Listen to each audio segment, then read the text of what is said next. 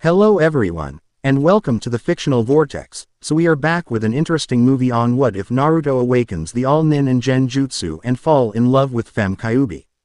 But before we start, I just want to remind you to please subscribe to my channel and hit the like button if you enjoy my content. Let's start the story. Chapter 1. A Tale from the Past. This day had started out well enough for all involved. Children had their school, and more importantly, their final exams. The teachers especially were celebrating as it would be Sasuke Uchiha's last day, and that meant one thing.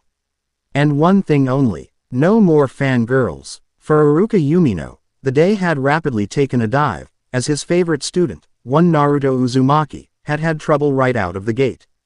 He knew the young man had been studying hard. He'd seen him at night, sitting up in bed, poring over books while balancing things on his head and running through hand signs so fast that the veteran, at least for a ninja teacher, had been left wide-eyed. But then why was it that the boy had been doing so poorly in class all these years? You see, Naruto had been held back 2 years already, having failed out both times for reasons that Iruka, upon seeing the kid's training regime, couldn't understand. He had ground himself into the dirt doing physical training in the form of his pranks, outrunning even the most seasoned of the ninja force with relative ease. Only the vaulted dolphin, former head of the Anbu tracking corps, had been able to catch him with any measure of regularity. Iruka was no fool. He suspected some part of the teen's burden had been helping him in that regard, whether or not that was due to something he knew about or it was utterly unconscious. None could tell. When he would ask the Hokage about it, the elderly leader would simply smile and chuckle at the boy's latest escapade, then ask to see the blonde bundle of energy privately for a time. If anything, the next prank would be that much more grand, as though his commander had been asking the boy to try and test his forces, and he had to admit, after seeing a few of the animal-masked black ops warriors huffing and puffing, he couldn't blame him. Still, the results of this morning's tests had made so little sense it made him want to question his own skills as a teacher.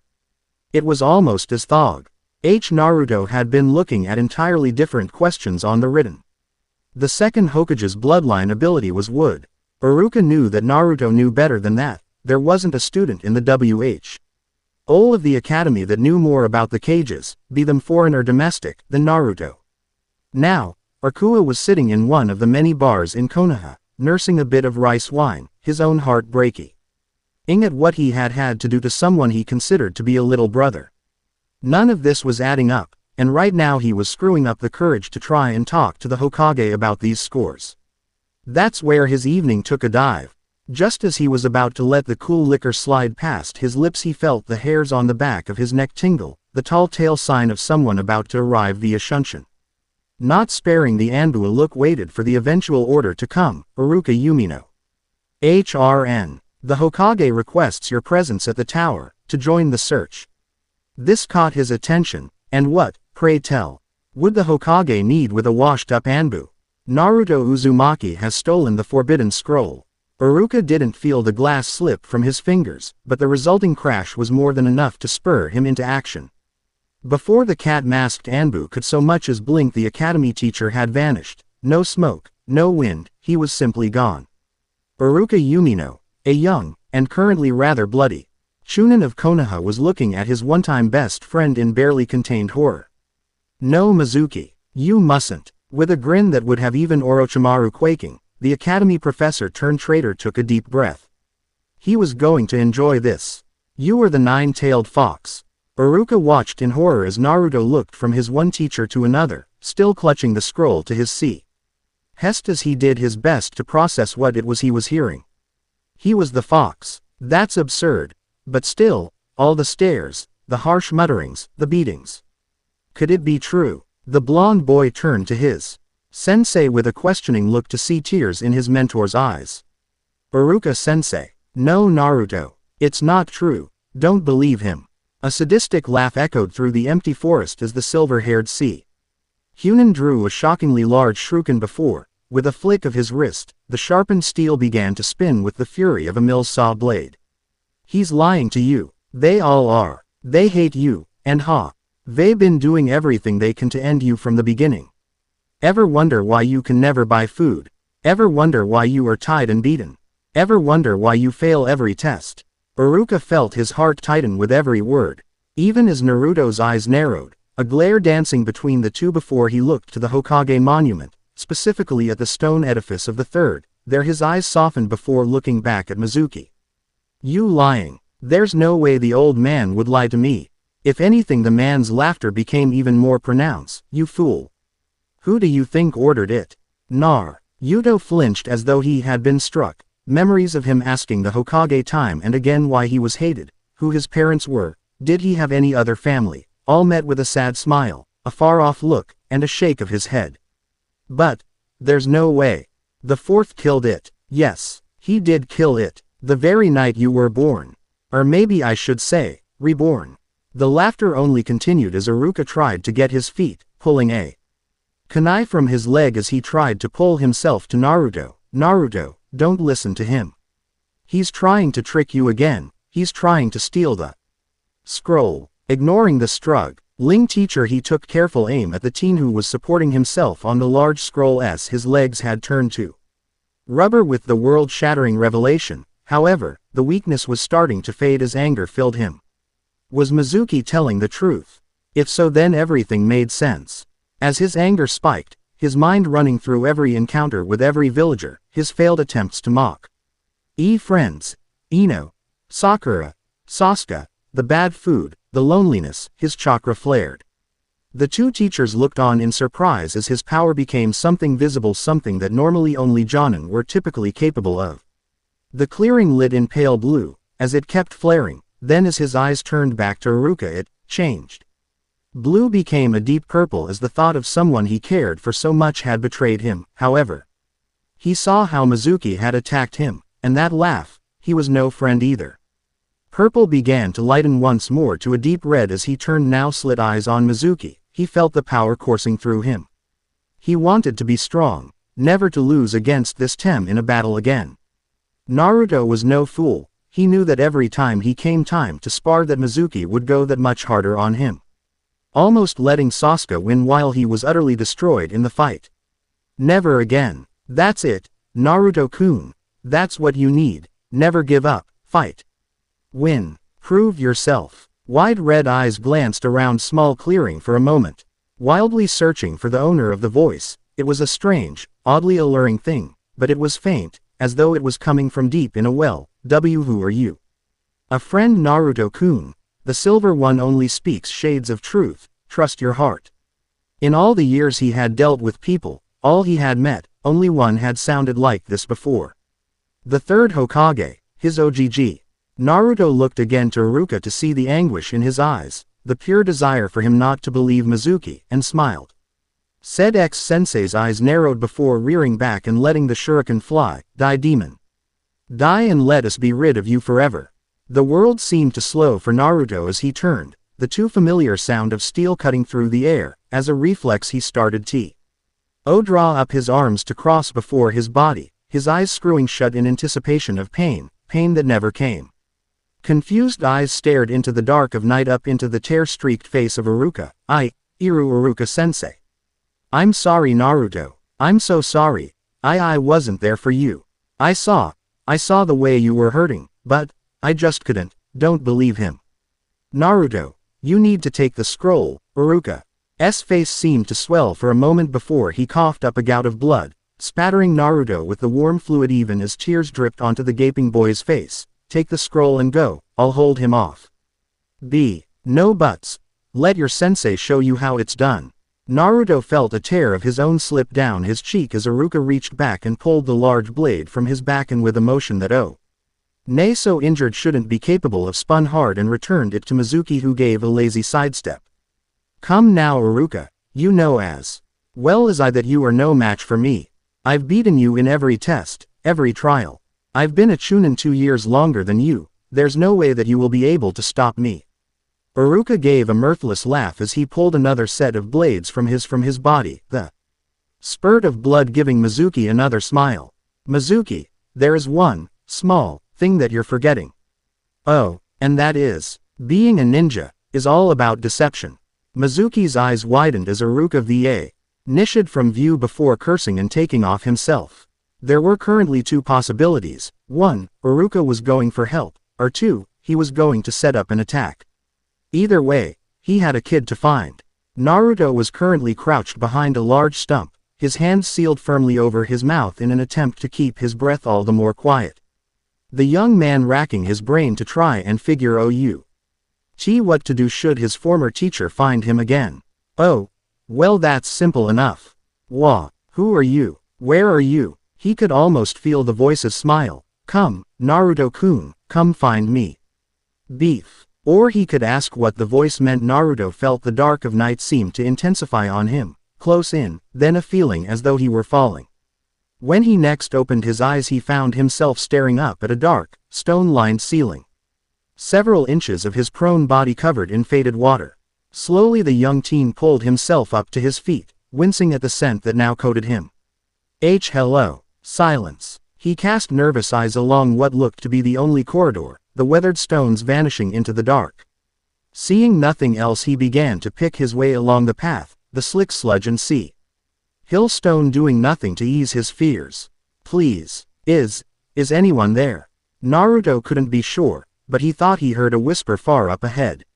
Latching onto that he picked up the pace, stumbling every few paces as the corridor began to brighten. Rounding a corner the blonde skid to a halt, almost falling as his feet caught at the uneven cobblestones. There, before the confused teen, was a massive set of bars. The rods of iron vanishing up past his sight as he tried to see the true dimensions of this odd room. Truly, the only thing he could easily understand, as a small slip of paper that seal, over what looked to be a lock. Sliding closer he reached an unsteady hand up to run gently down the weathered parchment. I wouldn't do that if I were you. Naruto leapt back in shock. By the time he had landed he had already brought up a pair of kunai and was in crouch not unlike an Inuzuka boy in his class. There, leaning almost lazily against the bars, her forehead pressed between the narrow bars as she watched him, was a woman unlike any he had ever seen. She was tall compared to many women he had seen about the village, approaching 6 feet even in her slightly stooped posture. Her skin looked to be tanned, despite the fact that her apparent cell was so poorly lit, but that was not what really caught his attention. It was her eyes that held a beauty in their sadness. Eyes he had seen staring back at him every morning in the mirror, despite their different colors. His eyes being the color of windswept seas, the kind that had claimed so many sailors off the coasts of Wave. Hers the shade of deepest emeralds, making the eyes of his crush Sakura seem so plain by comparison. Long, fire-red hair spilled about her face, obscuring it, but still there were her eyes. Watching though the crimson curtain as he cautiously began to inch his way back to her. Who are you? A tired-sounding laugh echoed through the space, even in its state it seemed carry something of a dangerous edge to it. Not unlike the purple-haired woman he saw heading into the fenced-in forest every night, walking past one of his hide holes time and again, muttering to herself about things that he knew all too well. I thought that would be simple enough.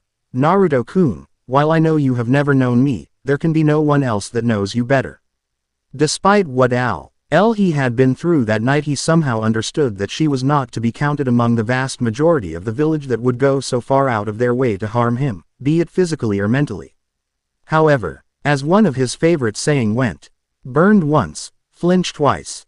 Almost in response to his unspoken thought the woman let out another laugh, for the first time raising her head a bit to let him get a better look even as a sad smile graced full lips.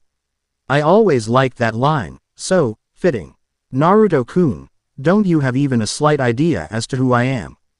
As he watched the woman slide slowly to the floor, a place he just realized he himself was as some part of his mind was starting to understand. He had seen this woman before, he just couldn't understand as to where. You're getting close, dear one, oh so close. His eyes widened shock as the somewhat familiar endearment finally triggered his memory. Dear one, but that's. Yes Naruto-kun, it's me. Shiori. A delicate hand ed through the bars to lie gently on his cheek, her thumb brushing away tears he didn't realize that he had been shedding, tears he had not let fall since the day he was kicked out of the orphanage 9 long years ago. After a moment it was her turn to have her eyes widen as his shaking hand came up to do the same. After a startled moment she leaned into the gentle touch, the likes of which she hadn't felt in more than 100 years. Yes, Naruto-kun, it's me. The teen scooted closer to the bars, doing his best to reach through and pull the woman into a hug, the cold of the steel bars off. By the almost ethereal warmth that permeated the boy's being. The pair simply sat there for a time, basking in the simple presence of one another. Shiori-chan. What's going on? Who are you? She led back slightly and looked into confused eyes in sadness. The silver-haired one told you, dear one. Naruto's eyes widened in shock as he fought the initial knee-jerk instinct to pull back. It was slight. But he caught the hurt look that flashed across her angelic, or should it be demonic, features before he leaned back in, already missing the warmth. Why, you're the fox. She let out a held breath, and fought the urge to purr at the closeness, a feeling she hadn't had in so long. I have had many names, Naruto-kun. My first, before my change, was Shiori. Then came Inari. Others called me Izanami, Lassia, Kamorkas, the list continues. Now I am simply the Ninetales, the Kyuubi no Kitsune. While she couldn't see it, Naruto's jaw hung in silent awe. The fox sealed into him was a goddess. But if you were Izanami-sama, then why? Her voice was one of barley-controlled rage. Now she really did seem like that purple-haired woman. I was tricked. Naruto-kun, please understand, I never wanted to do WH. I did. All I remember was sitting among a glade, my glade, then there was this pull, then I was here, in my trickster form, only far larger. Then the attacks came upon me and all I had time to do was try and survive. Understand, even a goddess, as your kind calls me, can be killed with the right attacks. I was afraid. Then your father came on the Toad King and my father. The woman reared back, hands coming up to flatten what Naruto had seen for the first time, a set of fox ears situated at the top of her head, their deep red color melding well with her hair, and in the darkness the black tips were all but invisible. The woman looked at with pained, shocked eyes as she stroked her ears and glared at him a silent question. The teen had the good grace to look a bit sheepish before he scratched the back of his head in embarrassment. Sorry, but you surprised me. You knew my father, but you said he was on a giant frog. Toad. Amphibian. The pair chuckled a bit before he continued. But, if he was riding that, then that means he's the fourth Hokage. Only Shiori's hands kept the young man from falling back onto the cold stones. The act would have made the woman laugh if it was anything less world-shattering for the boy. Then why? Do not hate your Gigi. Naruto-kun, you must understand how hated the fourth was in the world, if anyone knew. Hard eyes stared into hers, making her want to jerk back in surprise. No, Shiori-chan, it would have just been a drop in the bucket compared to what I went through here. She let out a heavy sigh as the pair separated. Absently they both rubbed their arms, already feeling that much colder. Naruto-kun, I'm not going to tell you that it was anything but a nightmare, but you do know he did all he could, don't you? He grow. His teeth in frustration but let out a nod. He wasn't the elemental nation's foremost expert on the cages for nothing, or at least that's what he considered himself. He knew the third was getting too old for the job. Hell, he was too old for it 10 years ago, but still he soldiered on, and to help with that he had set up a council of elder and advisors, something that had not been seen in the nation save in times of war. When the cage was expected to either be on the field or at the least the foremost protectorate for the villages. This council had been working wonderfully, in every respect, helping to strengthen the village and safeguard its citizens. Working so well in fact that many of the other nations were considering starting their own councils to help expedite decisions and help with the economy. It worked beautifully for everyone involved. Everyone, except for Naruto, the demon child, and murderer of their beloved fourth. No, for him it had made life a living hell. They voted to withdraw his support stipend, leaving him with only what money he could scrounge from salvaging scrap from the various training fields and trash bins that he would sell to one of the few shops that would let him in. They had denied every petition that came from that family, Tenten's family, to adopt him, same with the duo from his favorite ramen stand. Every move was blocked and stamped into the dirt. Naruto even had to be careful how he approached the two businesses, lest he caused them too many problems. Shiori winced slightly as the boy remembered his friend, Tenten. The pair had been most inspirable from the day they had met, her throwing weapons at the back of her family's forge, testing the balance for her father. Well, that was her excuse. When one of the blades glanced off an other that was already embedded into the straw target, the knife spinning out into the bushes where she heard a strangled cry. After searching for the source of the cry, she let out a scream, one that quickly drew her mother and father outside to see her cradling the boy's head in her lap as she cried, the kunai lodged firmly in his stomach. When the family had rushed him to the hospital, only to be turned away, they stormed the Hokage Tower and upon seeing the wounded child called in his personal physician before rushing to the hospital. Konoha's new medical force was the best that had been seen since the days of Tsunade. However, their halcyon days were numbered, as eventually the pair were to enter the academy, and with Naruto being a year older, it looked to be that they would never get to be together. All the hard work the pair had done to create their timing had been wasted. But then Naruto had failed, only the two knowing it was purposeful, in an attempt to skew the teams. Naruto had done all he could to make sure that the pair would be together in the grading curve, letting the two hopefully be together, coupled with another orphan, Rock Lee. The pair would have been unstoppable, but then he had failed again. Despite the fact he knew he had aced the test, knew that he had gotten a perfect on the throwing weapons, and a well above average on the ninjutsu's portion, only failing to create a bushin. Lee had utterly failed that portion and still passed, even if he had been in the bottom of the barrel, having only barely scraped by in weapons, taijutsu and the written test. Yes, the council had done well. Exactly what they had wanted. Now he had failed again and Naruto-kun, stop, please, we'll make it better, trust me. Naruto looked back up into pained eyes and gave a weak smile before his eyes widened and he shot to his feet, making Shiori rise as well. Iruka-sensei. He's in trouble, I have to. The redhead raised her hands in a placating manner. Naruto-kun, understand, here, in this place. Time has no meaning, and I have much I need to say. He cocked an eyebrow at her before settling to the floor again, absently wishing he had a chair, and, much to his shock, both he and Shiori were suddenly sitting in the large, overstuffed chairs that the Hokage had in his study. The fox girl looked at him in surprise before grinned and snuggling deeper into the soft leather, her many tails. Something Naruto was shocked to see as he had somehow missed them, came up to create a kind of blank for the woman, covering long, lean, tanned legs that were easily seen. Thanks to the short-skirted black kimono she wore, pushing the current surprise out of his mind for a moment as he watched her tuck her legs under her. Yes, Shiori-chan. She let out a strained sigh before gathering her thoughts. Naruto-kun, do you know how ninjutsu and genjutsu came to be? The teen's head shook. Understand, Naruto-kun, what I'm about to tell you, no one in your world knows. Even I do not possess all the knowledge to answer all your questions. This made the boy gape slightly, earning a chuckle from the woman. You know of the demon wars, yes. He nodded, and for a moment, she was happy that he could be so attentive when he wanted to. My tale reaches further back than that, but know that the first ninja in your world was known as the Sage of Six Paths, and is considered to be every ninja's first, true ancestor, as without him you all would be unable to utilize ninjutsu or genjutsu. However, at one time, he was not the only one, he was simply the last survivor. No, at a time they were the ones that went to battle against the demons, in order to save their world, and in the end, they destroyed it, drunk with their own power and changing due to what had been done to them.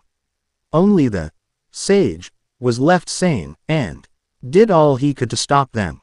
How did they gain that power? She ran a hand absently through her hair, and for a moment, as her sleeve was pulled up, Naruto saw what looked like injection marks on her arm.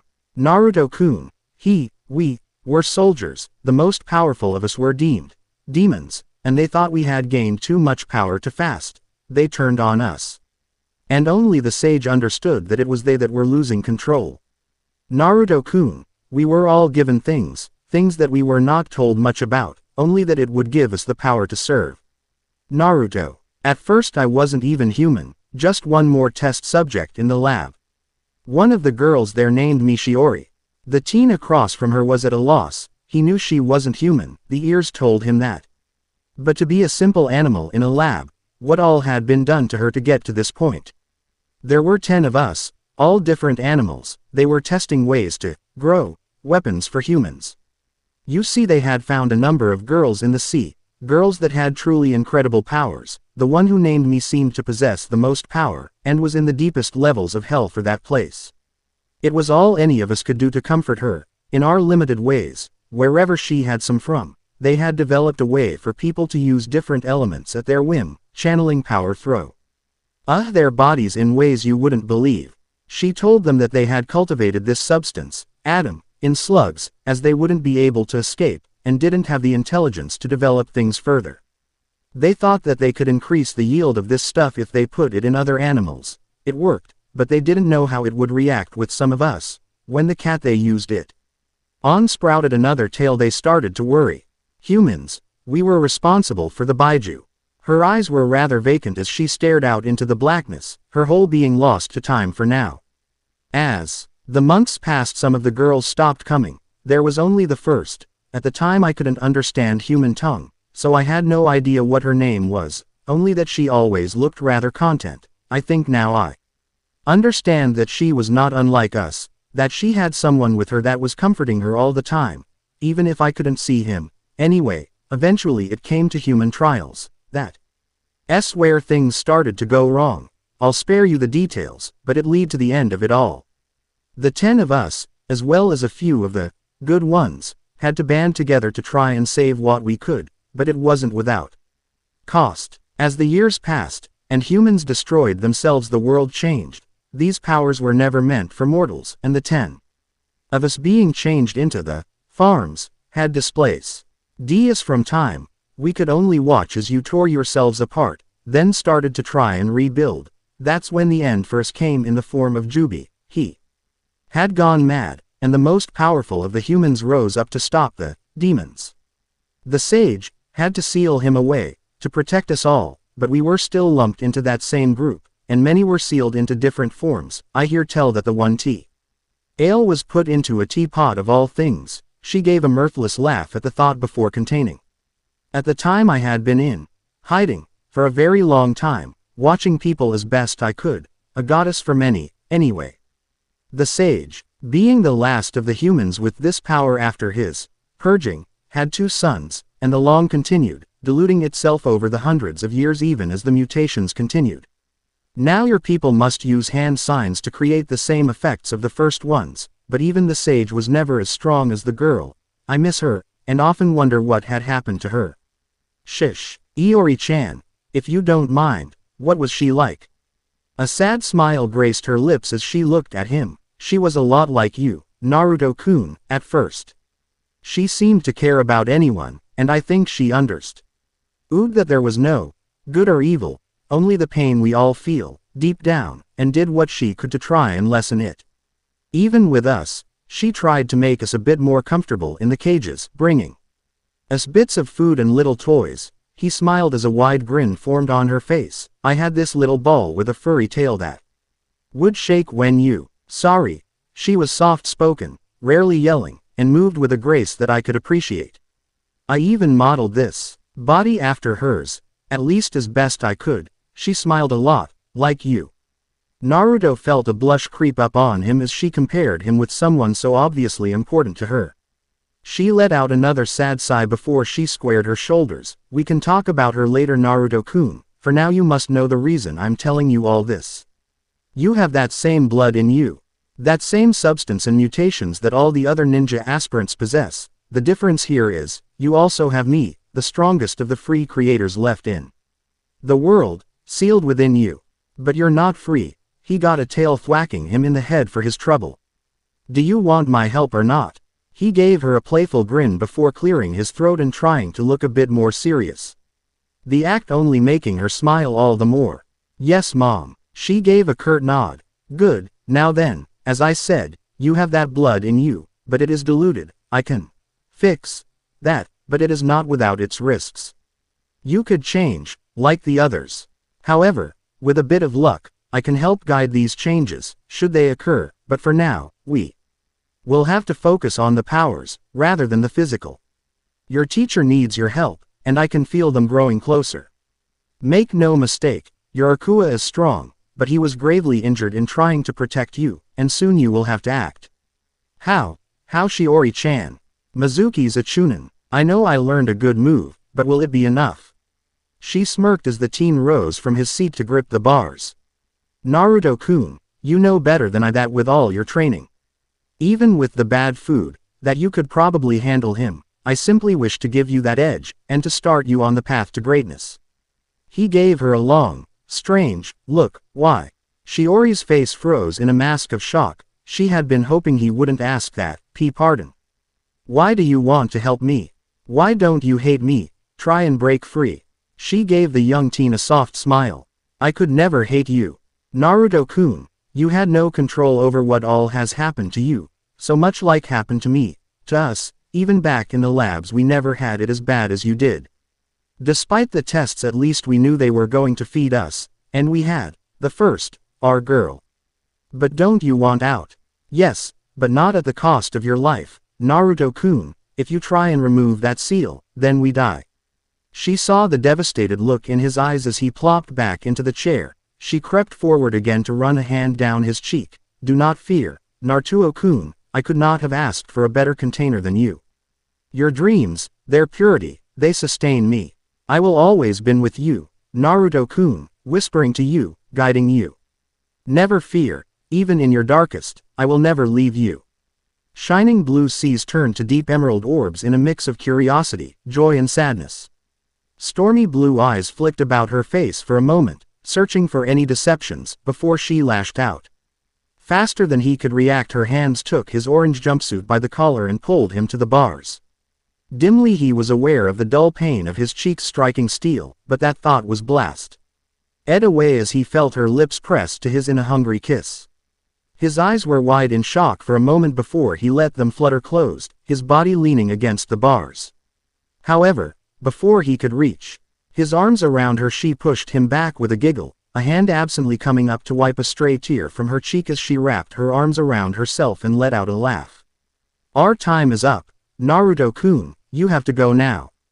But keep an ear open, we have not finished here. Before he could object, he felt the world seeming to draw away, much like it had when he had first found himself in the sewer, slowly, but getting faster. He saw the cage pulling away only to be replaced by the darkened forest. In that moment his senses came rushing back to him. Damp earth, fresh blood, blade oil, it was all there. He had to fight the urge to jump up as he heard a crash behind him as Mizuki was thrown into another tree by Naruto. Mizuki looked at the boy in shock. How did you know I wasn't Iruka? Naruto smirked before falling back against a tree before he was covered in white smoke. That's easy, because I am. Mizuki growled as he staggered to his feet. Why? You hate the fox as much as I do. He killed your parents. Naruto froze behind his stump at hearing Iruka agree, his world darkening that much more at the thought of it. Yeah, you're right, I hate the fox, but not the boy. Cheer Phil. Lead eyes shot open even as he felt what was like a hug come over him. I told you, Naruto-kun, trust your heart. Now, it is time. Push my power into your hands, and focus on what you feel the most comfortable with. So long as it can deal with that trash. For the boy I have nothing but respect, he is an excellent student. You'll never understand him, he has been through worse than any of us, and it has given him empathy. Something more of us need. If you love him that much, then I'll send you along first. Iruka gave a sad smile as Mizuki brought his second shuriken to bear, its razor edge becoming a blur as it started to spin before he reared back. So this is the end. Sorry Naruto, looks like I won't be able to see you achieve your dream. However, before the blade could be loosed he saw an orange blur and Mizuki was sent flying into a nearby tree. Steel blue eyes locked on Mizuki as Naruto felt that same red chakra flow through his body, settling on his hands. The two older ninja watching in shock as his left hand and forearm began to shimmer slightly before what looked like a whirlwind encased his arm. With the right, Iruka had to fight the urge to shout in shock as his shin seemed to split before. From the open wounds, what looked like a honeycomb began to form. From the blackened recesses of the comb came crawling what looked to be wasps, but they were far too large for a normal insect. If you lay one more finger on Iruka-sensei, I'll kill you. Mizuki smirked as he whipped the blood from his lip. There you are, demon. That makes my job that much easier. Now die. Ah, guy. And the shuriken came forward, but much to his surprise Naruto flicked his left hand forward and what looked to be a small cyclone appeared on the forest floor right in the path of his weapon. As the Yukin passed over it, the wind suddenly intensified and blew itself out, but the job was done as the blade was sent sailing into the night sky, only to come back down and stick into a tree. My turn. Kage Bushin no Jutsu. Mizuki and Iruka watched, mouth agape, as hundreds of Narutos filled the forest, each popping joints, rolling shoulders and in general, looking as intimating as they could, the sounds of buzzing filling the night air as well as the sounds of rushing wind. Naruto-kun, use them together. He gave a curt nod, and as Mizuki started to fall back in shock another small cyclone appeared on the ground behind him. And as his seat hit the floor it sent the man airborne, bowing his back like an inverted U. However, as he reached the tops of the trees he hit another, then another, and another. Again and again the Chunin turned traitor was thrown about the forest, slamming painfully against trees only to be launched once more. Finally he seemed to reach the end of his journey. Silted eyes staring blurry down at the forest floor only to see what looked to be 10 more of the little cyclones, but that alone is not what made his eyes widen again in horror. No, it was the fact that interlaced in the wind were what looked like massive insects of some form, their buzzing only hinting at the pain that was to come. Now for a new jutsu. Straight from Naruto's ninja handbook. Assassin's Typhoon. The swarm of death. As Mizuki hit the ground he was launched again into the air, however this time he was not alone, hundreds of the massive wasps swarming about him, stinging and, much to his horror, biting hunks of flesh from his hands and face before the feeling of weightlessness took him once more, his body rotating lazily in the air as the swarm that had been left behind in his mad flight caught him, holding him in the air for a time before he plummeted to the earth once more where he was grabbed by a squad of newly arrived Anbu. The sounds of popping filled the forest that night, as well as a great plume of white smoke as the clones dispelled themselves and Naruto stumbled over to Iruka, his reserve spent. Iruka-sensei, are you okay? He gave a weak smile before. Nodded, then gesturing for the team to come closer. Come here Naruto, and close your eyes. Naruto did as he was asked and felt his older brother pull his goggles from his forehead before replacing them with something that felt oddly cold. Now, open. He did so to see in Iruka he had never seen before, something about him just looked off. Congratulations Naruto, you graduate. The boy's eyes widened in shock as the rays of the rising sun pierced the dense tree tops, causing the steel on his forehead to reflect light onto his injured teacher. He could only stare for a moment before he launched himself at the older Chunin, hugging him for all his worth. Inside Naruto, Kyuubi watched and seemed to bask in the joy that was running through the young man, her man, if she had anything to say about it. Naruto, this world isn't ready for us, but here we are. And if I have anything to say about it, this rapture in your soul is just the beginning. Rapture is just the beginning. Chapter 2. A Deal Made with Shadows. The journey back to the village was a trying one for our young hero. It was still quite early in the morning, something he was both thankful for, but also cursed. Why? There would be far less people on the streets, meaning that many less glares and mumbled curses, those that were stumbling home from their night of celebratory drinking, those proud fathers and hers of the academy graduates having seized the opportunity for a night of wanton indulgence. These people were easily spurred into a mob, and with the lack of a larger crowd they were all the more likely to act, after all. When there were many about, that meant that there were more witnesses that could be oh so easily coaxed into giving up their identities when Ibiki got his hands on them. Careful, almost skittish blue eyes darted into shadowed recesses and alleyways as he helped the hobbled teacher towards the tower, cursing that the Anbu that had carted away Mizuki to the hospital didn't take Iruka with them. He didn't care about carrying the man, far from it, but he knew their speed techniques could get him the help he so desperately needed all the faster. Iruka-sensei, if you think you can take it, I can move faster. The Chunin gave him a weak smile and shook his head, biting back the wince that wanted to take over his features. No Naruto, right, now it's best not to rush, it could reopen some of these wounds. Naruto, however, couldn't hide his flinch. Sorry. Iruka grinned at the younger man, None of that. If I was faster I wouldn't have been hit. Naruto shook his head at that. No. If I had been better I wouldn't have needed saving at all. Hell, if I had seen through that bastard's trick it wouldn't have ever happened.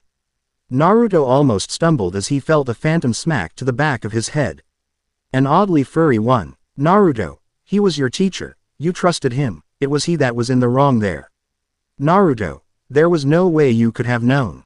Hell, I knew he man for years and never saw it coming. Although I think this explains the low test scores. Naruto snorted as they finally reached the smaller outer wall of the tower. You got that right, he all be you. Chi walked out of the ring to give Sasuke the win in the tests, then used some kind of advanced grappling to throw me into a wall. Iruka did wince at that. He had always looked at Mizuki's offering to lead the sparing practicals as a godsend, having been forced to rise at ungodly hours to ready his lesson plans coupled with long nights spent studying for his own Jonin exams or grading papers. Not. For the first time he cursed his own failings. Being dishonorably discharged from Anbu had hurt, but his demotion to Chunin had hurt more. Look, Naruto, I know I didn't do very well, but if you let me I think I can help make up for that. Naruto cocked an eyebrow at the man as they scaled the last of the spiral staircase to the Hokage's office, the boy's arms burning with the exertion of carrying both his sensei and the scroll. What do you mean Iruka-sensei? You don't know, but there will be a month before team placements, to give students a chance to rest and recover from the stresses of the test, if you let me. I would like to train with you, see where I may be able to help. I know that you train with Team 9, but Guy is not known for his ninjutsu or genjutsu training. That's where I come in. Naruto looked to his teacher with wide eyes. Only those of Team Guy had ever made him such an offer. Not for the first time this day the teen felt the sting of tears and gave a happy nod. Surprising the Chunin at the fact that Naruto was actually being quiet in his joy, giving him one of the few, true smiles he had seen on the boy. The Hokage's assistant sent Naruto and Iruka a glance and pained smile. One of the indifferent ones, but never liking to see anyone hurt, before she opened the door for them, the pair stumbling in and quickly lowering Iruka. Naruto was a bit surprised OC2 Anbu and the Sarutobi clan's personal healer were already there and waiting. Looking to their leader for a moment and seeing his slight nod they moved up to the teacher and with a swirl of leaves they were gone. Earning a glare from Naruto. Why didn't you send them sooner? Iruka-sensei could have died. Hard brown eyes instantly silenced Naruto as he took a step back. He had never seen that look from the old man. Naruto, as much as I appreciate your concern, now is not the time to be making demands. What you have done this night is not something that can be simply ignored. Naruto swallowed the lump in his throat and hastily pulled the scroll from his back and dropped it on the desk. Sorry, Hokage-sama. Sarutobi hid his surprise well. In all the years he had known the boy he had never called him that. It seems he understood the gravity of the situation. Naruto, you know you will have to be punished, don't you? The blonde teen gave a hesitant nod. He knew that if it me down to the council then he was doomed. He would be dead before the afternoon bell rang. What is to be my punishment, Hokage-sama? The man let out a pained sigh as he pulled the wide-brimmed hat from his brow to rub his liver-spotted head.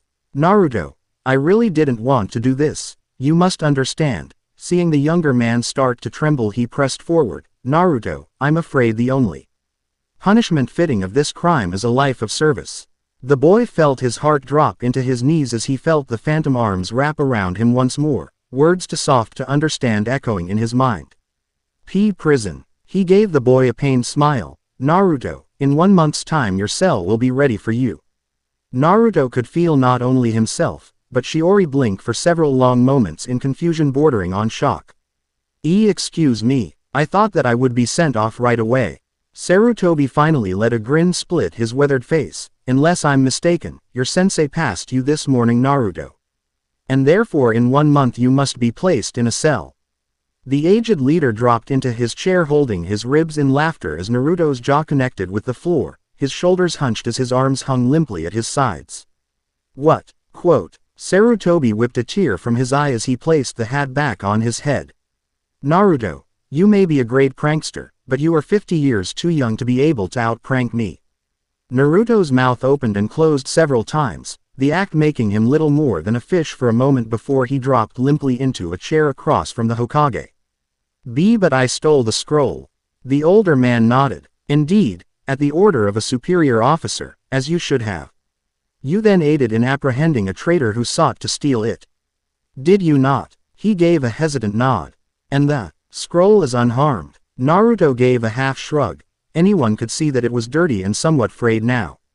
Then I don't see a problem. The pair sat in a strained silence for a time, Yuto screwing up the courage to ask what had been on his mind even in his fight with Mizuki. OGG. Why didn't you tell me about my dad?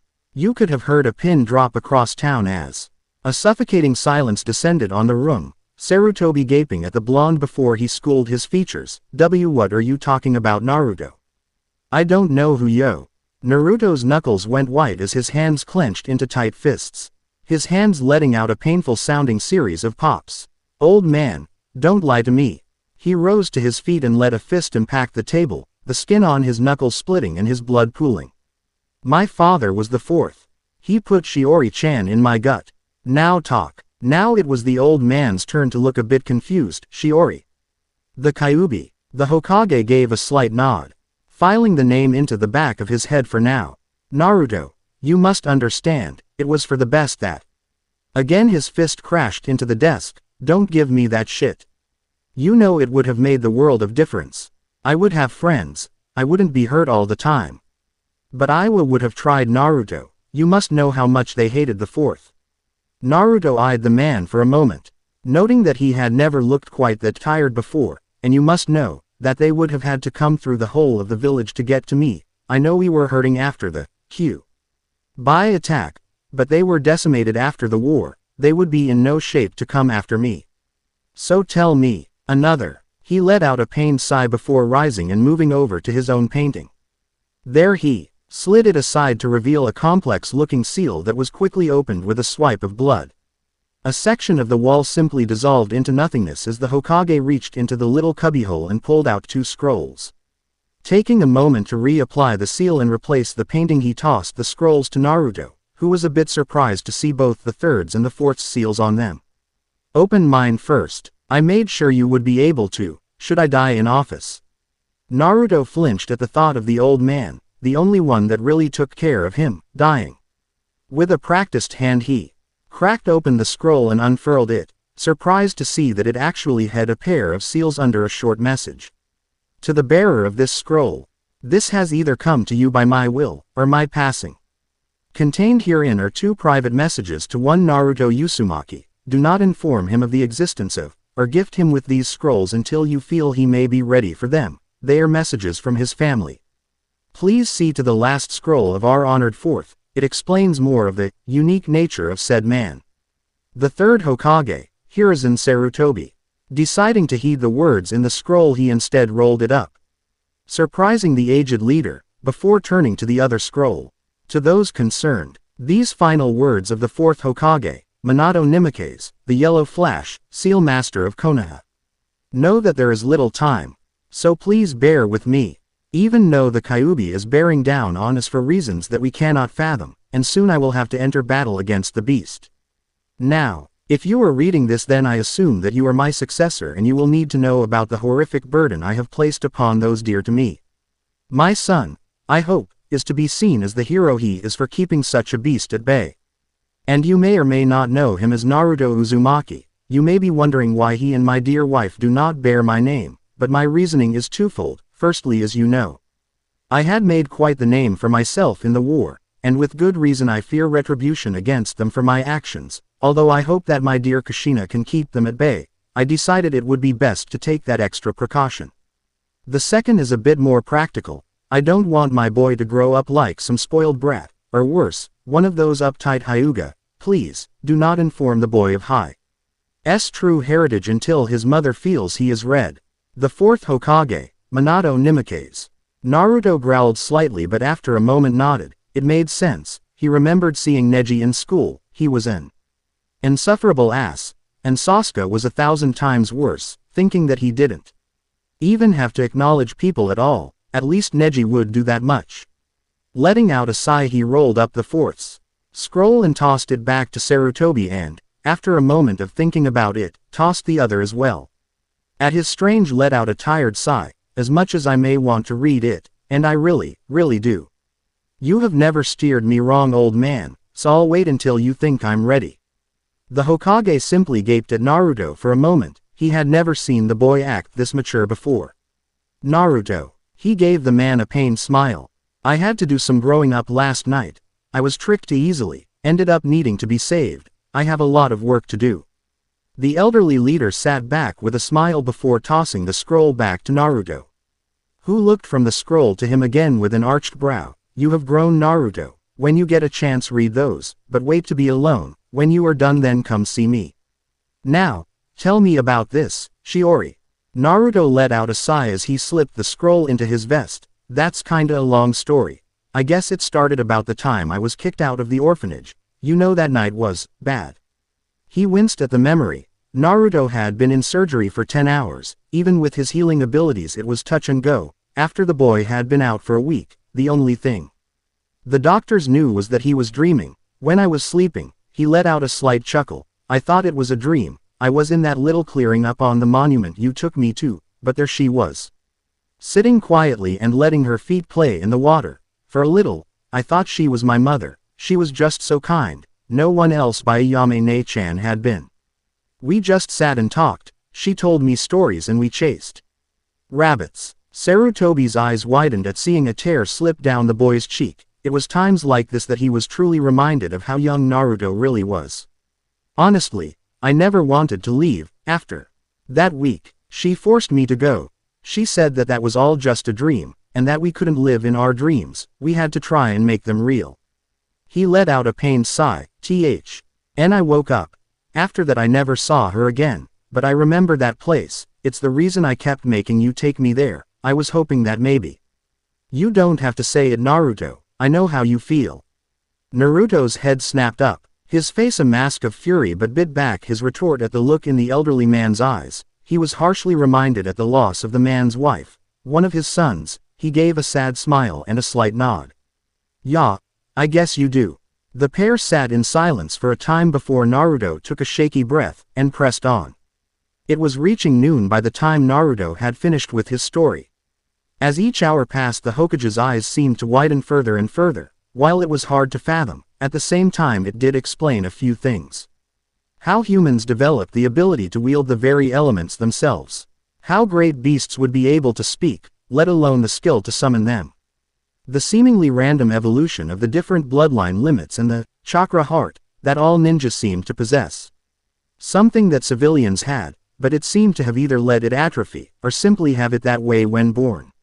He did make sure to note the way he blushed towards the end of his tale, making sure to gloss over the physical description of the woman sealed inside him. Lucky bastard seemed to have quite the woman already smitten with him. The figure of a goddess, literally, WITH potentially thousands of years of knowledge to bring to bear. His student would kill to meet this woman. Naruto, you can speak with Shiori. Can you ask her if this purifying of your blood will be genetic? Naruto didn't even have to repeat the words before he gave a slight nod. She says it's no different from when they were first injected into the test subjects. Just with her in me, she show LD be able to help with any random mutations, although that should be at a minimum because of the fact I'm not going to keep injecting myself with the. After another moment of mumble seemingly to himself, he continued. She called it a plasmid, or the other a gene tonics. She said that she would simply listen to what I would like to see, and she would see what she could do, but that she couldn't do much more. As my healing rate already pushed things.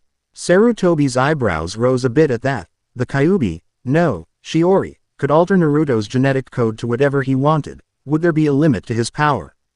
Naruto, is there any adverse effects between these tonics and the other powers? After another moment he shook his head. No, according to Shiori, the tonics will affect the body, or modify the effects of the powers, making them more chakra efficient, or more powerful, or could make me stronger, faster and the like. It really depends. Also, according to her, one of the main problems was that people would exchange the tonics too often, getting what they needed or wanted at the time. that lead to a greater chance of mutation. It was like a drug to them. The Hokage scowled at the thought of such people. But who was he to judge? If he had a little jar here with a liquid that promised to extend his life 50 years and all you had to do was inject it, he would jump at the chance. Thinking for a moment on the repercussions of the alterations, he made a decision. Naruto, I want you to report to me before team assignments. Let me know what all the Naruto leveled a glare at the man Shiori has done to you. Depending on that, we may be able to circumvent your father's wishes. Sarutobi could almost see Naruto exchanging a look with his inner self. Was his rather lacking reply. Naruto, you know about some of the clan laws, yes? He gave a hesitant nod. Naruto, if you are the last of your clan, or if you were in possession of a unique bloodline then you gain clan protections. Naruto-kun, they couldn't touch you without a clan majority vote, ninja or not, the civilians and even the elders could do nothing without their vote. It's not a final answer. As many of them don't like you, but they won't let their emotions interfere with the village. Naruto was a little shocked to realize that even as Shiori was talking he had been repeating her, while he wasn't worried. The Hokage was another matter. Naruto, how many times has that happened? Naruto just shrugged. Never, to my knowledge. It's not something I make a practice of, Lord Hokage, and I can't do it for long. It's only Naruto-kun that will allow it at all. I'm thankful for his trust in this, but you should understand that I possess a bit more knowledge in this field than he. The elderly leader let out a heavy sigh. She was right, but that didn't mean he had to like it. She's right, Naruto. While the clan aspect is still closed to us, if she can give you that kind of power, then we can file you under the possessor of a new Kekkei Genkai. However, there would be a problem with that. The boy arched an eyebrow and waited for the answer. With such a clan act being initiated, you would be expected to take more than one wife, in order to produce enough heirs and keep the bloodline active. Naruto sat in stunned silence for several long moments before a rather unique giggle sounded through his mind. Oh, my, that could be fun. And Nani. Sarutobi wasn't quick enough to cover his now ringing ears, looking at the boy in confusion. Said teen was currently pulling at his hair, mumbling something about having a pervert trapped in his head, making the older man laugh. Oh come now, Naruto-kun, you must know that it's every man's dream to have more than one woman. Shiori, I wouldn't be able to get one woman, let alone more. He felt a phantom hand on his cheek once more, the soft stroking of her thumb earning her a content sigh from the teen. Naruto-kun, you and I are bound to one another until the day you die, and let me tell you, with my alterations it will be a long life indeed. A marriage will be only a formality at that point. Shiori, you shouldn't have to marry me just because. He winced at another smack to the head. None of that. Would I kiss you if it was simply that you and I are stuck together? Remember what I said to you this morning. He felt a strange warmth settle in his chest at that. You said that you couldn't have asked for a better container, that you would never leave me. He could feel her nod, and a playful smirk to her tone. Isn't hurt that I know what you look like under all that orange. Naruto seemed to choke on nothingness for a moment, flushing to his hairline and making the elder arch an eyebrow. Naruto, are you all right? He gave a slow nod before hearing her chiding voice one more. Also, we're going to do something about those jumpsuits. He winced, but before he could answer her pressed on. Now, none of that. I know all about it. And we will overcome it. We will rise above it all, dear one. None will stand against us.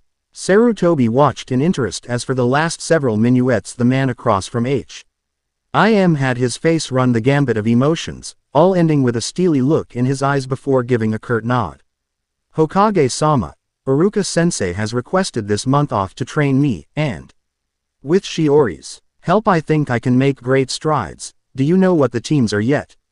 His leader gave a shake of his head. Not all of them, not yet.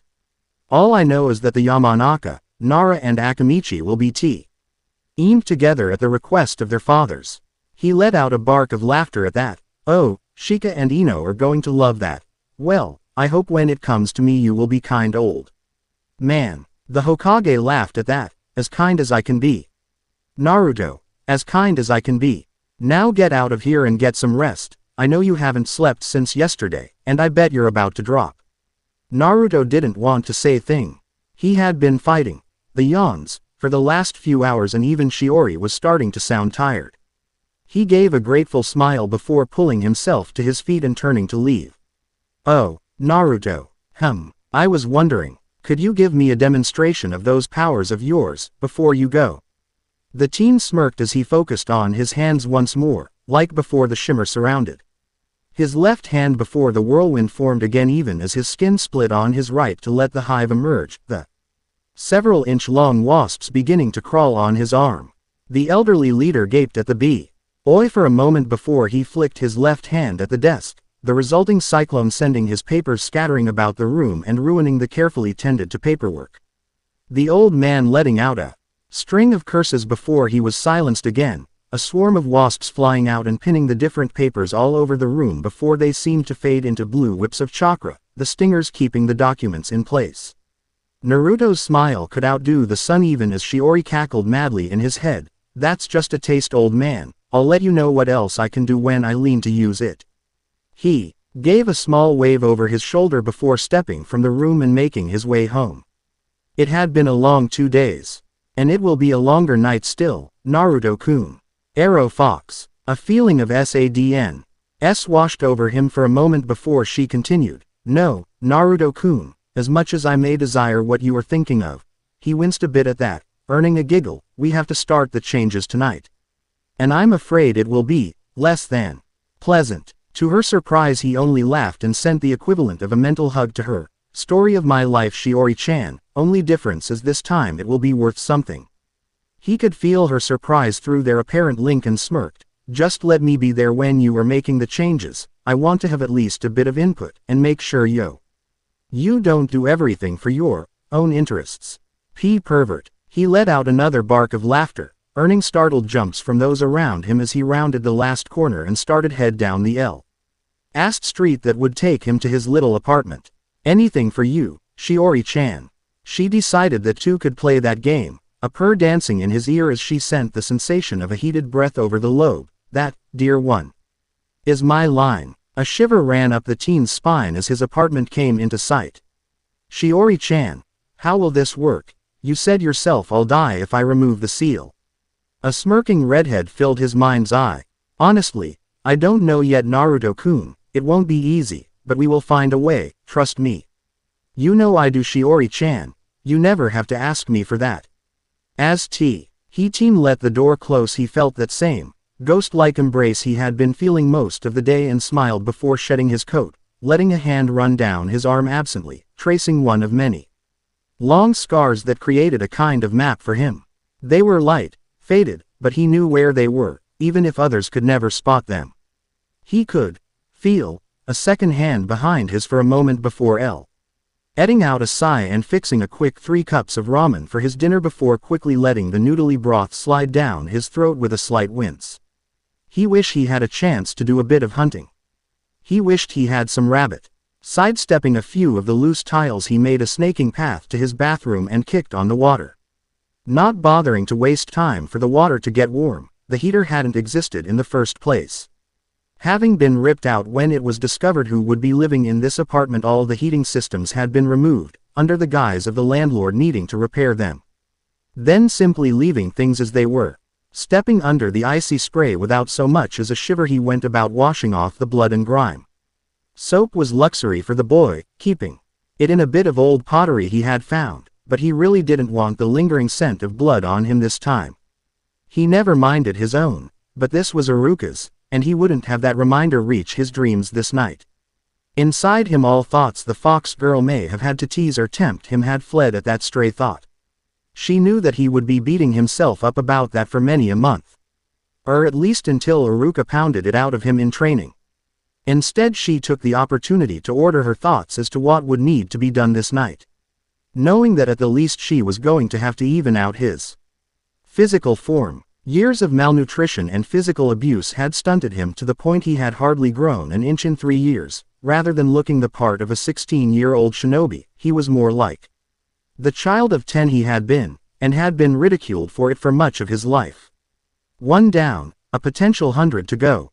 Shutting off the water and taking a moment to dry Dry he pulled back on his underclothes and pants. He headed back to his bedroom before plopping onto the bed and drawing out his scrolls. After a moment of thinking he rise and after sliding a few floorboards around revealed his little cubby hole. It didn't hold much, a picture of him and the third, a small stuffed frog he had found at the foot of his bed in the orphanage. The small toy couldn't even be rightly called a frog anymore. It had seen so much wear. And lastly he had the kunai that had been pulled from his guy the day he met Tenten. That pain had led to one of the few true joys in his life. And he couldn't bring himself to get rid of it, much less use it in battle. He quickly added the pair of scrolls before moving a completely different set of boards to reseal the hidey hole. They would be there tomorrow. And he was so tired right now he was certain that he would never be able to recall it all come the morning, especially with what was going to be happening here soon. MPing into the center of his bed he tossed off the threadbare sheets, knowing that in pain he would be thrashing a bit, and not wanting to destroy the bedding. He lay back, and at Shiori's suggestion pulled back off the orange pants, leaving the boy in a black sleeveless undershirt and his gray boxers before he lay back and let his eyes drift close, letting his mind drift back into the sewers that he had met her in last time. Shiori-chan. A smiling face appeared by the bars, as though summoned by her thoughts. Naruto-kun. Why are you here? You should be sleeping. He let out a mirthless chuck. At that before moving to the still present chair and settling in. You know that I won't be sleeping tonight, so I thought I could keep you company. Have you come up with any ideas for me? She sank into the chair in her cell with a smile. Only fixing your body for now, but I'm sure I can think of something as we go. Are you ready? After a moment of thought he let out a heavy sigh and nodded, as he gripped the chair's arms in anticipation of the pain to come. It had been a long day, and would be a longer night still. Blurry eyes took in the light of the coming dawn with a groan echoing through the brightening room. He had managed to get about 10 hours sleep, and didn't remember much of the time he had with Shiori. That was both a blessing and a curse. While he was more than happy to not remember the pain, at the same time he wasn't entirely sure what all had been done to him either. Slowly the teen made to sit up, his body screaming in protest. It felt like he had just gone 10 rounds with the Hokage monument. He absently slung his legs over the side and let out a yelp of pain as his feet slammed painfully into the floor. He pulled one back up to lap and rubbed it before freezing. He knew what his legs looked like. And these weren't his legs. They were too long, too muscular. What all had been done to him? He looked to his arms as well and was equally surprised. While he wouldn't be called a bodybuilder or anything, he was obviously strong. Just from looking he could tell that years of damage had been undone. While he still had his scars, the amount of muscle had been increased to what it should have been. He felt, after all the work he had done. He sent a question to Shiori only to be met with silence. A feeling of dread welled up in him as he settled to the bed in a cross-legged sit and tried to calm himself, doing his best to try and find his way back to the cage. After several panicked minuets there was a groggy voice echoing through his head. Naruto-kun, what's wrong? He let out a head breath and grinned ear to ear. Oh, thank Kami. Shiori, you scared me. Is everything okay? The redhead chuckled and he felt what had to be a pat on the shoulder. Oh, course I'm alright, I'm just tired. You took a lot out of me last night. Naruto fought back the blush that threatened to take him over before giving a nervous chuckle. Shiori-chan, we didn't do anything, did we? He could feel the playful grin as she sent another purr racing through his mind. It must not have been that memorable then, Naruto-kun. I'll have to try harder next time. He chuckled at that. Not funny. A mad cackle met his ears, followed shortly by a yawn. I thought it was, but if everything is alright then go get ready and try out this new body. I'm tired and need my beauty sleep. He sent a nod her way and made to stand, only to crumple to the floor as his body overbalanced itself. Blinking a few times he tried again and this time launched himself a foot off the ground before falling once more. Grumbling at the giggle in his mind he pulled himself to all fours and slowly made to stand, his legs in a wide stance in hopes of lessening the loss of equilibrium, and with the help of his dresser succeeded in standing. After several long moments, practicing balancing and moving close to the walls he was relatively certain he could walk and, shuffling, made his way to his bathroom again. There he had to fight the urge to rub his eyes, blinking owlishly at the sight that greeted him. There, staring back, was the Yondaime Hokage, only a bit younger, and with whisker marks on his face. Taking a moment to slap himself, making sure he was not still asleep, he studied himself again. The once slightly round cheeks, the only fat he really had on his scrawny frame, had been burned off as his face seemed to lengthen a bit, his nose holding a less of a curve now, and while his eyes were still large and expressive, they now held a bit of a slant. Personally, he thought he looked a lot more fox-like with the whiskers. The once baggy black undershirt now seemed to conform to him like a second skin, as did the once baggy boxers, turning the fabric into something more like boxer briefs. A thick chest and strong shoulders helped explain why he was having trouble standing before, but he didn't look overly bulky in his mind, though he was certain if he made to body slam someone that they would feel it. A perverse giggle echoed through his head and he had to fight the urge to send his own mental smack to the fox girl. He now knew for certain that she was the one that had been the guiding hand in this. His blonde hair had lengthened considerably and seemed to flare out in a long, spiked curtain behind him, and knew that this was going to create issues for him later on. However, as he was about to decide to slice it off with Tenten's kunai, he felt a sharp slap on his hand. "Don't you dare." He gave a slight whimper as he absently rubbed his hair, "But Shiori-chan, it's going to get in the way of training." Single quote. "But nothing. You looked like a sea urchin before, and once you wash it I'm sure it will lay down better. Use strips from your old jumpsuits to hold it back and you'll be perfect." He grumbled a bit as he made to comply, ripping several long strips from the small pants of his old jumpsuit before binding it in 6 places, his long hair reaching the small L of his back as its own weight kept it laying down. Turning a bit, he smiled at the effect, the orange offsetting his hair nicely, and the multiple bindings made it stand out all the more, as he was certain that there wouldn't be anyone else in the village with his hairstyle. Pulling the bands of cloth free, he hopped in the shower once more and made sure to scrub his hair thoroughly, using the saint of his soap to make sure it was clean this time before he finished getting ready, at least as best he could. With the only clothing fitting being his underclothes, he was forced to use a henge. Tacky. In a moment to make his choice, he went with a copy of what Iruka typically wore before heading out into town, making a beeline for the Higurashi Emporium, Tenten's home. Pausing before he left the apartment complex, he fought the urge to smack his forehead. This was a golden opportunity. He formed a quick cross-shaped hand sign and at once half a dozen clones appeared. Quickly pulling out an SSIVE roll of bills, he doled the money out to his clones as he barked orders. "All right everyone, listen up, we won't have long before people realize who we really are. You, go to the bookstore and get books on taijutsu, tactics, strategy, home improvement, or even just building new houses and anything else you think we may end up needing. You head to the grocery store, stock up on everything, at least 3 months worth if you can. Get canned everything if you can manage it, and you too help him. You will head to the Hokage Tower and tell the old man about some of these changes. You will be heading to the civilian clothing store. You know what I need. Once it's all done, see about getting the place fixed up. If you need more clones, send one to get me. All right men, let's move out." With a curt nod, the 6 took to the rooftops.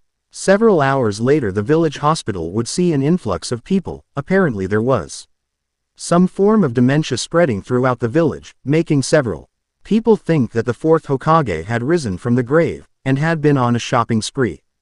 Rapture is just the beginning. Chapter 3. Of Clothing and Dumplings. The day had been unique. Yes, unique could be the best way to describe it. For one, he hadn't been on the receiving end of a single dirty look the whole day. If anything, he had been met with looks of shock, confusion, and in the case of some, blushes and looks of adoration. It was unnerving. The trip to the Emporium was a swift one, sticking to his back alley shortcuts for the most part, a habit more than anything. Once there, he moved to the little side chute usually used for wood and coal deliveries and shimmied inside, thankful that the chute was as large as it was, otherwise he knew he would have gotten stuck. Instead, all he came out with was debris and his long hair, and several biting scratches on his shoulders and elbows. Blinking a few times in the sudden brightness of the store's natural lighting, he quickly slipped D behind a rack of vests and tried to school his features, making it seem like he had been there all along. At least it worked when he was smaller. Now, with his increased height, there was no way he was going to be able to go unnoticed. The tall blonde flinched slightly at the cry that came from the front of the store. "Hey! You! Hiding in the back! How the hell did you get in here?" Turning, Naruto blinked in surprise, and only his twitch reflexes saved him from getting a kunai in between the eyes.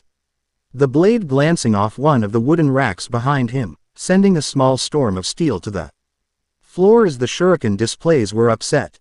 Before he could so much as blink, the girl was on him. Despite her now shorter height, she hefted him off the ground and brought her face dangerously close to his own before she hissed. "You have 2 seconds to explain what you are doing here before I throw you out. If you're lucky, I'll even use the door." The young man in her grasp could only gape at her and point weakly to a rack of clothing. It was now that Tenten noticed that his clothing didn't match what she had in her hand. While he looked to be wearing a Chunin vest and blue shirt, her hand was apparently inside the clothing. Taking a moment to focus her chakra, she sent a pulse through the man and let out a squeak of surprise as the henge faded, revealing a young man in his underwear. Pervert. He held up his hands in an attempt to fend off her attack, but it was to no avail. She already had a hold on him, and it was all she needed to throw him bodily across the room and into the chute he had just pulled himself from. Tenten, with practiced ease, reached blindly to one of the many shelves and came back with a set of punch daggers. Naruto's head was still spinning as the enraged kunai Kai advanced on him, only to freeze as the early morning light fully fell upon him, or more specifically, his now exposed midriff. There, just below his solar plexus, was a fine, diamond-shaped scar. Brown eyes locked on still spinning blues as the blades fell limply from her hands. Naruto. With a shake of his head he gave her a weak smile. "Remind me never to get on your bad side, sis." As he rose back to his feet, she had to fight to keep hers under her. This was not the boy she knew, the one she had seen 2 days ago, one who had been so small she could almost give rides on her shoulders. What happened? I dispelled the henge. He grinned and scratched the back of his head, trying to hide his embarrassment as he slipped behind the rack of vests again, quickly reapplying the henge. "Yeah, you did. Let's just say I had a growth spurt and leave it at that." But he let out a pained sigh as he came to place a hand on her shoulder, causing the girl to look up a bit to look him in the eye. "Tenten. I promise that I'll tell you everything when I understand it all myself, but for now, as you so keenly found out, I need some clothes." The bun-headed teen blushed to her hairline as her memory flashed with vivid detail. She was suddenly fighting the urge to drool a bit at the memory of those abs. Giving her own head a shake, she took a step back, trying to cool herself a bit. Her pulled at her top, fanning it a bit, and almost laughed at Naruto's own flush. "So what were you thinking of getting, Naruto-kun?" He began to meander through the aisles, the girl following in his wake as he looked through their stock. "Something that could stand up to everyday missions. You're on an active cell already, so you were the first person I thought of. I have someone already getting some new casual clothing. So all I need is your help." She chuckled a bit but nodded. The boy may be hyper, but he was no fool. His street smarts required nothing less. "I trust your mystery shopper will be avoiding the kill me orange." Naruto chuckled at that, but Tenten had to fight the urge to smack herself when she saw the pained look in his eyes. She knew well enough that he didn't buy those jumpsuits because he wanted to. He may have liked orange, but even he had a limit, and right now it looked to be the strips of cloth that were keeping his hair at bay. "You don't have to worry about that. Next time I meet you all for training, you won't even recognize me." That made her laugh aloud as she patted him on the back, a bit more than was needed. "Naruto, remember, I didn't recognize you 5 minutes ago." As her hand was coming down for another pat, she froze, realizing that she had been taking the chance to try and feel him up. She walked ahead of him several paces and started pulling clothing from the racks. Shirts in all dark colors and a series of pants, before she tossed them to the blonde and pointed to a changing room. "Get." He let out a playful whoop before dashing into the room. Several minutes later he popped his head out. "Are you sure about this, Tenten?" She arched an eyebrow at that. "What?" "Well, it just seems a bit small." Now her curiosity was piqued. "That doesn't sound right. Come out, let me see." Naruto stepped from the changing room and caused Tenten's eyes to widen in shock. He currently had on a deep maroon long-sleeved shirt and simple black pants. However, the whole of the outfit was surprisingly tight on the teen, leaving very little to her imagination. Stopping just short of his waist, she tore her eyes away from the blonde and looked to where she had pulled the clothing from and was only more confused. It was the Jonin section, it should have fit. This time she did smack herself for her foolishness. He may have just been a Jonin, but he was till 2 years older than the rest of his class. Hell, he was a year older than she was, and now finally looked the part. Apologizing, she sent him back into the room and pulled a similar outfit from the adult section and tossed it over the door to him, earning her a shout of surprise.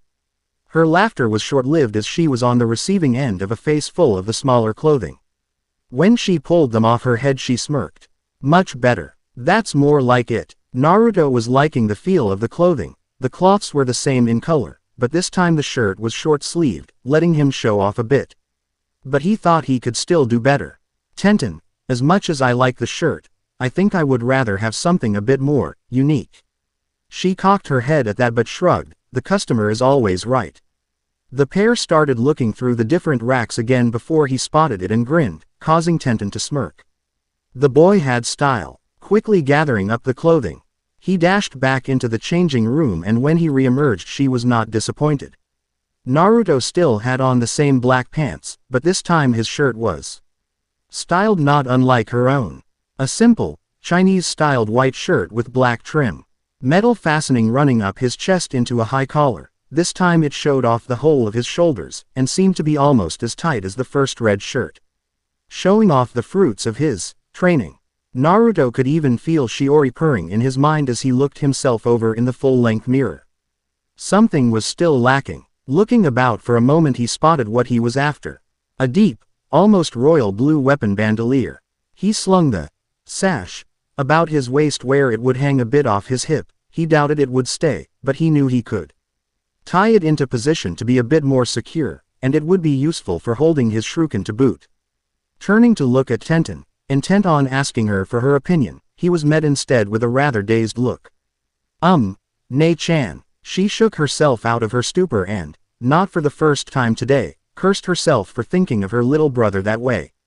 Though who would blame her? The kid had gone from a shrimp to a shark in just 2 days. Sorry Naruto, what do you need? The pair set off into the store again and, after a moment of debating, he picked his way through the weapons sections as he explained what all he needed. First he asked her to have a selection of outfits like this one made or ordered in varying colors, all dark save his white.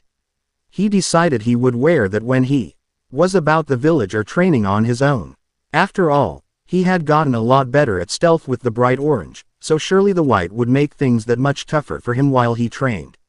Tenten instantly went into professional mode, and whipped out a small notepad, not unlike what Guy and Lee would use, and jotted down the order. Another 24 outfits, bandoliers and black sonda. LS that he had requested to have metal plates installed into.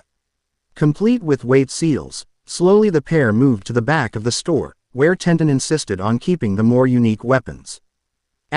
Looking a moment, he grumbled to himself that none of it would work. Tenten's cheeks puffed out in annoyance and demanded to know the problem with their stock. Naruto, raising his hands in order to placate the girl, launched into an explanation. Tenten, it's not the weapons, trust me, your stuff is the best, but it's just not going to work for me.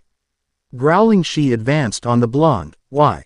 Letting out a sigh, he focused his chakra into his right hand, her eyes widening in shock as his skin split before the comb peeked through and one of the large wasps came out. After her shock faded, she took his hand hesitantly into her own and studied it. It seemed go from just below his wrist up through his fingers, exactly where she felt the chakra localized. Careful to avoid the insects, she turned his hand over and winced slightly. Now she knew what he meant. His palm and finger pads seemed to have the majority of the hive, making it impossible for him to hold normal weapons when he used it. Naruto. What happened? Taking a moment to collect his thoughts, and letting the hive fade out once more, he answered, it's kinda a long story, Tenten. Let's just say I awakened a bloodline and leave it at that for now. At least until I get this all sorted out in my head. She gave a slight nod as she poked, prodded and studied his hand and arm. All signs of the hive had vanished from his body. Are you related to the Aburame? She shook his head before let the chakra form in his left arm. Again the cyclone appeared and raced up his forearm, causing the brunette to gape. Nope, I'm something else, and I'm still learning to control it.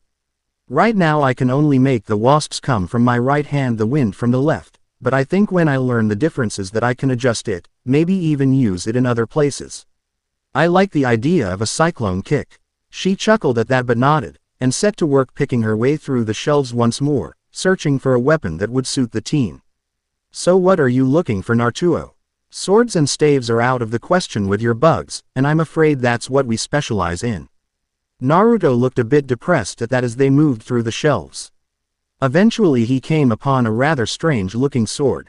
Picking it up he was surprised to see how fine the blade was. It seemed to have almost no weight, and from the design it looked like it would never be able to hold up to a normal strike. He sent a questioning look to Tenten, who picked up the sword and smiled. I know what you're thinking, but trust me, it's stronger than it looks. My dad designed it as a special order for a water user. The guy ended up being a bum and tried to skip out on the payment. My dad had to put out a B-class mission to track him down when he ran off with it. Anyway, the guy was looking for a weapon that was usable underwater. Dad said he had a jutsu that could encase the two in water, where the ninja would use his affinity to propel him along and would strike in passing.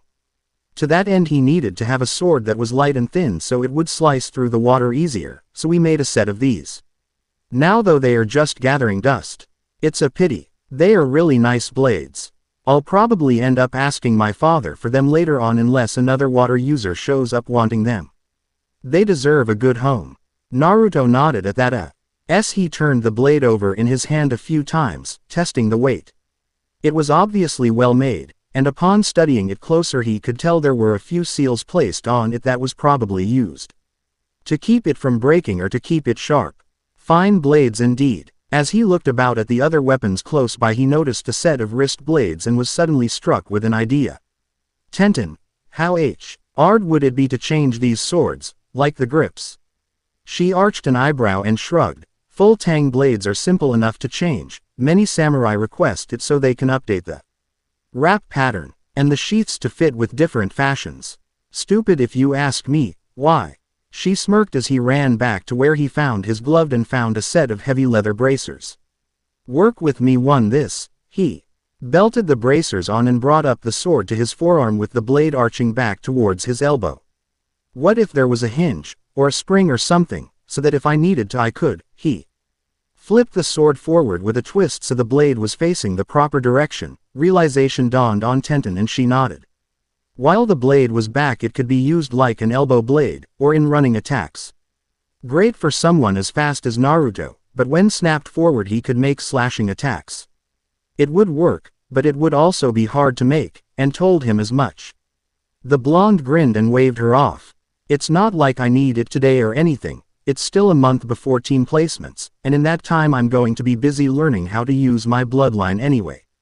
Take your time, talk to your dad and then let me know if it will work. She smiled and, after writing a bit more, nodded. I'll tell him, but you know that these wouldn't be very safe, you couldn't really sheath them. Thinking a moment Tenten's face suddenly lit up. I've got it. A storage seal could keep them in like with my weapon scrolls. It's perfect. All we have to do is... Naruto's tried as best he could to keep up with the little maniac, but she quickly left him in the dust as she took the swords, another set of bracers and made for the forge, forgetting all about the blonde in her zeal to create a new weapon. Naruto let out a sigh as he dropped his allotted cash onto the countertop and summoned a pair of clones to take his new wardrobe back to his apartment, and after a moment summoned one more to rack down the one in the civilian clothing stores, so he could get something similar for when he was off duty. Heading out of the store once more he made his way back towards the fenced-in training grounds. So few even came close to the fence that I had been the prime place for him to train at for years. The few times that people had chased him that far they were all brought to a skidding halt when he would hop the fence. He never knew why. The place may have been scary, but so long as you were careful it was actually a pretty fun place. Well, if you stuck to the trees. The highest trees. Okay. It was dangerous as all hell in there. But it had saved his skin more than a few times, so who was he to argue with the place that had literally saved his life? Setting into a light trot, he found his way to one of his hide holes and pulled out a bit of the dried fish he had hidden there. Eating a few strips to get back some energy, he moved to a stump just outside the fence line and started to search his thoughts, trying to figure out what all had been done to him last night. You want to know? He jumped a bit at the voice, still unused to having someone with him all the time. Well, if I'm on to figure this all out, I'm going to have to, want I? Inside voice, dear one. Nodding, he stuck with his thoughts. Sorry Shiori-chan, it's just taking some getting used to. He felt her wave him off before the pair settled in. Now, as you know, I evened you out a bit, made a few improvements here and there, and helped build up your regeneration rate a bit. Your body is, roughly, what you would have been at if you had eaten more than ramen all those years. Not that that was a bad thing. You did all you could after all, but it was hardly a good meal for a growing lad. Your musculature and your skeletal structure have been tweaked a bit, giving them a bit more play. In essence, you will be retaining the traits of a young teen for quite some time, letting you build muscle a bit faster, and keeping you from breaking bones as often. Younger bodies are naturally a bit more elastic, I guess you could say, letting them take a bit more punishment before breaking should help with training in your career. He gave a curt nod at that, making a mental list of his changes. A more flexible, harder to break skeleton was nice, muscles with more play, always good, even further improvements to his already impressive healing rate. Gold, not faster healing, Naruto-kun, but you should be able to bounce back from anything short of a severed limb, and even then if you still have the limb we should be able to do something, now then. I'm sure you're a bit more interested in the other potential powers, and how to bring them to bear. Yeah, Tenten made me start to think of that. Can I use the plasmid things in either arm? Or are they limited or what? She giggled a bit at that. Yes Naruto-kun, the plasmid things can be used elsewhere, you're simply used to shunting my chakra into your hands and arms. But because this is throughout your body, unlike with those that would inject them, and you could theoretically manifest them anywhere, with practice. And once you are used to applying my chakra you should be able to utilize them with your own. It will be a bit harder, but there are some techniques out there specifically meant to stop us, so it would be safer if you didn't rely on my power if you can. He cocked his head slightly as he tried to focus his chakra again, this time more on his right shoulder. Nothing happened. Okay. I give, how do I tap into these different powers? He could feel her smile before she took his hand in hers. After a moment of concentrating he felt chi chakra sweep through him again, this time permeating his whole being rather than simply his hands, and felt himself start to itch a bit. Looking to his left hand this time he saw the skin split, then it seemed to dance up the whole of his arm before the familiar buzzing filled the air once more. Before he could comment to Shiori about the change he felt an odd breeze appear behind him. Senses long honed from a hard life kicked in and he pitched himself forward, rolling through the short grass to come up in a low crouch. His right hand grasping one of his new kunai tightly as he scowled at the stump, only to have his eyes widen in surprise at what he saw. There, with a short kodachi poised to strike, was the purple-haired woman he had seen heading into the forest at night. What the hell are you doing at my forest? Naruto scowled at that as he rose slowly to his full height, surprising the woman slightly. He was a big one. Last I checked it didn't have your name on it, lady. She scowled at him as she sheathed the blade, the sheath hidden in the recess of her trench coat. Now he had a good look at her. He had to fight back a blush. Whenever he had seen her before he was more interesting in keeping hidden from any potential attacker. Now that he had a good look he was shocked to see her choice of attire. Fishnet, a miniskirt, greaves, sandals, belt and trench coat. That was it. He cocked an eyebrow at her rather unique hair, but had to smirk. With her stance it was obvious she didn't take shit from anyone. Fun girl. Listen here you little shit. This place is restricted for Jonin use only. You don't even have a headband, so get the hell out of here Gaki. The purple-haired Kunoichi felt a chill run through her and the teen's posture suddenly changed. Where once he was standing tall with defiant eyes, now he seemed to be shaking, his eyes hidden in the shadow of his bangs as his fists clenched in anger. What did you call me? She flinched slightly at the seething anger that seemed to be pouring out of him at her. A bead of cold sweat formed at her neck, much to her cringe. I said, get the hell out of here, you little shit. Cold blue eyes locked on pupil-less brown as he took a step forward, his chakra starting to surge around him. I thought that's what you said. Listen here, you bitch. I'm sick of you people and you fucking problem. I was here first. I'm not even in your fucking forest. And even if I was, it's not your property. This damned CE has saved my life 100 times and I'll keep coming here as long as I damn well please, and only the Hokage can tell me otherwise, got it? Not to be outdone, she stepped forward, her own chakra spiking as he hands twitched towards her kunai. You fucking punk. You think I'm going to let you get away with calling me that in my own home? That gave the teen pause, but it was quickly washed away as his anger peaked. The pair seemed to just watch once another for a moment before, as suddenly as they had met, they were at each other's throats, Naruto's kunai coming forward as one of her own rose to meet it. The rain of sparks and sharp clang filling the clearing and sending the nesting birds skyward. Naruto planted his right foot hard and, using his forward momentum, spun and turned the move into a back handspring, dodging a number of snakes that seemed to gush from her sleeves. Deciding on his own little friends, he threw his left hand forward and a swarm of wasps poured out, making the kunoichi go wide-eyed in horror. She just picked a fight with a major clan member. Backpedaling and snapping her hand twice in quick succession, she let fly a dozen shuriken before her hands found a familiar cross-shaped hand sign. Making Naruto's eyes widen in shock, Cage Shuriken no Jutsu. A dozen became 100 and sliced the swarm to ribbons, but much to her surprise the bugs seemed to simply burn away into nothingness. Tiny wisps of blue chakra. Ha, next time you take me on, kid, bring friends. Naruto smirked and brought his hands up into a matching seal and made 9 clones puff into existence. If one won't work, how about 10? Each of the now gathered blondes made more hand signs. How about 100? Again, 1,000. The clearing was suddenly filled with blondes. Everywhere she looked she was an angry teen with kunai in hand and his left arm crawling with wasps. Grinding her teeth, she dropped her hips a bit and let her arms go seemingly limp as the first wave charged in. To his surprise, she seemed to simply flow around his attacks, like the snakes she had used before. She would lash out with little jabs, kicks and throws, dispelling the clones as fast as they would come. His eyes widened in horror as he realized a fatal flaw in his plan. With every clone that dispelled, a puff of white smoke would appear, eventually blocking him, and his clones, from seeing the purple-haired woman. Everyone, scatter. However, it was too late as suddenly the smoke cleared to reveal the kunoichi astride a massive black snake, her grin maniacal as she turned to where the original had last been and laughed. Not bad, Gaki, but it's time for me to show you why I'm a Jonin.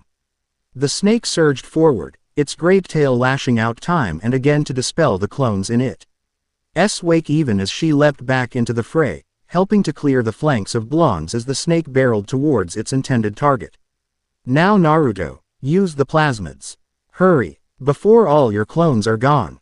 He felt Shiori's panic through their link and nodded, barking for his clones to scatter. He and the other teens let the wind come into play once more, 20 of them making traps all around the massive snake before turning their attention back to the kunoichi. She was looking at one of the little cyclones curiously and sent a kunai at one of them, letting out a yelp of surprise as it blew itself out, sending her knife to the heavens. Looking back at her summon in fear, she saw what had to be 100 of the little tornadoes all around it. One wrong move. With a grimace she sent out a pulse of chakra to the snake, dispelling it, and dropped back to the tree line, plotting her next attack. The battle had gone back and forth for the better part of 2 hours. Every time one would seem to get an upper hand, the other would run off, intent on getting a chance to formulate a plan, only to have the seemingly random nature of the other utterly spoil their cunning plots. Finally the pair just stumbled back into the clearing. They knew there was little point in hiding any longer, better to just get it over with. Tired blue eyes met hard brown as they settled into their stances once more. You know, for a little shit you're not half bad. Though he may be tired, he was never one to shy away from a challenge, and you're pretty decent for a crazy bitch. Anko's featured hardened once more as she took off like a shot. Naruto, caught unprepared, took her fist full in the face and fell back, Using the momentum however he rolled and planted his feet in her stomach and launched the woman into the air. Surprised eyes locked on smiling blues as he pulled a brace of shuriken and sent them skyward. Anko's smile grew as the kunai tore into her, much to the blonde's horror, before she seemed to lose her color and fall into clumps of earth before him. His eyes widened in surprise when he felt a pair of hands on his ankles before he was pulled underground, only his head left above the earth. Looking about the clearing in fear, his eyes settled on her as she seemed to simply bloom from the ground, no signs of the long battle anywhere on her person. Smirking, she walked forward to tower above him before she knelt down. A kunai coming free to settle against his cheek. Say it. Her only answer was a scowl. Reaching down, she took his jaw firmly in hand, making him look her in the eye. Say it. Eat me. She smirked. Maybe later. Now say it. Fuck you. She. TSKED. Never without dinner. I won. You lost. Just get it over with. If anything, his anger only grew. Why don't you? You caught me. Now you can finish it. She arched an eyebrow at that. What the hell are you babbling about? Now it was his turn to scoff. I know you're not dumb. You caught the fox. That just made her look all the more confused before she got a bit closer and seemed to really notice him for the first time, falling back on her ass in shock as she scrambled a few paces away. You're the Uzumaki brat. If anything, he looked all the more confused as she pulled herself back to her crouch. What? Just figured it out. Come on then. You get to be the great hero, killer of the monster, so come on. Anko dropped to the ground beside him as she pulled her knees to her chest, looking down at the now dirty blonde hair. Kid, what the hell happened? You were just a little guy. He growled and tried to get his hands free enough to make a clone, and wasn't having much luck. Look, it's not something I'm supposed to be talking about with people, so why don't you just let me go, and we can go our separate ways. She smirked as she rounded on him again. Not until you say it.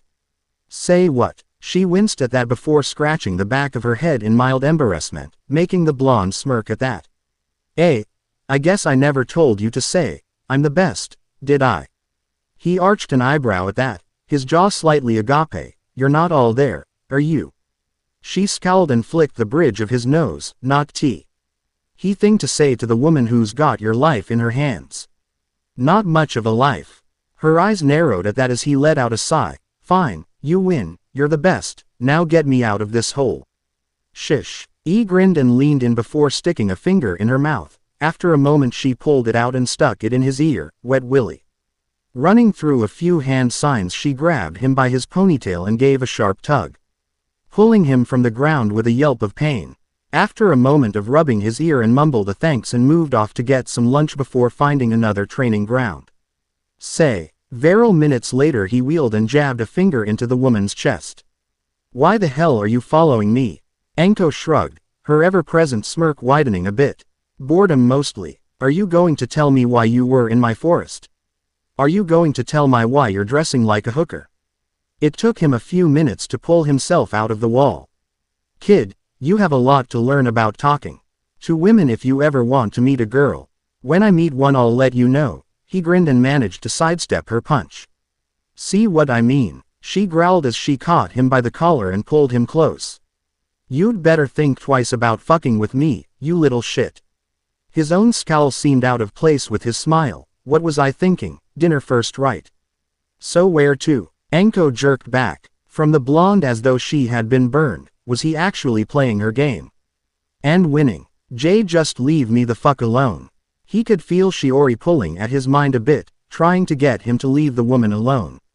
But he was still riding high on his anger and simply tuned her out as he purred. You were following me, hubby.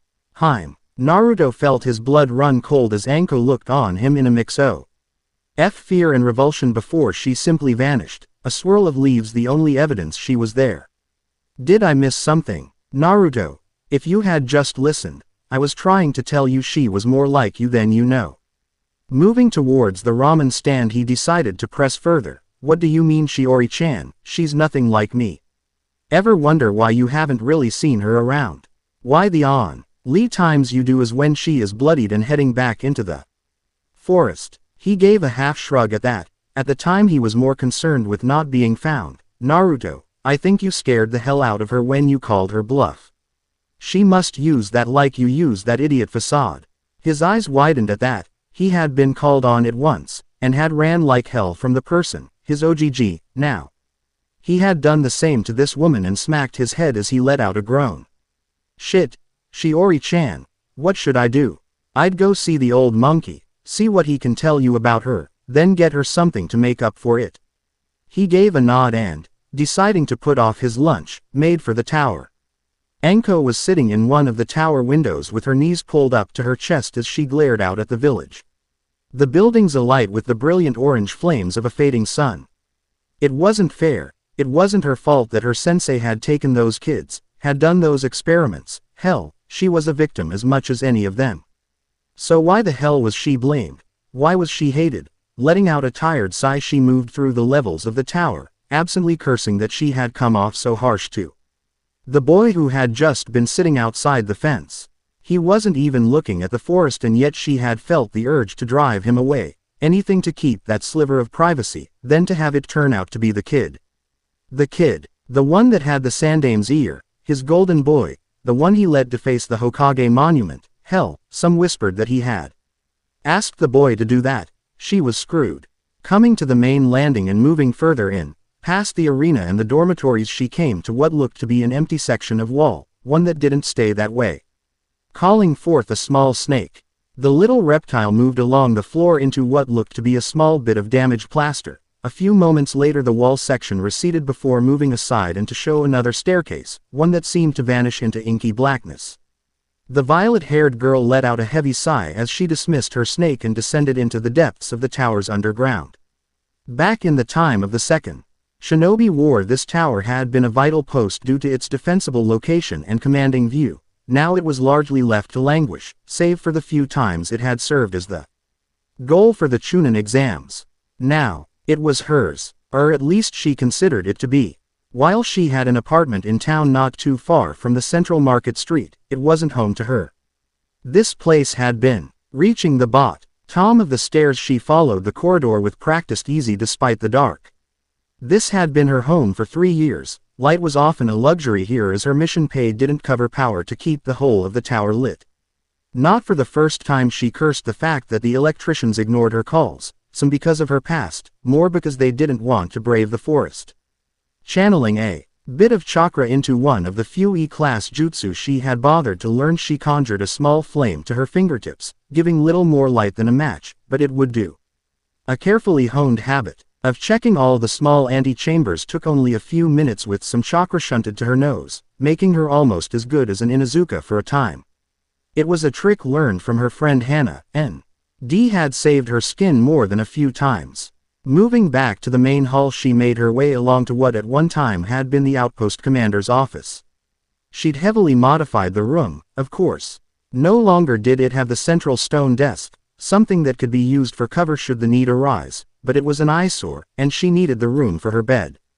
While she wouldn't be considered lazy by any of her peers, she did like to take it easy, and one of her favorite pastimes had been simply lounging and reading in the large, four-poster bed. She had seen the design in a book when she was younger. And it was one of the few things that her bastard teammates had given her that she had held onto. She was under no illusion why she was given the bed. They were hoping she would invite them over to try it out. She didn't miss them. She had heard that one of them had gone on to become a personal tutor for some of the more spoiled villagers, the other had been killed in a spying mission to Kiri. Fool had tried to infiltrate the rebel camps when he had been caught by none other than the demon of the bloody mist. There wasn't much left. Still, it was a nice bed. One that loved and tended to like a child. The rest of the room was unique, to say the least. On the far wall, opposite of the door, was a large, full-length aquarium that had been sectioned out for her snakes, not too far from it was her work table, then her desk.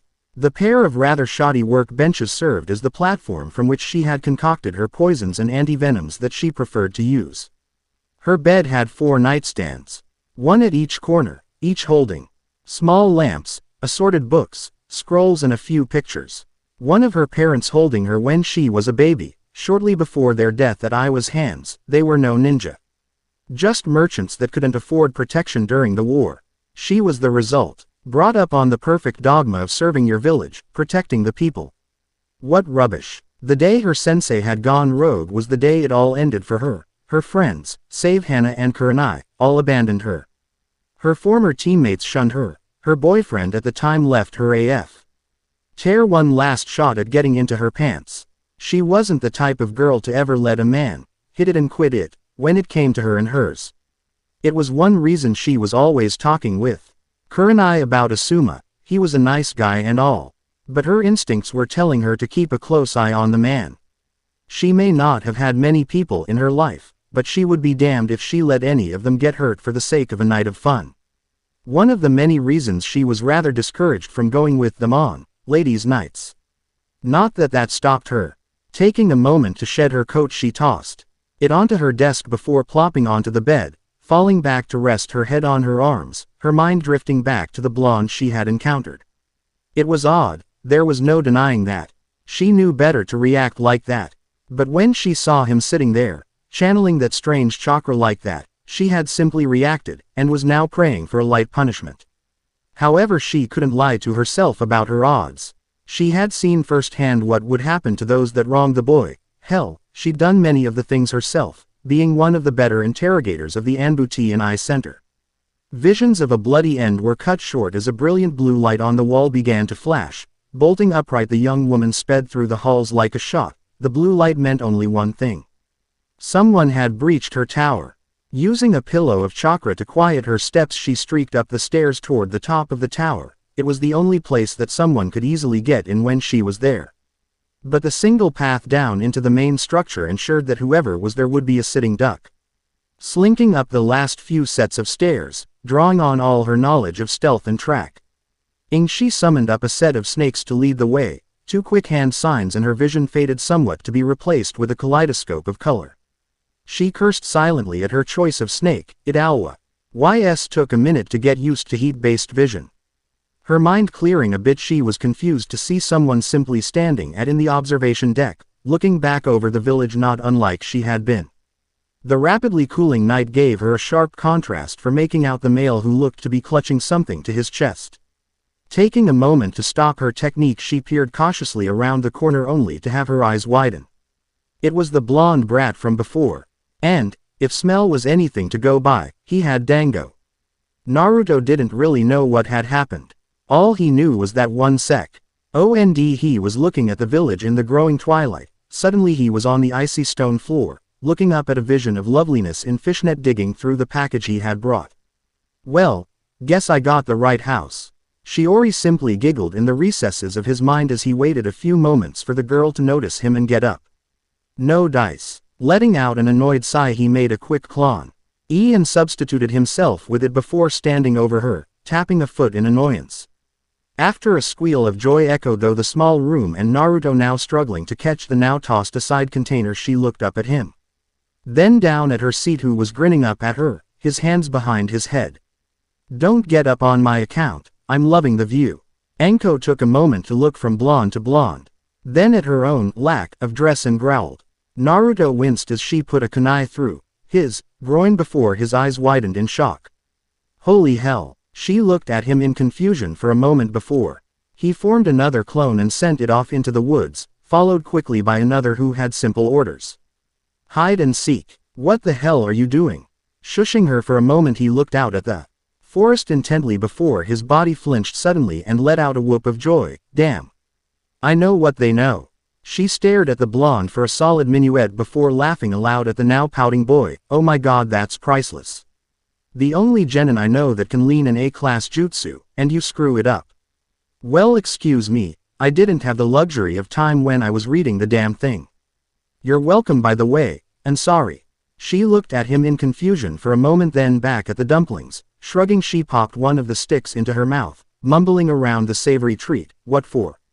Shish. He was more than a little surprised to see sad blue eyes rise to meet hers from their once downcast state. For anything I said earlier, I didn't mean to hurt your feelings. Naruto's unease rose to blind panic as the kunoichi began to choke on a dumpling. A few sharp slaps to her back helped dislodge the wayward food as she took in great lungful of air. Damn it, kid. Don't do that. Sorry. She growled a bit and snatched another stick of dango from the box. And stop apologizing all the time, you'll make me think you don't mean it. We had a fight, you beat me at my own game, I couldn't take it. Story done. Pulling his own box from the rather mangled sack, he produced a large bowl with a paper seal covering it. A sharp poke from a chopstick caused the paper to go up in a cloud of ash, leaving a bowl of pristine ramen. Still, I felt bad, figured a bit of food could help make up for it. She absently waved him off, making him a bit uneasy with the way she was gesturing with the dango stick. I told ya brat, the story's done. Taking a moment to absently swirl his noodles, he took a steadying breath. Don't. She arched an eyebrow at him. Don't want. Taking a bite of the noodles and using opportunity to sort out his thoughts. Don't call me that. A person I trust, more than anything, told me we were a lot alike, and I think she was right, so let's make a deal.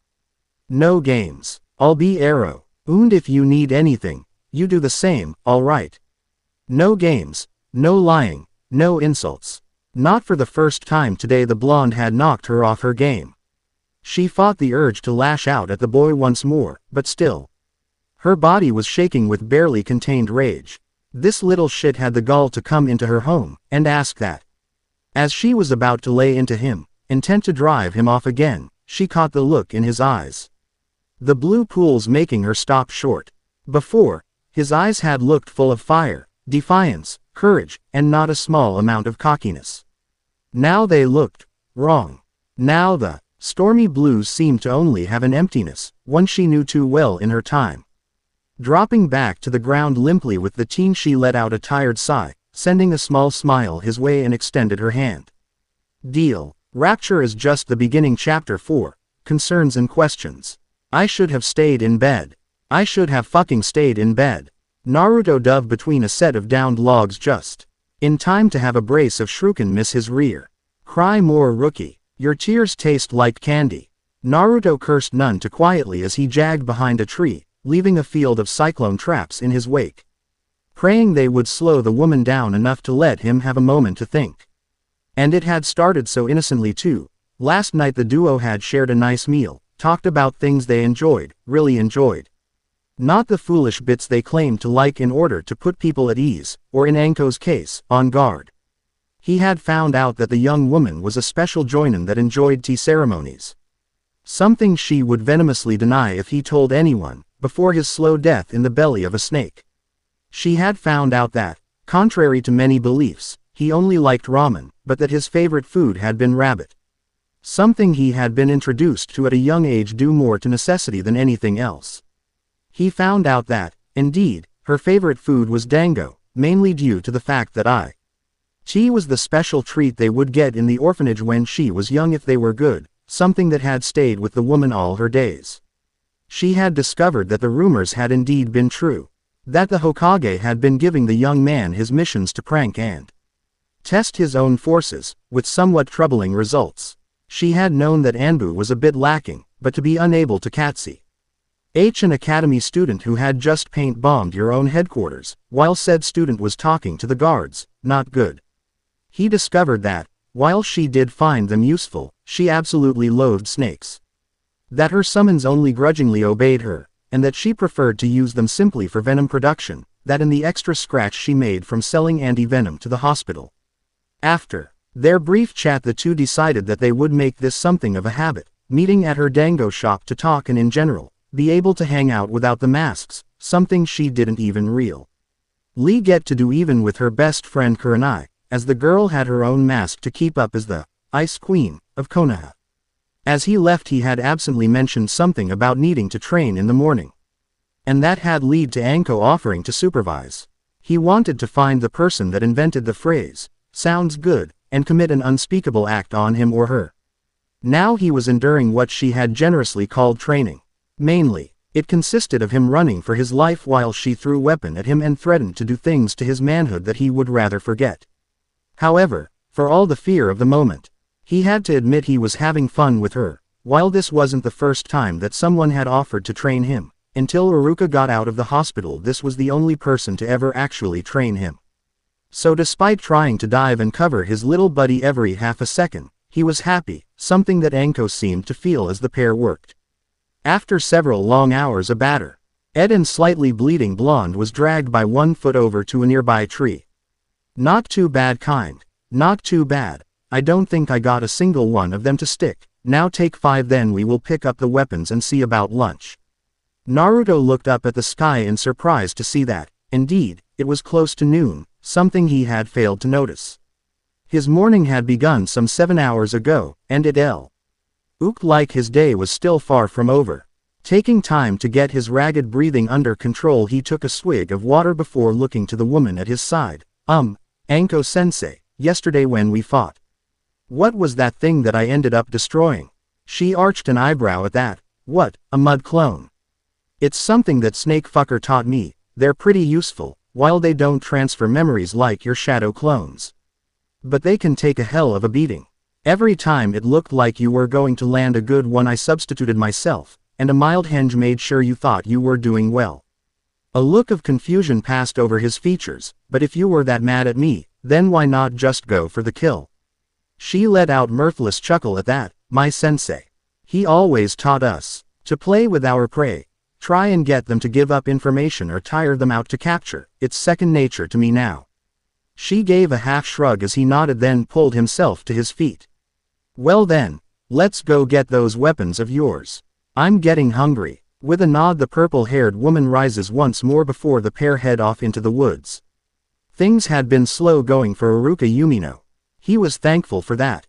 After the events of that night, he was looking forward to a simple month of barking at Naruto and making his days something he would regret. Everyone had to have their own little revenges after all. But for now, while he may hate hospitals, having spent far too much time in them for his taste, he was enjoying it. Nothing to do but sit back and think about what he would teach the young Jonin hopeful.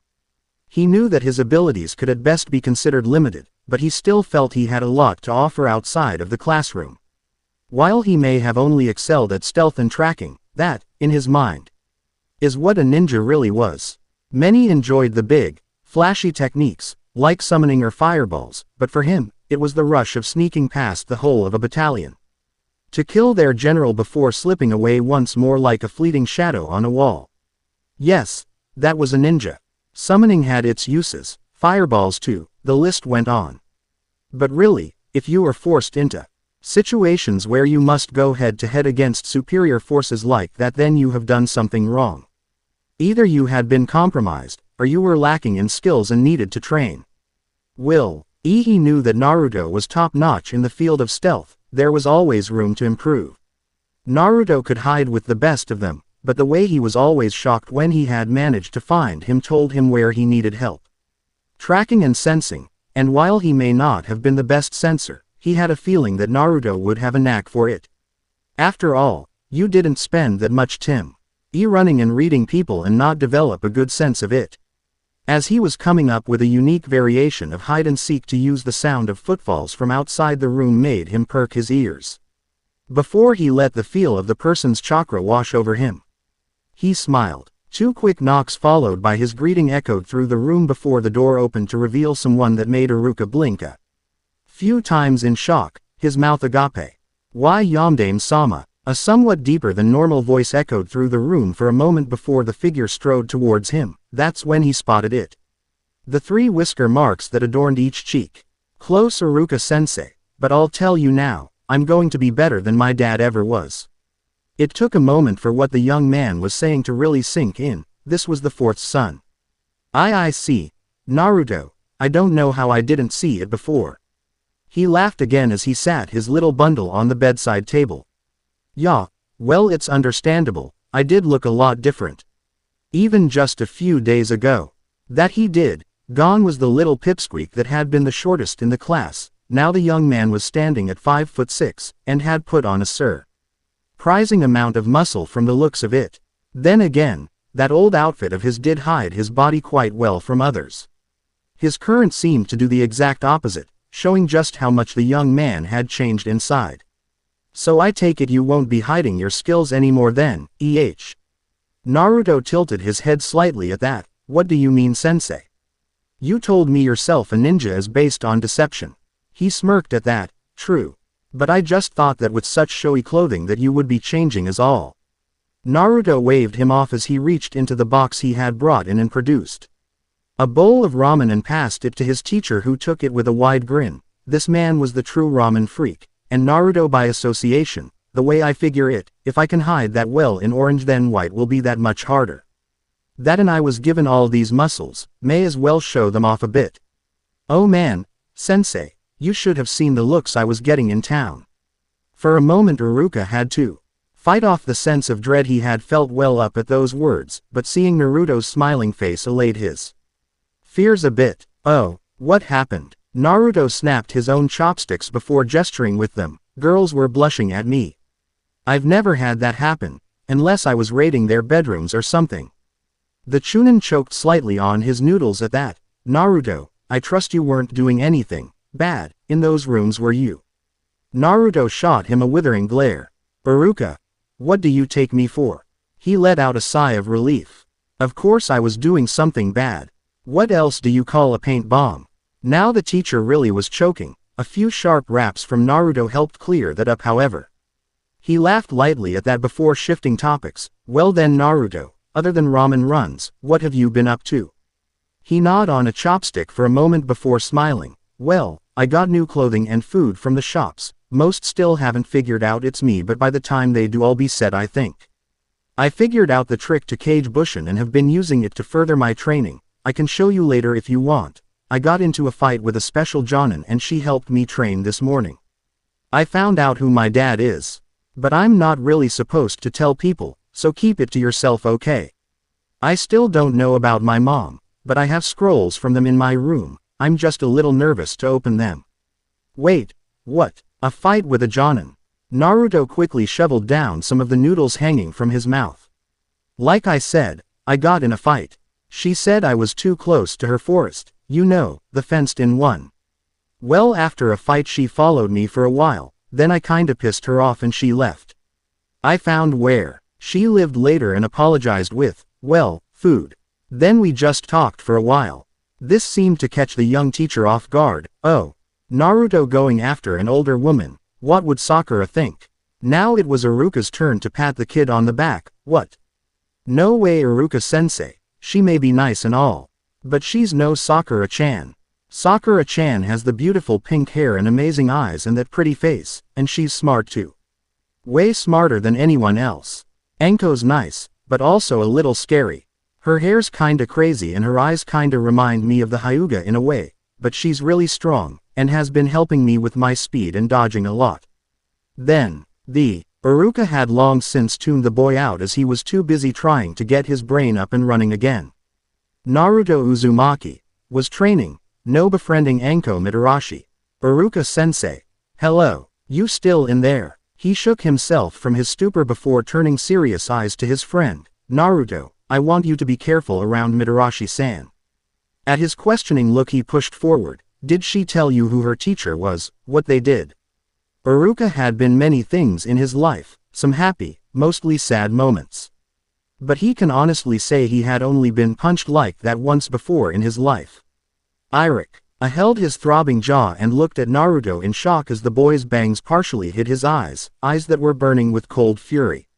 Iruka-sensei, you disappoint me. The Chunin looked at the blonde in shock. His words were spoken with such a harshness, he didn't think he's ever heard that from someone before. Anko-san and I are a lot alike, Iruka-sensei. She's been put through hell almost as badly as I have, and that's saying something. The Chunin winced, all because of what her teacher did. The old man told me all about her when I was asking where she lived. Orochimaru had kidnapped 12 children from the orphanage, killing the matron in the process, with the intent to experiment on them, trying to generate bloodlines or something. Anko was his apprentice at the time, and was found a week later, unconscious with almost no memory of her past, only that her sensei, who was more like a father to her, had abandoned her after doing something to her. She doesn't know if she did anything, but she knows without a shadow of a doubt that she wouldn't have hurt the matron. Since then she has been shunned and sent out constantly on missions she shouldn't be able to complete with her skills. Yet she has come back every time. Iruka winced at that. He didn't know she had amnesia of the event. It was assumed among her peers that as the apprentice, she had had a hand in it. Naruto. He was cut off as Naruto pressed on. But one thing beyond that caused the teacher's breath to catch. Naruto had a look that was shockingly serious, one that seemed to hold wisdom and intellect beyond his years. It's like with me, Iruka-sensei. She has maybe 4 people, well 5 now, that wouldn't treat her like shit. She tries to scare everyone, like she did with me, to protect herself. I don't know if she did it, but I do know that it's in the past. I can't hate her. She's been nothing but nice to me. Even when she was attacking me, she could have just slit my throat, or left me to the tender mercies of the villagers, but she didn't. She lives alone out in the middle of that forest, her own island fortress. It's a lonely life, Iruka, a very lonely life, and I'll be damned if I leave her there alone.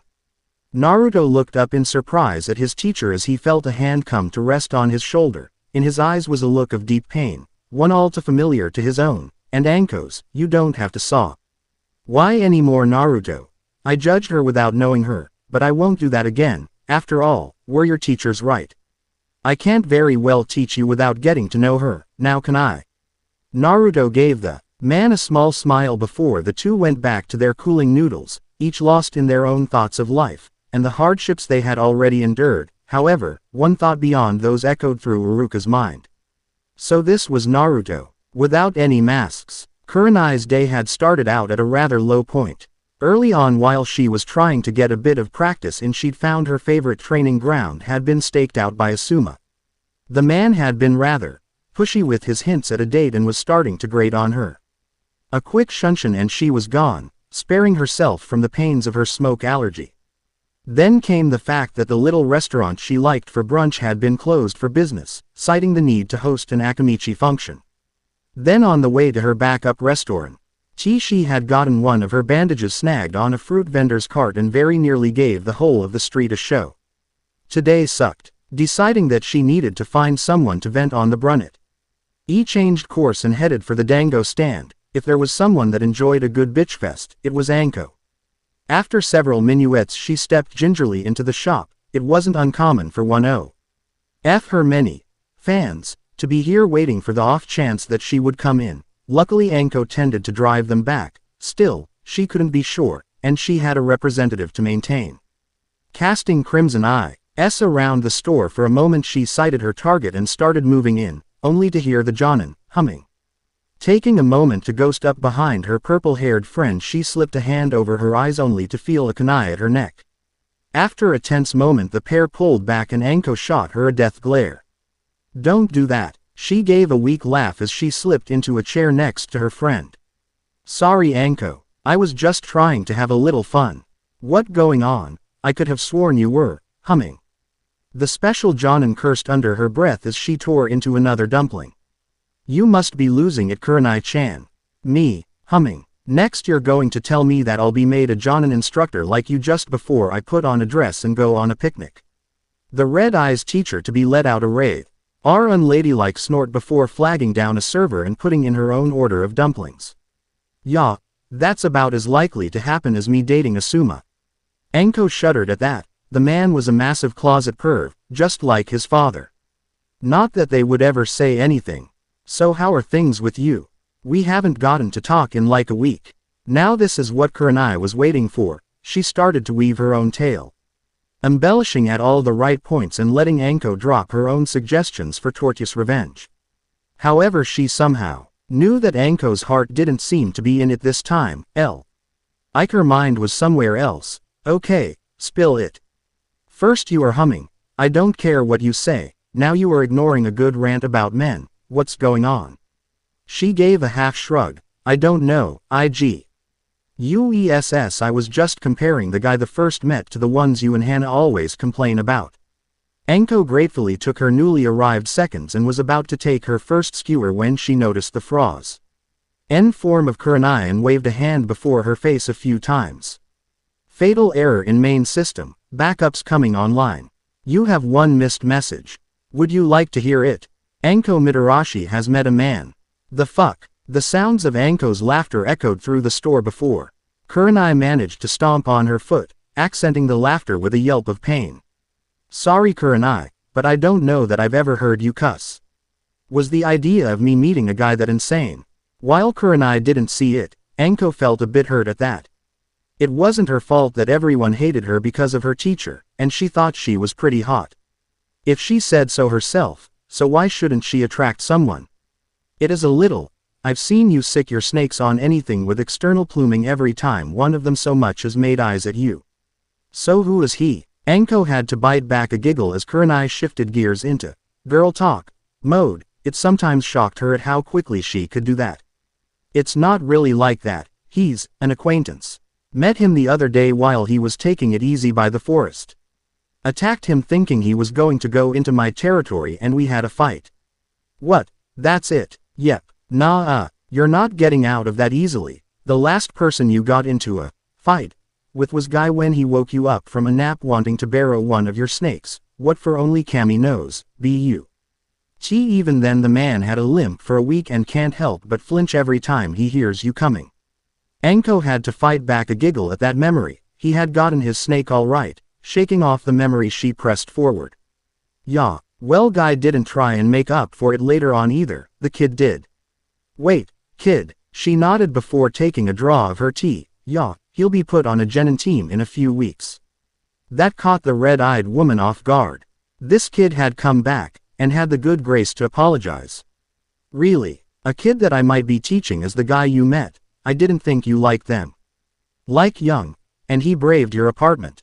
She put the age thing out of her head for a moment. Naruto wasn't some kid like the others, but she didn't need to know that yet. More fun to drive her nuts. She leaned back in her chair as she shook her head again. Wrong, he braved the tower to apologize, even brought me dango, damned if I know how he found out I liked it though. Kurenai was struck silent for almost a full minuet at that. Wait, you said he's not even a Jonin yet. She shrugged, yeah, so. Then how the hell did he get through the forest of death? Now it was Anko's turn to stiffen. Just how did he get there? On a good day it would take 3 days to get there from the outskirts, unless he knew the body flicker technique, but she knew for a fact that he didn't. One of the first things she had made him do that morning was show her all the techniques he knew. That was not among them. Well, it looks like Anko had her topic the next time the two got to talk. Rapture is just the beginning. Chapter 5, A Night to Remember. The past 2 weeks had been interesting for Naruto, to say the least. Not 2 days after their lunch Iruka had been released from the hospital to begin what he had called training. Really, it was nothing more than a series of glorified hide-and-seek games. Something that he had initially laughed at, until he was made it, for the first time, and spent the rest of the day searching for his sensei, only to find him sitting on a stump in the middle of a cleared field. Now he knew how the Anbu felt when he led them on their merry chases. Advanced healing did nothing for a bruised ego. Apparently, according to Iruka, he was quite easy to keep ahead of, primarily because of his massive levels of chakra that he had yet to learn to suppress. He explained to him that the only true way to accomplish this was through careful meditation, searching one's own mind, body and soul for what he had called his chakra heart. According to him it was the central core and generator for one's chakra. And when new chakra was created it would often pulse, something that others could feel if they were attuned to the sensations properly. So in addition to the new games he was forced to play, he was told that he would have to be sitting in one place for hours on end until he could feel the core, the pulses, and find a way to mute them, something, he said, that was different for every person. And he thought the lectures were bad. To add further insult to injury, it seems that Anko had decided to abandon their little talks and training sessions the very day that he had gone to visit Iruka.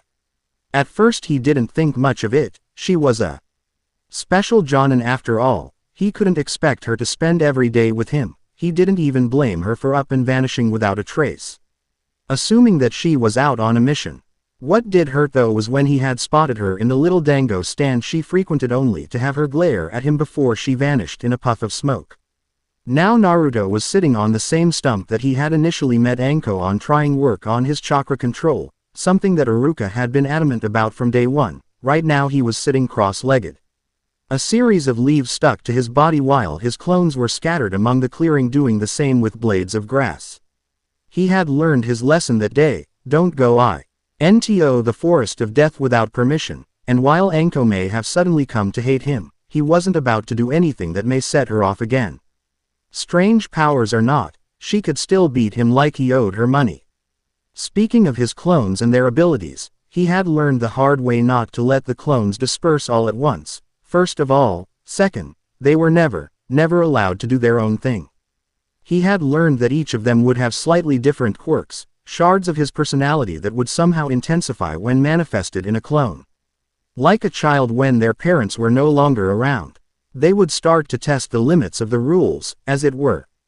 That first day it hadn't been too bad. They were given specific tasks that had taken most of their time, and their chakra, to accomplish before they dispelled. Naruto, at the time, had been asleep, and therefore didn't have to worry as much about the blowback, though he would say that his dreams were strange that night.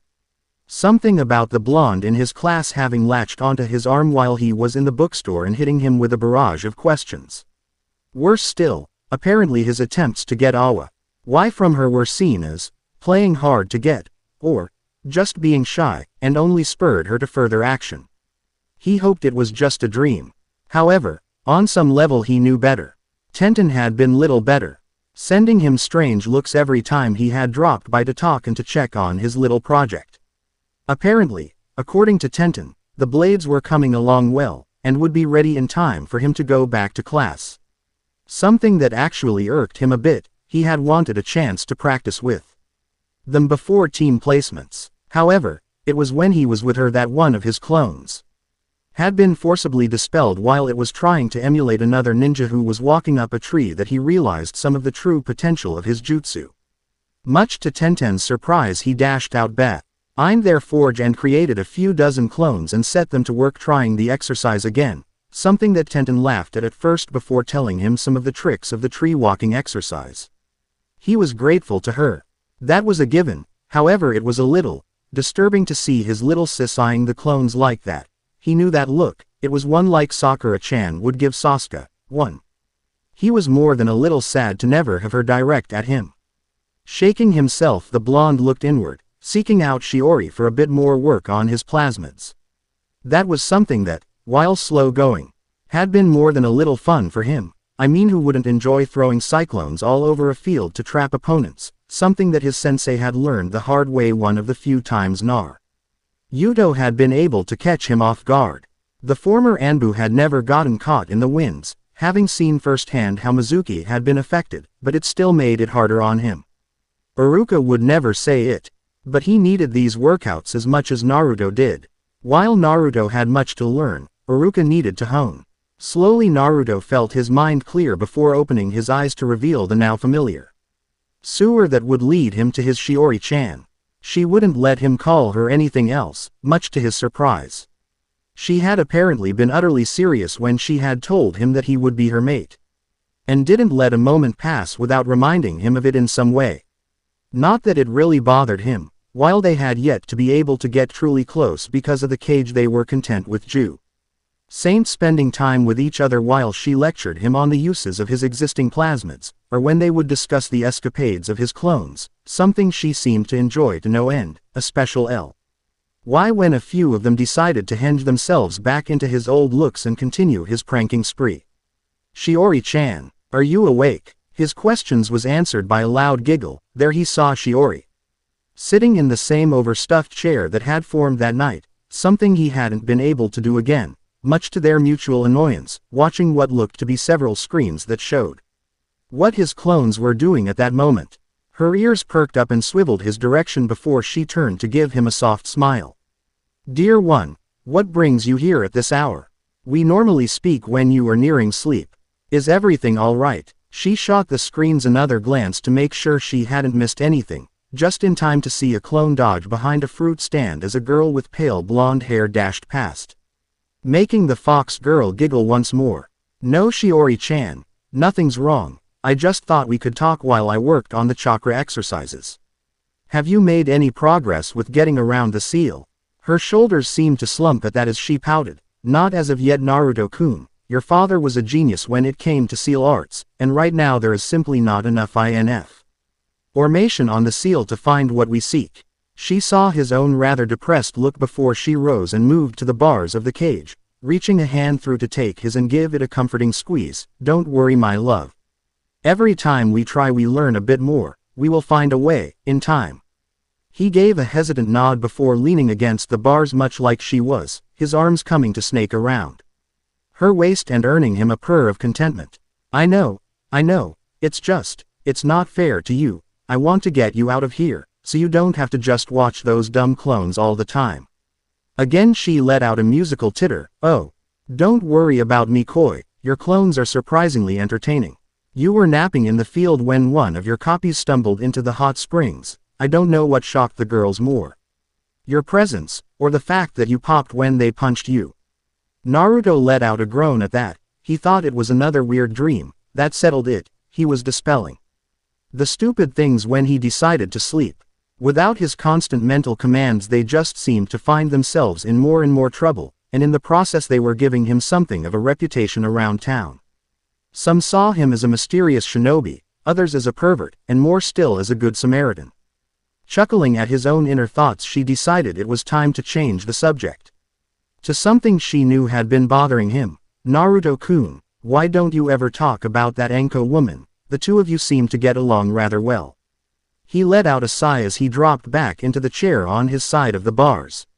"Really, Shiori-chan? I thought that would be obvious. I don't talk about her because I will likely never see her again." "Why do you ask?" She gave a half shrug. "To be honest, I rather liked her. She was strong, and seemed to have much the same pain as you.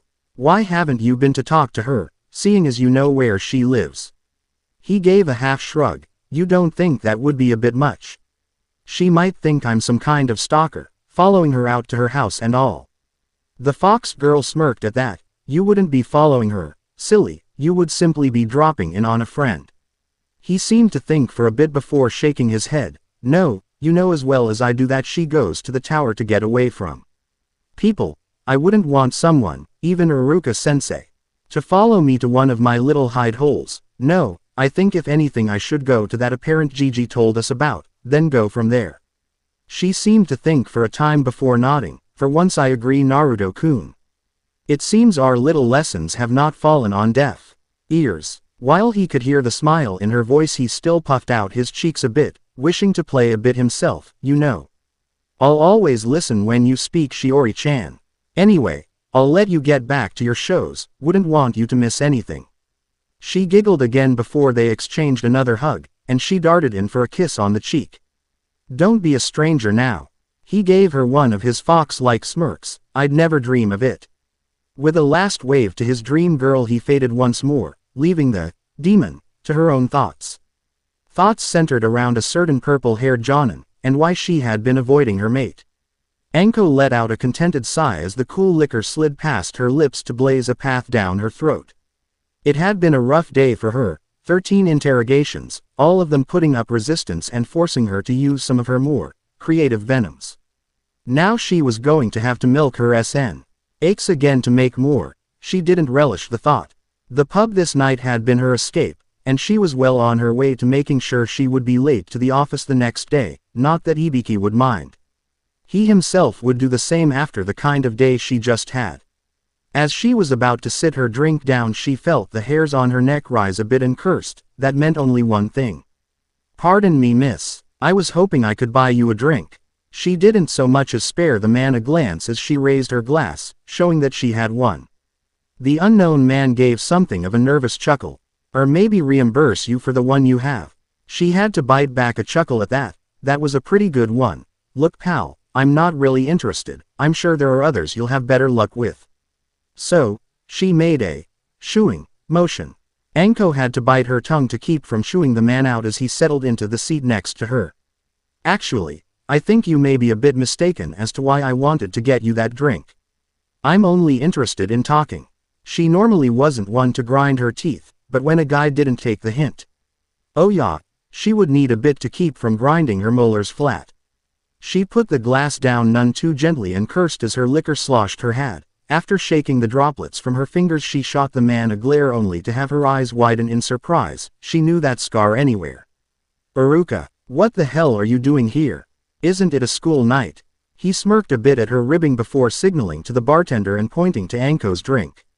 Before showing 2 fingers and grinning. Normally yes, but, as I thought you knew, classes are out right now pending team placements. She tilted her head slightly at that before nodding. Oh yeah, I remember the Hokage telling me something about that I would have a shot at taking a team if I really wanted. Iruka's free hand discreetly pinched his thigh to keep from scowling. He was on a mission tonight. Oh, and are you? She gave a half shrug as she polished off her drink, just in time to get the new one that Iruka just seemed to nurse for a moment. I don't know, could be fun to pee ass on all my little tricks, what do you think? He arched an eyebrow at her. He wasn't expecting that from the woman, honestly. She nodded, making him take a deep draw from his drink, only to cough and sputter before putting it down, setting off a chorus of laughter around him. What the hell was this woman drinking? Anko had her head down on her arms, resting her upper body on the bar, inadvertently giving the young teacher a rather good look at her impressive assets. Oh Cammy, that was classic. I knew you were a lightweight, but to choke on the stuff. He scowled a bit before, in defiance. He took the drink and polished the large glass off in one go, making the woman let out a low whistle. Despite his earlier reaction, she didn't see him so much as wobble. Not even Ibiki could slam that swill in one go like that. You wanted my opinion, right? Part of her shuddered at that, sharply reminded that the man before her was a former Anbu, and judging from his tone, that wasn't a question. She gave a hesitant nod to him, now unsure if she really wanted it or not. Don't. You're not ready. She winced at that before turning back to her drink. Way to sugarcoat it, buddy. He pushed the glass back closer to the bartender before slamming the cash onto the wooden surface as he mumbled to himself. While it was soft, Anko picked it up. Long hours listening for half-whispered confessions had made her an expert on picking up what others didn't want to have heard. And I doubt you ever will be, if you treat a student like that. Her eyes narrowed dangerously as a hand lashed out of its own volition, catching the teacher by his Jonin vest before spinning him around and slamming him against the bar top. And what the fuck is that supposed to mean? If Iruka had been intimidated by the action, he didn't show it. You know what I mean. Now let go, Mitarashi-san. Anko scowled, slightly thrown off her game by the man's lack of fear. No, I don't think I do. Explain it to me, Jonin. His own scowl met hers as she spat out his rank as though it were spoiled milk. You have a student, one you have ignored for the last 2 weeks, if my information is correct. Her grip lessened a bit at that as a look of confusion passed over her features. Student, what student? Before she could so much as blink, she felt the wind leave her lungs as their positions were reversed so fast it had her head spinning. His face dangerously close to hers as he took her coat's collar into calloused hands. Naruto Uzumaki. You short-sighted bitch. While she may have been caught off guard, she wasn't. A special Jonin for nothing, and quickly slipped out of his grasp before dancing back, the other bar patrons forgotten as they were quick to back away. When Anko tended to get in fights, people had a bad habit of being sucked in. The bar's owner had seen it 100 times before. Hey. If you're going to fight, then take it outside. You know the rules here, Anko.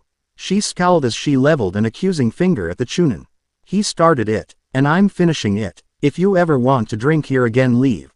But it was him. The barkeep's roar drove over half of the bar into the streets that night. The unlikely pair stood panting just outside of the bar, panting for the sudden, oppressive levels of chakra in the air generated by third war veteran turned bartender. The pair took a moment to get their breath under control before their fight came back to them, their glares almost arching like lightning between the two. All right, you crotch stain. What the fuck were you babbling about? I never said I'd train that lying little shit. If anything, Iruka's anger seemed to grow. And what gives you the right to call him a liar? You don't even know him. Despite her anger, she knew better to let herself blurt out something that would only let him build his case. If she told him just how much she knew about the brat, then he could use it against her. You're right, because the Gaki Lee ed to me from the first second I met him. How? What did he say to you that makes you think he did something wrong? He said he was a genin. Of all the things that he had expected her to say, of all the things he could have done, it was his rank. Apparently his look of shock wasn't lost to her, the sheer level of his surprise seeming to diffuse their anger a bit. You think he was lying about being a genin? Well, Yeah. He made it into the middle of the forest of death in less than a day. You can only do that if you know the body flicker. Technique. Anko had to flinch slightly at the vein. Tea started to throb on the teacher's forehead. And you never considered asking him, or even me, his teacher, how he may have done it. Do you know what his nickname is among those that see him as a normal kid? She gave a half shrug, earning her an exasperated sigh. He's the village's #1 unpredictable ninja. So tell me, Jonin, given his skills, how do you think he did it? The purple-haired Kunoichi's eyes narrowed as he threw her rank back at her much as she had done. If I knew that, then we wouldn't be here, now would we? I'll give you a hint. What is the technique that is unique to him? Well, the Kage Bushin no Jutsu. And what is one of the basic, required techniques to graduate the academy? Well, the base clone, transformation and the substitution tech. Now you have your information. Put it together. Damn you, Iruka. If I wanted remedial classes, I would go with all those snot-nosed little shits. To her surprise, the young teacher laughed long and loud. Well, if you had paid attention the first time around, then you would have figured it out. To her surprise, the teacher made a familiar cross-shaped hand sign before 4 copies of him appeared around her. At once she dropped into the hubby style, prepared to fight off the former Anbu before they spaced out, jumping to the roof of the bar. Now, little girl, class is in session. At once the clones began snapping through hand signs, each one, including himself, offsetting the series slightly. To her surprise, she felt the chakra flare, then make a tunnel of sorts, the chakra pulling the Chunin and swapping him with one of the clone. Before it chained to another clone, then another, until the teacher had been swapped with each clone, ending up on the top of the bar's sign, balancing on the tip of blade that made up the sign to the Kunoichi's Nodashi. Have we learned anything? Anko's mouth hung limply as she stared at the man above her. The combo was so simple, yet she never would have thought to try it. The snake bastard had showed her team how to use the shunshin as soon as they had the chakra reserves for it, so it had never even occurred to her to try anything like this. It was crude, inefficient, and yet, only a kid could ever think to use it to get around like that. But it would still have taken the clones days to reach the middle of Again, the teacher surprised her. Three of his clones ran to another that quickly cupped its hands and in quick succession sent the 3 skyward. As the first reached the top of his climb, it was grabbed by the second, who quickly spun in mid-air and sent the clone sailing deeper into the city before doing the same with its brother. While she couldn't see the first land, she could imagine what had happened, another vault to head even further.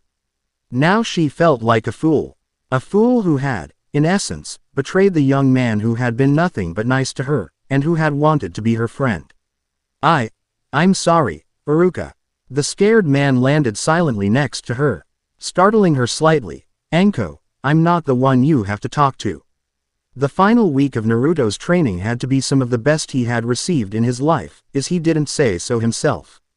Not only did he have 2 incredible teachers helping him get to the level that so many of the others had taken for granted, be it in basic academics, or the shinobi arts, he was ready, he thought, for anything that could get thrown his way. First, with the use of his clones, he had been steadily moving through a large section of the library, taking on every that was alluded to from his initial run after his changes. Second, his chakra control had been steadily growing. Now he could create quite the number of duplicates. However, it was his wasps that showed the greatest improvements, with the increased control and the understanding of how his hives had begun to work. Apparently, according to Shiori, the hives act similar to a mold. If he sent chakra into them, they produce chakra constructs not unlike his clones. The simple mind of an insect let him control massive numbers of them with a central will, unlike his clones that took on his personality, but still required his orders to know their purpose. He was hoping that he would eventually find a way to relay his clones' orders without having to talk to or see them, but for now, no dice. One of the things that made this last week so much better than the previous 2 was the simple fact that Anko had returned to their little sessions, spurred on by Iruka's lesson, as well as the fact that when she had swung by her apartment to get her mail, she had found the young man leaving, apparently having tried to come visit her and hash things out. It was a rather enlightening night for the duo, and Naruto came out of it with one thing for certain. He was going to kick Kurenai's ass. If he ever met her, or found out what she looked like. In his mind, she had tried to turn his friend against him, something that Shiori somewhat agreed with. As she had instilled the doubt and allowed it to fester. While it may not have been attention, she had told him, the damage had been done. With Anko came a great deal of the unique knowledge that she had gained in her assassination missions, the useful, if hated, knowledge from her mentor, as well as the knowledge of how to handle summons and their various jutsu. The training for that week had been pure hell. Anko, wishing to make up for lost time, had created a dozen clones, as had Iruka, and made him send groups off with them to learn potential combos and various uses for the jutsu and plasmids he possessed. However, beyond it all, he thought the most useful lesson had been accidental. He, during one of his spars with Iruka, who had been trying to get to get the basics of the academy style down before Anko would take over, had overcharged one of his clones, in hope of making one that may survive a few hits and allow him to fool his teacher before setting up an ambush with his swarms. The theory was perfect, the execution, not so much. Instead of the chakra reinforcing the outer shell, what was needed to keep them intact, it just built up and waited in the internal. The results were explosive. When Iruka had made a low, slow foot sweep, he had expected the clone to hop into the air, letting him follow up with a simple side kick, trying to show him the basics of how to counter different reactions to attacks. Instead he caught the clone behind the knee and sent it crashing to the ground.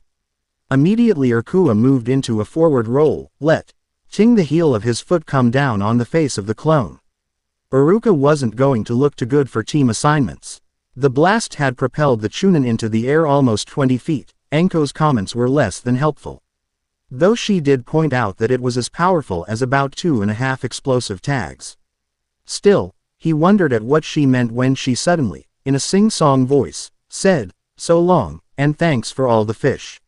He found out, after bandaging up his father figure, that he had inadvertently recreated the Bunshin Daibukua, another rank technique that, if he had packed more punch to it, can kill a melee attacker quite easily. They had also sat him down and explained that, while his idea for improving the clone was good, it was the inherent balance of the technique. Shadows simply couldn't become hard enough without some form of innate affinity, like the Nara clan possessed, so it would be impossible for him to make a Kage Bushin that could take more hits. The balance of it lay in the fact that other clones wouldn't relay their knowledge to the user. So while the shadow clones were not too useful, to most ninja, for combat, they were invaluable for scouting and recon. Not to mention that the great clone explosion simply couldn't be used with other clones, giving him an ace in some situations. Naruto's rather evil grin gave the pair pause. The shudder going up their spines didn't help much. When asked, if anything, his grin widened. "Tell you what, when I take my real Jonin test, I'll let you watch." Iruka's eyes widened even as Anko winced, the Jonin rounding on her with narrowed eyes. She held up her hands to try and ward him off, but it did little good. That day, for the second time in her life, Anko Mitarashi had been chewed out. Shiori's laugh was the perfect lullaby for the blonde, the ideal thing that allowed him his rest that night, as he had been more than a bit nervous about the next day. Team assignments. Rapture is just the beginning. Chapter 6. Secrets reveled. For the last few weeks one Ino Yamanaka had been at her wit's end. The reason for her distress was simple enough. There was someone new in town. A very handsome, tall, strong, handsome shinobi with good fashion sense who had the body of a god. The fact he was good looking was a definitely plus. Not that she was obsessed with looks or anything. Never. This man had seemingly come from nowhere one day almost a month ago to take the town by storm. He had apparently been buying up supplies by the wagon full before moving on to the library only to seemingly vanish from the public eye. She herself had encountered him in the bookstore shortly after his apparent appearance and was frozen in place by what he was doing. He was looking at gardening books. No man like that liked to garden. It was unheard of, unthinkable. She had to have him. Sasuke, for the first time in her long memory, had just been ousted. However, when she had approached him all he did was give her something of a nervous smile before giving a half wave and heading to the counter, not paying her so much as a second glance. Well, she couldn't have that. When she had hit the street, she managed to spot the long, blonde ponytail hopping from rooftop to rooftop and quickly dashed down the street to follow. Not that she was going to stalk him. She just wanted to follow him without anyone else. Noticing for as long as she could so that she could learn everything about him and make him hers. Nope. Not stalking at all. Days passed for the young blonde, and much to her cringe she had seen the man meeting with what was considered to be the bane of every student in the academy's existence. Naruto Uzumaki. The event in question had been about a week after her initial encounter with the man. She had seen him almost literally running into the shrimp outside of the little ramen stand that Naruto was known to frequent, and thought that she was going to be in for a show, that the man would simply brush the boy off or berate him as she had seen any of the other adults or older teens do, but to her surprise they had danced around each other to avoid the impact and entered sloppy fighting stances before grinning in startlingly similar fashions, wave at one another and part. Looking back, they could have been brothers. But that was silly. Naruto didn't have any family, he was an orphan. Hell, most people in the village couldn't stand to be around him for more than a minute. Surely any family he would have had would have ditched him years ago. Nope, it had to be that the mysterious Tranger was just so kind-hearted that he would be nice to anyone, even the dead last failure of the village. That had to be it. In the next week she had gotten some interesting rumors that the teen had been seen a few times with some of the Jonin of the village, including her own teacher Iruka-sensei. Apparently the two had been training rather extensively in some of the various grounds to the point of exhaustion in some cases before parting or occasionally heading to the ramen stand. She started making it a habit each day to make a circuit of the training grounds each day in an attempt to catch the pair at work. She had to admit, in her younger days she had given the odd glance at her scared teacher. Why, if it wasn't for his abysmal hairstyle and his choice of clothing, she may have had a storybook crush on her teacher. But his insistence on looking like Shikamaru had put that out of her mind almost at once. Thought, when she looks back, maybe Shika started wearing his hair like that for a reason. Nah, she had found the duo on her second day of searching and was surprised to see the pair, of all things, playing hide and seek. She remembered the days of her tender youth when would do the same with all the local kids, before she had met her now rival in love Sakura, but if anything it looked as though these two were taking it almost deadly serious, Kunai and Shuriken calm. Into play every time one would happen on the other as they made mad flights back to safe points or to slink back into the shadows in order to keep the chase going. This is where she got yet another surprise. The blonde had apparently been able to make solid clones. Oh, praise Kami, her new man was at least a Chunin. Daddy would be so proud.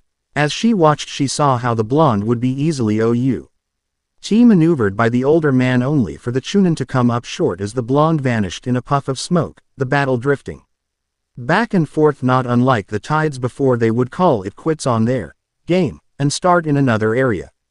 Be it chakra control, taijutsu or practice with throwing weapons. It was strange, it was almost as though her teacher were training the man, but that couldn't be. She knew for a fact that only those that were at least a genin would start learning the solid clone techniques, and even then they could normally make only one. She had seen the teen make at least 20 in a single go. So what the hell was going on?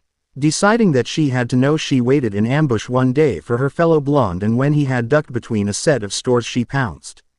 And oh, how it all went wrong. She had made to leap onto the blonde's back to hang from his shoulders as she had done with her father and, occasionally, Sasuke, but the reaction she had gotten from the teen was the last thing she expected.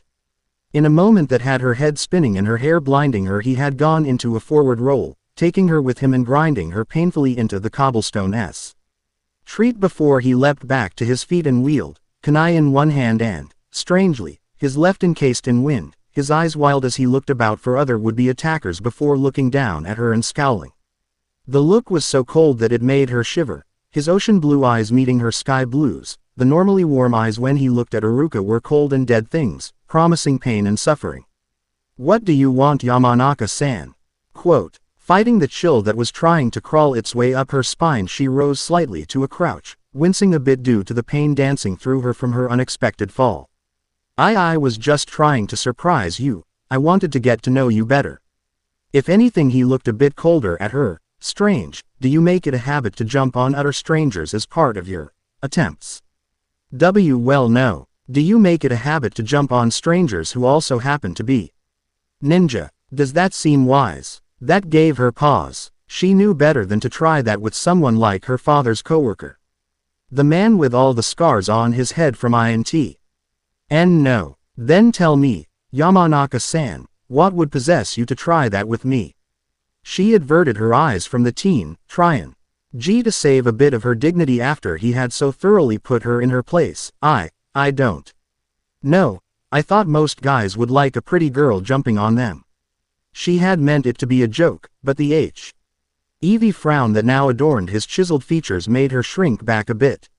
Seeing her pull back in fear seemed to make him deflate a bit, a heavy sigh coming from him as he returned his kunai to its holster. You've known me for a long time, Ino, yet you don't actually know me at all, do you? Her head cocked slightly as she tried to make sense of what she had just heard. She knew him. There was no way she would have remembered someone like him being around the village. However, before she could search her memories further, the blonde had turned on his heel and had tried to leave. She had moved, before she herself had even realized it, trying to catch the enigma before he could make good his escape. That was her downfall. She hadn't checked her momentum properly, and he had been tired from a long day of training. The result being him being caught. Unprepared, as she had made another tackle of sorts and sent him careening into a wall. Right through it, into the women's hot spring.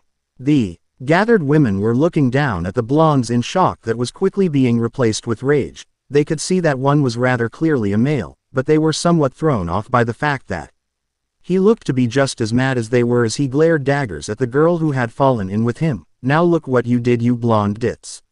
Her surprise at the whole situation was quickly replaced by the righteous fury that all the Yamanaka women were known for. Blonde ditz.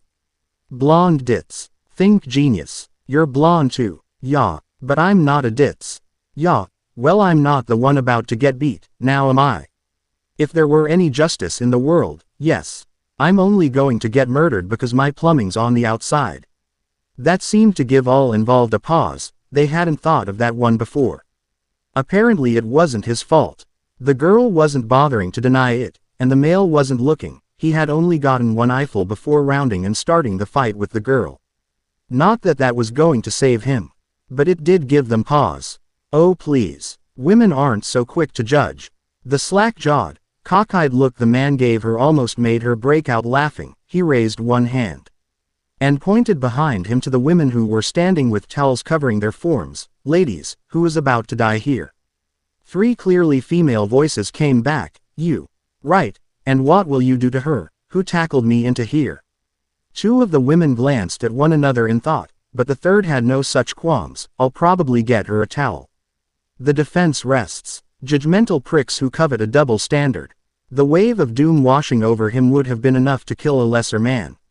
That's it. The teen turned, his eyes firmly squeezed shut as he stood bolt upright and saluted. I regret nothing. Ino winced as the fists and feet impacted him, 2 kicks to the groin and 1 solid haymaker to the jaw. However, to their mutual shock, the young man had simply stood and taken the hits. Not so much as cringing as he was lifted 2 feet into the air from the kicks, only to vanish in a puff of smoke. Across town, one Naruto Uzumaki sat bolt upright from his nap in the training field with a squawk of pain, absently curling into a ball as he remembered the blows to his tender areas. That's it. No more octopus ramen before naps. Naruto made his way to the Hokage Tower, knowing from experience that on important days like this that the Hokage would already be at the office, intent in making a good start and double-checking all his work in forming the teams, in this instance, so that things would go smoothly. The blonde had just entered the office, stopping for once to announce himself before he grinned at the old man behind his desk. Morning, old man. How goes it? He gave a slight shrug and a chuckle. It goes, Naruto, it goes. Now to what do I owe the pleasure this morning? He gave a half grin as a hand came back to scratch at his head. Well, I was wondering, how were we going to swing this? Swing this? You know. He gestured to himself, making the Hokage stare at him in a moment in confusion before it dawned on him. Ah. Yes, your sudden change, I suppose. The easiest way would simply to remain under your henge. Then once you are put on team, I will have the Jonin order that your squad dispel any illusions they may have in place. As to why you are wearing it, say it was an order from me. Due to your resemblance to the fourth. Naruto simply stared at the old man for a moment as though that was one of the dumbest things he had ever heard. Then what should I say? I do look like my dad after all, they can't find out. Sarutobi simply smirked as he laced his fingers before him, partially hiding his features from the teen. Simple, that's what S-ranked secrets are for. Don't worry Naruto, I'll have it all under control. Does my sensei know? Not as of yet. In fact, I'm rather looking forward to seeing the look on his face. Naruto bit back a huckle at the evil look on the elderly leader's face. It was times like this he was reminded who it was that helped him get his start in pranking. Alright, can't refuse the elderly's whims now, can I? You better believe it, Buster. His wild smirk really was the blonde's downfall this time as they shared a hearty laugh. After a few moments of basking in the mirth, the Hokage leaned a bit forward. Now tell me Naruto. How is your training progressing? Are you better able to handle your, what were they, plasmids? Yes. The teen nodded before letting the wind manifest on both arms. Then the hives, you bet old man. Looks like all I had to do was shunt some of Shiori-chan's power to the other parts of my body while focusing on my abilities. Nothing new has manifested yet, but I think some more of her body enhancements have been activating. I notice that I don't need to eat as much now and still have enough energy to just go, but if I do eat like I normally do, then my strength can be a lot more explosive. It's pretty cool, and these will still be passed on, yes. He nods. Alright, then when your abilities become public knowledge, I will make the necessary arrangements for your clan status and get the ball rolling on taking your proper name. Are you still waiting to read their scrolls? After a hesitant moment he nodded, averting his eyes. Why yeah, I don't know why, but I am nervous as all hell. I at least want to become a genin proper, maybe then I'll think I don't know, earned it. Sarutobi rose easily from his seat and clapped the teen on his shoulder. Trust me, Naruto, they couldn't be more proud. Naruto gave him a weak smile, his eyes shining with unshed tears as he took comfort in his grandfather's presence, Shiori opting to stay quiet in order to give them their time. After taking a few moments to compose himself, he gave the old man one more smile and headed for the academy. It was going to be an interesting day, to say the least. Shino's life was a unique balance between simple and complex. His life at home was complex as he had to learn many unique chakra control exercises in order to ensure his hive would be properly fed, and yet keep from draining him dry and ultimately killing him. His time at school was simple, as most considered him to be creepy or gross, so they would leave him alone so that he could focus on his exercises. Even while his insects gathered the information he needed to pass his tests. It was when it would come to the bug clones or sending swarms out that he could become himself again, with the beetles gone and the chakra drain shunted to others or his painted targets, their focus would be shifted, letting him relax. That's where the high collar came into play, covering his relieved expression and drooping eyes as he would let out an almost silent sigh, only Hinata seeming to be the one to catch his discomfort, offering a reassuring squeeze to his elbow or a small smile. However, for the first time in his life, he was at a loss. There, walking into the classroom, was Naruto Uzumaki. For some reason, he was under a henge, with his chakra levels peaking at a level that had him forcing his insects to stay within him.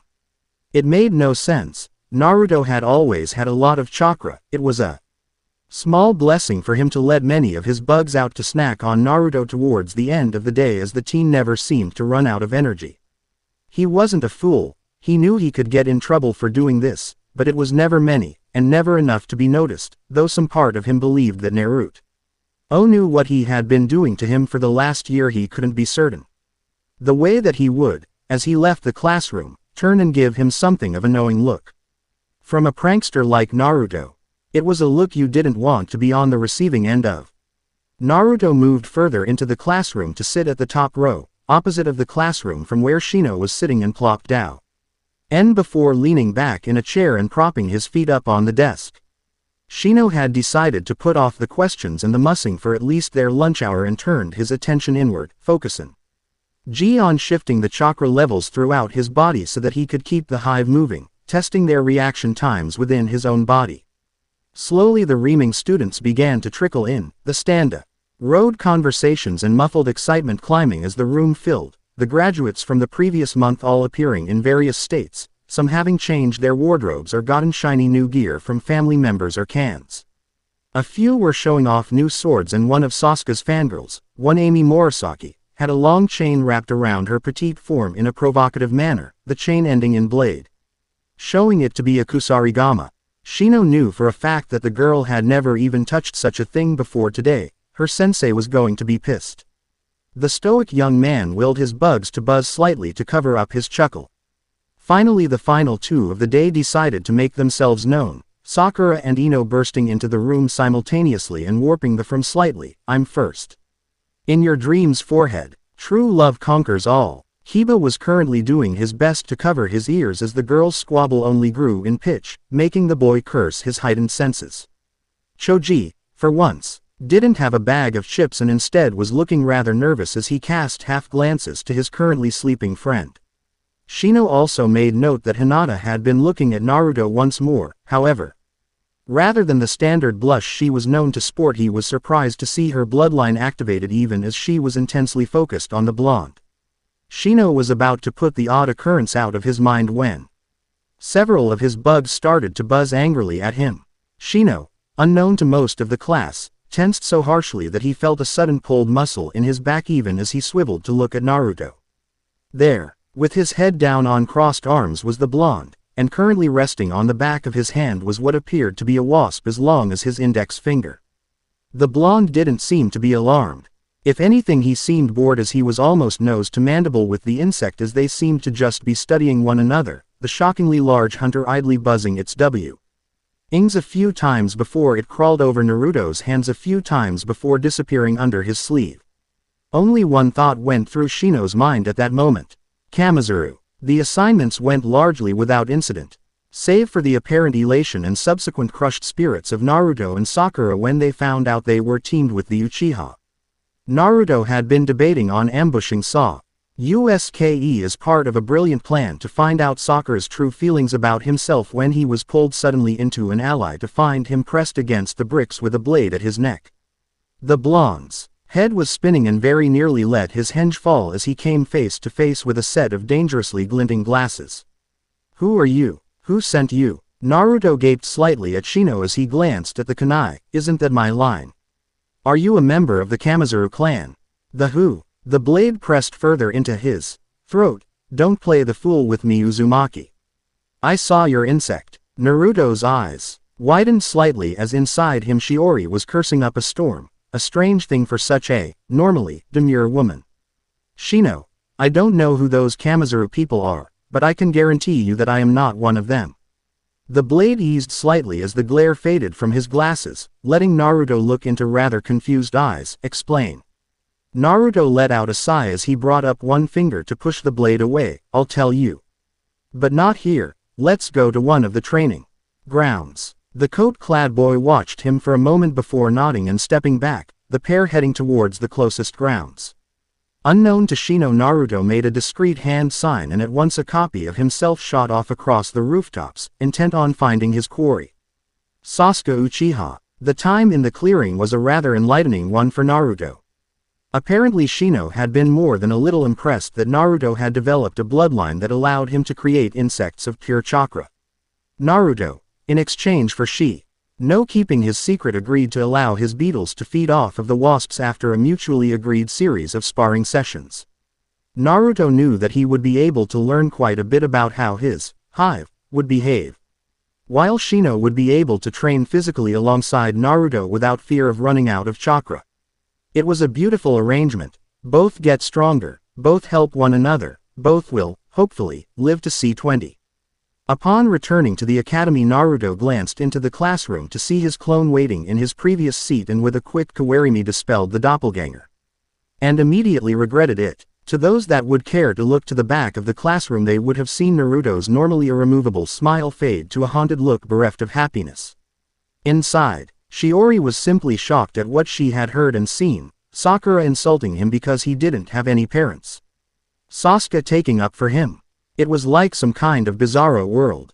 Finally snapping out of her stupor, she pulled her host into his mind and moved as close to the bars as she could, taking the boy into her arms. It's not true, is it, Shiori-chan? She didn't really say all that, did she? She ran a hand gently down his features to cup his cheek, absently wiping at a tear he didn't know he had shed. I tried to warn you last night, dear one, she wasn't a good person. She felt her heart break as the boy gave a strangled sob. Curling into her embrace as close as he could, a part of him cursing the bars with a passion. Shino was the only one that seemed to notice the fact that the blow. ND had his head hidden into the crook of his elbow, his head down on the desk as he shuddered now and again. Watching Naruto for several moments, he placed a hand on his shoulder, making the boy jerk upright suddenly as slightly puffy eyes. What is it, Shino-san? Are our senseis here yet? And no, not yet. It was the first time in the class's history that they had heard the stoic boy stutter. Oh, then what's up? Are you all right, Uzumaki-san? Unseen to those around the Aburame, he frowned as a clearly fake grin came over Naruto's features, just from their short lunchtime conversation. He knew that Naruto had been faking a great many things in all the time he knew him. Of course, Shino, I'm great, believe it. He gave a slight nod before returning to his seat, the attention of the class rapidly dwindling even as a few sets of eyes were now studying the pair. One set belonging to a pale blonde, one to a boy normally asleep, and one a boy whose normal vocabulary was HRN. As the last of the students entered the room, many were a bit surprised to see several men and women in various vests coming in to claim their teams. It was the last pair, however, that really caught Naruto's attention. The first was well known to him. Asuma Sarutobi, the Hokage's son, who quickly called out for Team 10 and left. However, it was the woman that had followed him in that caught many an eye. She was a beauty to be sure. Long raven hair that was slightly mused, giving her a just woke up look, but her bright, crimson eyes spoke otherwise, the clear orbs scanning the room and taking in the last 6 students in the room. I am Kurenai Yuhi, Team 8, you're with me. However, she was mildly surprised to see 4 people stand though, and the resulting sets of eyes that turned on the blonde. You, she arched an eyebrow. Do I know you? The look of fury on the blonde's face was more than a little shocking to those in the room. They had never seen Naruto get this mad before. You sure as fuck don't. And that's the problem. Kurenai let out a mildly annoyed huff as she tucked an errant strand of hair behind her ear. Look kid, I'm not the kind to go for younger men, so why don't you have a seat? If anything, his rage only grew. Fuck that lady, I don't know anyone that would stoop to someone like you. Now there were 2 angry people in the room, and 5 whose jaws were hanging limply. What are you talking about, you brat? I could get any man I wanted to. Now it was his turn to snort. Couldn't get me, bitch. What the hell is your name, punk? Naruto Uzumaki. That gave her pause. This was the kid that Anko had met. Couldn't be. She made him sound like the nicest guy in the world. Then again, this was Anko. So you're supposed to be little liar that tricked Anko. Lady. His voice was deathly quiet. Only the silence in the room allowed anyone to hear his words at all. You don't know a damn thing about me, and I'm the liar. It was because of you that Anko-chan started hating me. That she thought I lied to her. If it weren't for Iruka-sensei, she still would. Take your students and get the hell out of here. If I see you again today, I won't be held responsible for what I do.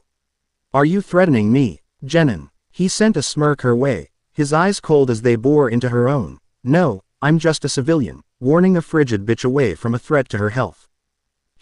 Our own scowl turned her once lovely features to mask of ugliness. For that, you're going on report, Uzumaki. Good luck with that. He dropped back into his seat with a huff, his scowl never leaving. Even as something of a cocky smirk formed on his lips. He let his eyes track her until the group left, Hinata and Shino sending him odd looks even as Kiba was looking more than a little pissed. As he tried to calm himself, his vision was suddenly filled with pink, an angry pink. What the hell do you think you're doing, you baka?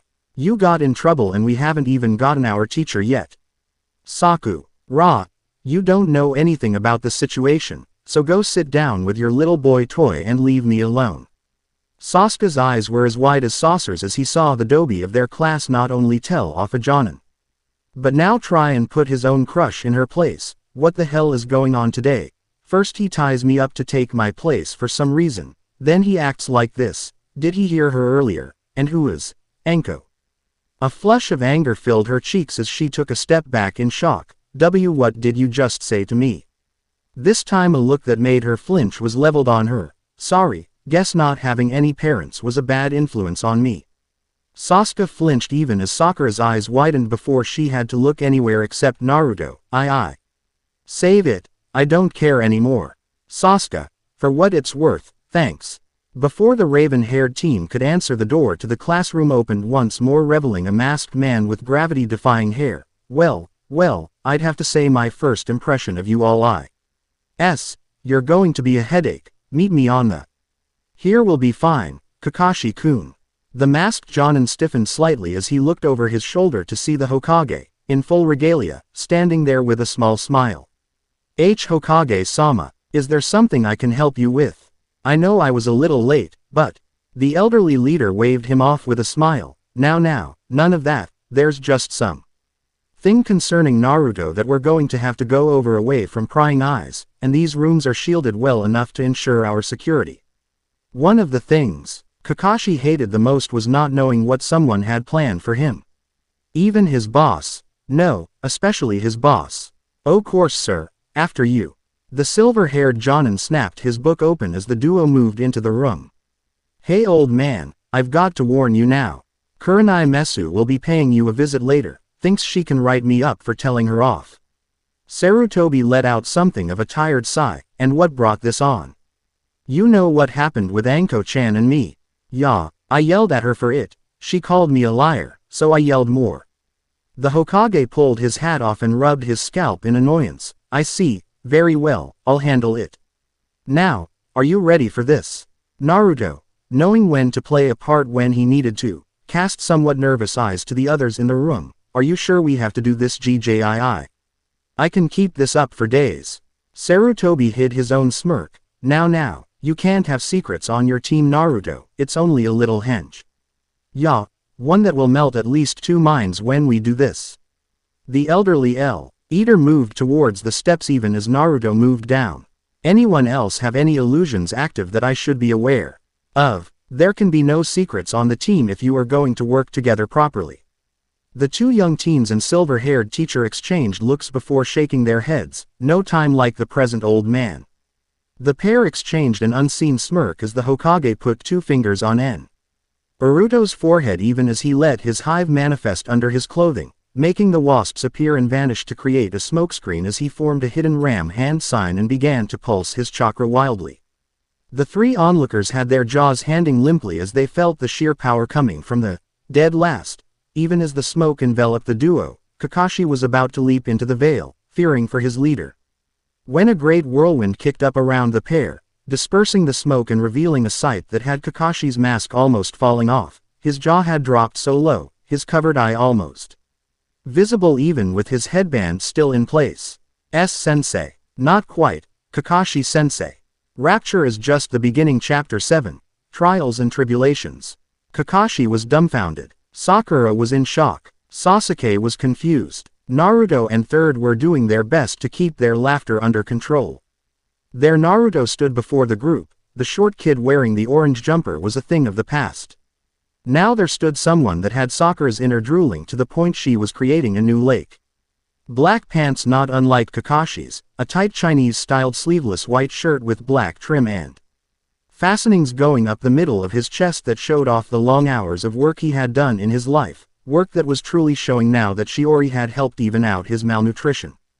A blue weapons bandolier slung from his hips like a sash, black sandals and his blue headband largely finished off the look. Although it was the new additions that Naruto were the most proud of, and that caught Sasuke's eye, were his brand new and significantly improved bracers. Each of the items had a stylized 9-tailed fox emblazoned onto the hardened leather, a mixture of silver and copper flakes creating a brilliant, glittering, fire red accent to them. the foxes themselves actually masking an array of storage and enforcement seals courtesy of Tenten's father that now housed his new swords, as W.L. as storage points for his kunai and shuriken. The belt bandolier instead being reserved for his various tags, smoke and gas bombs and other scrolls he may need. Well, what's wrong? Cat got your tongue. A strangled snort came from Sarutobi as Kakashi fainted outright, his visible eye wide and unblinking even as Sakura's mouth opened and closed like a fish gasping for water. What are you playing at Dobi? He chuckled at that, making the Avenger twitch slightly. I'm not playing Sasuke. This is the real me. I've had to go under a henge for years due to fact I looked too much like my father. But you're an orphan. Naruto's eyes narrowed at the pinkett, making her flinch. I thought you were the smart one, Sakura. Even an orphan has parents, right, Sasuke? The last Uchiha growled at that, but in the end just crammed his hands into his pockets. So that's why you sucked at genjutsu in class. You had another one to maintain the whole time. The blonde shrugged as he leaned against a desk, careful to avoid his ponytail. As he had gotten it caught on something once already. Wasn't much fun. Actually, Sasuke-kun, Naruto is unable to use genjutsu due to the levels of chakra he possesses. He's unable to use low enough emissions to even begin to form them. This henge of Naruto's is actually the best he can manage, and he uses that with his excess chakra that he naturally emits. This caught Sasuke off guard. He knew the blonde had a lot of energy, but to have that much chakra was unheard of. Don't you mean that his control is just bad? If that were true, he's have more chakra than even my brother. The aged leader nodded at that. Yes and no. His levels are higher than almost anyone in the village, even now. However, his control is poor. However, as he attempts more control exercises, his reserves will expand as well. So it's a constant battle for Naruto just to keep his levels low enough that he won't outright blind the Hyuga clan should they look at him with their bloodline activated. Currently Naruto is making progress with his control, however it is unlikely that he will ever have the levels needed to, say, use medical jutsu. Despite his shock at that revelation, a part of Sasuke was happy. When his Sharingan awoke, it would almost guarantee victory over Naruto. Its chakra reading abilities would allow him to predict Naruto's movements as easily as a sloth, and would make great practice for his brother. I see. Sakura was at a total loss. Her logical side was telling her exactly who Naruto's father had been, but every other part of her was screaming that it couldn't be true. And Naruto, you're not suggesting that. I don't have to suggest anything. Sakura, I know who my parents were. I've got my father's devilish good looks, and my mother's devil-may-care attitude. And before you ask, I don't have to prove a damn thing to you. So don't bother. Naruto knew he was pulling half of that out of his ass. He hadn't read his scrolls yet, but she didn't have to know that. Inside his head, he could hear Shiori practically rolling with laughter, something that almost made it hard for him to keep a straight face. Seeing Sakura shrink back slightly caused the old man to arch an eyebrow. He didn't know what had happened between the two, but it seemed Naruto had gotten over his crush with a vengeance. Now Naruto, what you two need to understand is that there are many secrets surrounding Naruto that you will have to know so that you can work together properly. The first, of course, is his true appearance and the truth behind it. Others are not for me to tell, but for him to decide that you're trustworthy enough for him. Lord Hokage, not to be disrespectful, but how is there something that Naruto knows that you wouldn't be allowed to tell us? Hokage looked at the pink-haired girl as though she had grown a second head. Tell me, Haruno-san, would it be considered proper for me to inform, say, the Hyuga about the secrets of the Sharingan? Sasuke felt his blood run cold. The very idea of the Hokage giving away claw, his eyes widened in realization. I see, Naruto's other secrets are to be considered clan matters. Sakura, don't pester him anymore. His glare caused the pinkett to shrink in on herself. Clans are formed for a reason, Sakura, be it to protect family, protect secrets, or to protect bloodlines. You have no right to demand that of another. But he's not a member of a clan. Yet, the gathered people looked in surprise down at the now apparently conscious Jonin, the man still looking up at Naruto as if he was seeing a ghost. One of the things that Sensei wanted most in life was to have a family. He wanted the pride, the joy of teaching his children his techniques. I imagine that his wife, however she may be, would agree. Naruto was dumbstruck by the Jonin's words. He was wanted. He knew that the third had told him as much, but a part of him believed that it was just words from his grandfather, meant to encourage him and keep him happy. But now here was his teacher, who was apparently his father's student, saying something like that. Did you know him? You called him sensei. The Jonin gave something that felt like a sad smile. I did. He was a great man, and the thought of having his son on my team, I can't describe it. Ahem. The 4 members of Team 7 snapped to attention so fast that the aged leader almost laughed at it. Now I'm glad to see that you are all getting along. Well, most of you, but that will have to wait for later. For now you all have to understand that this information is considered an S-class secret. As it stands, Minato, and by extension, Naruto had a great deal of enemies, both inside and outside the village. Until Naruto has reached a level that will allow him to protect himself, it will have to be kept secret from everyone. There may come a time soon that Naruto will be able to at least reveal his true appearance, but for now it must remain a secret. Understood. The trio nodded, Sakura somewhat reluctantly, before the Hokage gave Naruto's shoulder a firm squeeze and vanished in a swirl of leaves. Taking a moment to collect themselves, Kakashi turned smiling eyes on the pair. Now then, how about we introduce ourselves? For the most part the introductions were pretty much what he had expected. The Pinkett was a fangirl, the Brooder wanted to kill his brother, and the blonde wanted to be the next Hokage, although he was a bit surprised to hear the names of 2 girls listed among the people he liked, Shiori and Anko. For a moment he was more than a little shocked. Everything he was told suggested he had a crush on the girl seated before him. However, if anything, he seemed to be regarding her rather coldly, and she seemed more than a little afraid of him. Apparently not of the boy himself, but from some shame that seemed to linger in her eyes that wouldn't even rise enough to look at the blonde's belt. Alright, well that's enough of that I think. Tomorrow you all need to meet me at training ground number 7 at 7 AM for your Jonin test. Oh, and what? But we already passed. The 3 males of the team cringed at the girl's cries of protest before Naruto gave her a hard glare. Sakura. It doesn't matter if the academy says we passed. If our sensei wants to give us another test, then that's his choice. The girl simply lowered at him before crossing her arms and looking away with a rumph. It doesn't matter. The academy says we passed, then we passed. If he fails us, then we'll get another teacher. Even Sasuke just looked at the girl in shock. Sakura. He's to be our sensei. We are his soldiers. If he says we need more training, then he will send us back to the academy. Sakura couldn't believe it. The boy of her dreams had spoken more than in all the days they had spent in the academy combined, and almost all of it was in support of either Naruto, the Hokage, or their sensei. But Sasuke-kun do. This time it was the man with the gravity-defying hair that stopped her. He's right. Report to the training grounds tomorrow at 7. Oh, and don't bother eating, you'll just throw up. With that the man pulled a little orange book from his weapon pouch and vanished, much as their Hokage had. Well, looks like I have to wait one more day. For what, Dobi? He smirked at the Uchiha. It's a secret. If anything. To the pair's surprise he smirked back. Oh, so tell me, what's your bloodline? That gave Naruto pause even as Sakura looked confused. How do you figure that I even have one? The Hokage was hinting at clan matters. That means a bloodline. You can't be in a clan just with secret techniques and a name. So spill it. Sakura looked to Naruto expectantly, trying to understand what make the blonde so important. If anything, Naruto's grin just grew. I think I'll save that for later. You want to show off a bit in the test too, don't you? HRN. I promise you, you'll like it. May even keep Pinky here quiet for a while. Hey, then you really should show me now. The Pinkett had to fight the urge to slap herself. Today couldn't be happening.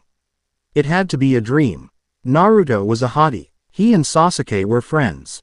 Naruto was the son of a village hero. It's a madhouse. A madhouse. The pair watched in mild shock as Sakura started twitching, her eyes unfocused. Not unlike how his would be when he was visiting Shiori-chan. Sakura, are you alright? She seemed to come out of her stupor with a start. Oh, yeah, I'm fine. She gave the duo a weak smile before hesitantly moving up to the Avenger. So, Sasuke-kun, would you like to go out on a date with me? No. Oh, all right. Maybe Toma. She was cut off as the man of her dreams turned on his heel and made to march out of the room. Just as he was about to close the door, he paused and looked back to the blonde, Dobi. Naruto arched an eyebrow in question. You now have a legacy to uphold, don't disappoint them. Naruto was left wide-eyed as he watched the door close with a soft clack of wood on wood. Sasuke was being more friendly with him than he could ever remember the boy being with anyone besides. Maybe his brother. Naruto thought back to the few times that he had managed to spy on the duo when Itachi was showing Sasuke the fireball technique. Each time the elder would seemingly just poke the boy in the forehead when he would try and ask questions that the Anbu felt were unneeded, but some part of him could always tell the great affection that they felt for each other and the fire pride Sasuke would take in his techniques, pride he now understood as something he honed to uphold his clan's legacy. In a way it was humbling. Sasuke, the last Uchiha, the survivor, the village golden boy, was trying to help him uphold his clan's honor, even though it hadn't even started yet. He grinned. He'd be damned if he was going to let that spoiled punk tell him off like that. I'll show you, Sasuke. I'm not just some dobi that will be seen as a lesser clan by you. Inside he felt that same ghost of an embrace flitter across his mind. Damn right. And I'll be right there helping you, Naruto Koi.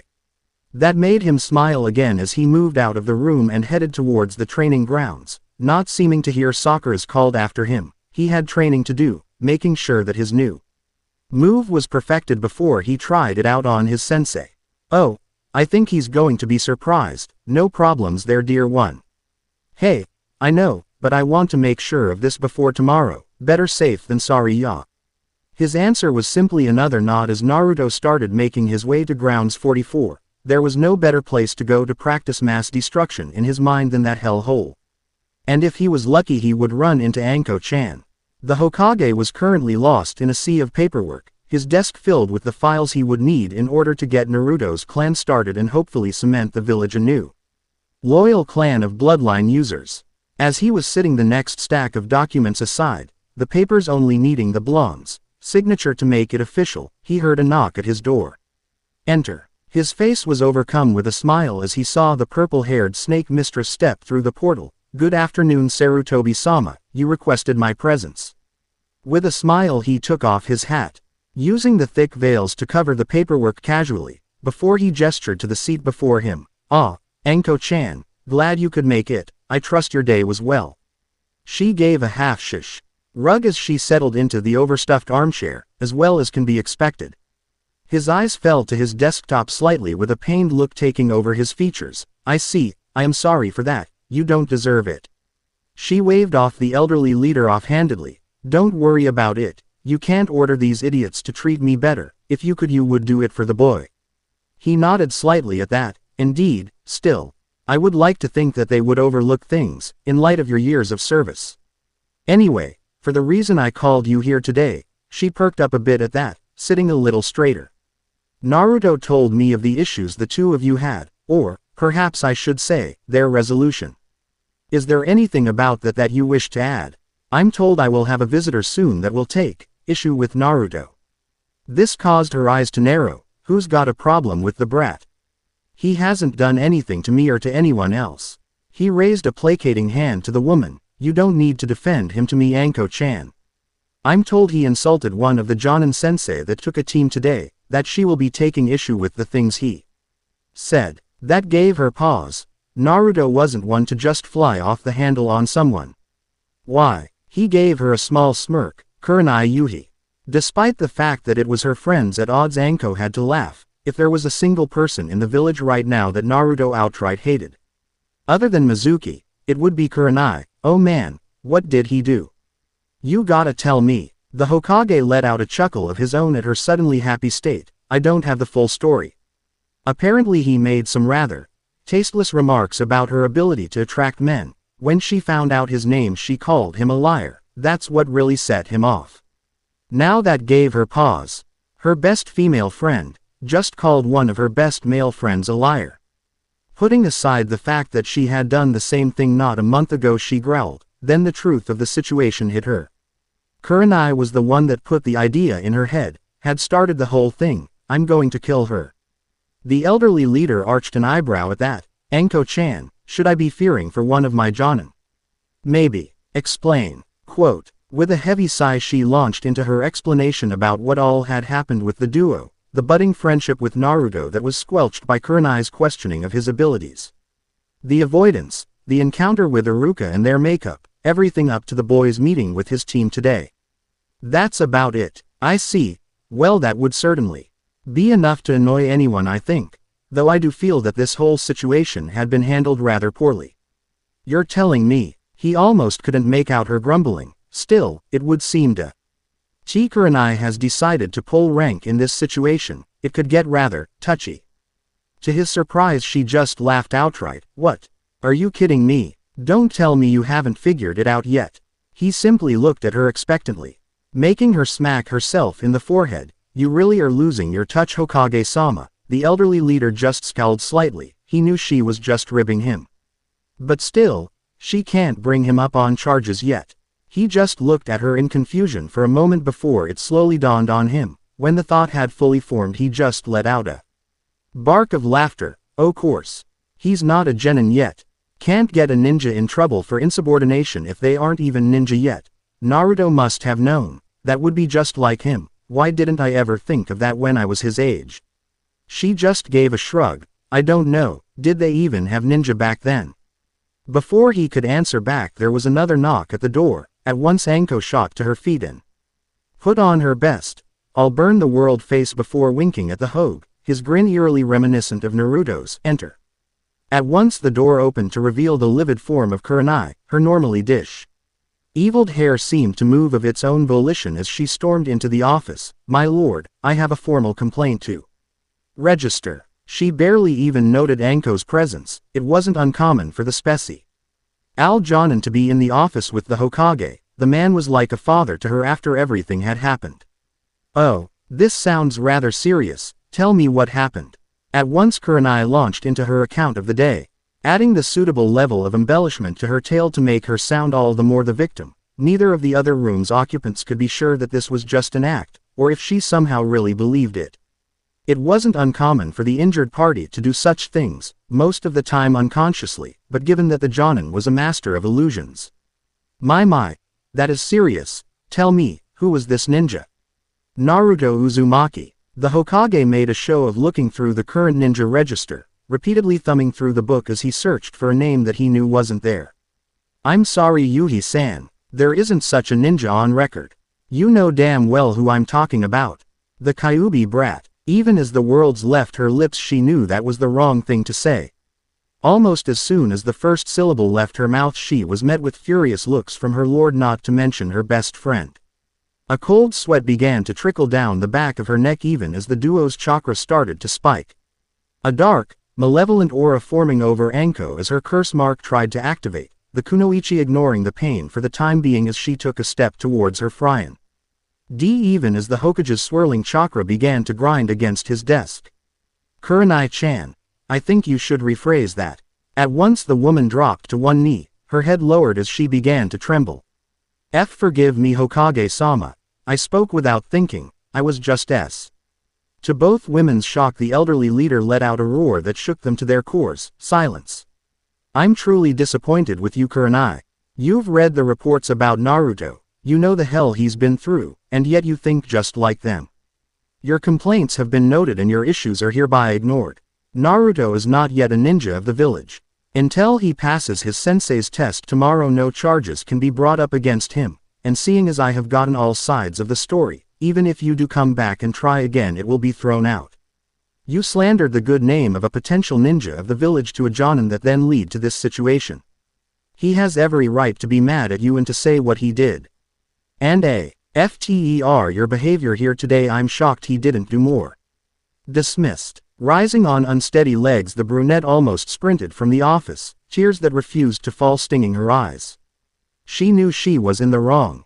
She knew that he had every right to get mad, so why didn't she handle this like an adult? Sarutobi let out a heavy sigh before gesturing to Anko. You better go after her, I fear I said too much. she's not the only one with a short fuse at times. With a sharp nod, Anko shunshin from the room, heading directly to Kurenai's apartment. She had a feeling this was going to be a long night. The next day seemed to come all too soon for Naruto, but that was to be expected when you train yourself to exhaustion, the blonde making it back to his apartment on legs of gelatin before collapsing on his couch. When he did rise, he was so blurry-eyed he had run into the wall on his way to the bathroom. However, even his icy shower wasn't enough to wake the blonde up, so he was blissfully unaware of doing anything wrong when he reheated a pair of pork buns that he had made a few days ago and happily munched them en route to the training grounds. However, that little mistake was sudden L.Y. brought to light when his ears met the growling of two other stomachs. For a split second the blonde was confused before he winced, having recalled their sensei's last words. Deciding for a moment he should at least act hungry, he put on a mask of fatigue and absently put a hand next to his belly. Entering the clearing, he spotted his teammates currently leaning against a set of trees, both looking a bit worse for the wear. Their eyes slightly shadowed, probably from worrying about the test, and the odd grumble from their stomachs telling him that they, at least, remembered their sensei's words. Hey guys, how's it going? You're late. Naruto simply waved the girl off before she seemed to look at him all the harder. Why, you're back to normal. Henge. She flushed at that, fighting urge to kick herself even as her inner was laughing her ass off, and if she could see into Naruto's head she would see the same happening with rather attractive young thing in a red kimono. Sasuke, do you mind if I ask you something? The boy in question simply arched an eyebrow at the blonde. Why are you treating me so different? The raven-haired teen gave him a hard look for a time before letting out a breath of annoyance. I can't talk about that, isn't it a secret? Sakura looked between the two, seeing Naruto's scowl and Sasuke's growing look of confusion. So that's the only reason. Of course. To the two surprised the blonde's features seemed to go neutral, his eyes seeming rather dead as he looked to Sakura. And you? Are you going to be like him? If Sasuke-kun thin, I see. As soon as the opportunity arises I'll get out of your hair. Though it may not be until the Chunin exams, the two looked to one another before staring at the Namikaze heir in surprise. They knew of Naruto's dream, hell. He would literally shout it from the rooftops. Now he was trying to get away from them. Dobi, what are you playing at? We have to help each other. Why? For the briefest of Seiko.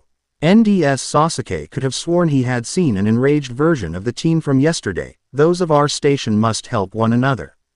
If anything, Naruto's scowl grew. And who taught you that rubbish? Now it was Sasuke's turn to get pissed.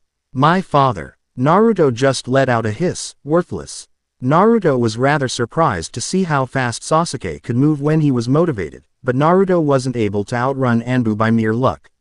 With hardly a move he seemed to sway and avoid the blow, catching the raven-haired teen's wrist and pulling him closer. Sasuke-tem, do you know why I'm mad? Sasuke spit on the ground next to them as Sakura looked on in confusion, her hands wringing before her nervously. Because right now you don't see me. You see a ghost that your father told you stories about, didn't he? I died yesterday as far as you and Sakura are concerned. Naruto, Uzumaki is dead to you, all you see is a Namikaze. I will never live in my father's shadow, I will surpass him, the Senju, the Sarutobi, everyone. We are very alike Uchiha. You want to kill your brother, but tell me, if people only started thinking of you of Itachi's brother, and not Sasuke, how would you feel? Sasuke aimed to stiffen as Naruto mumbled his little speech to him, seemingly intent on keeping this from Sakura.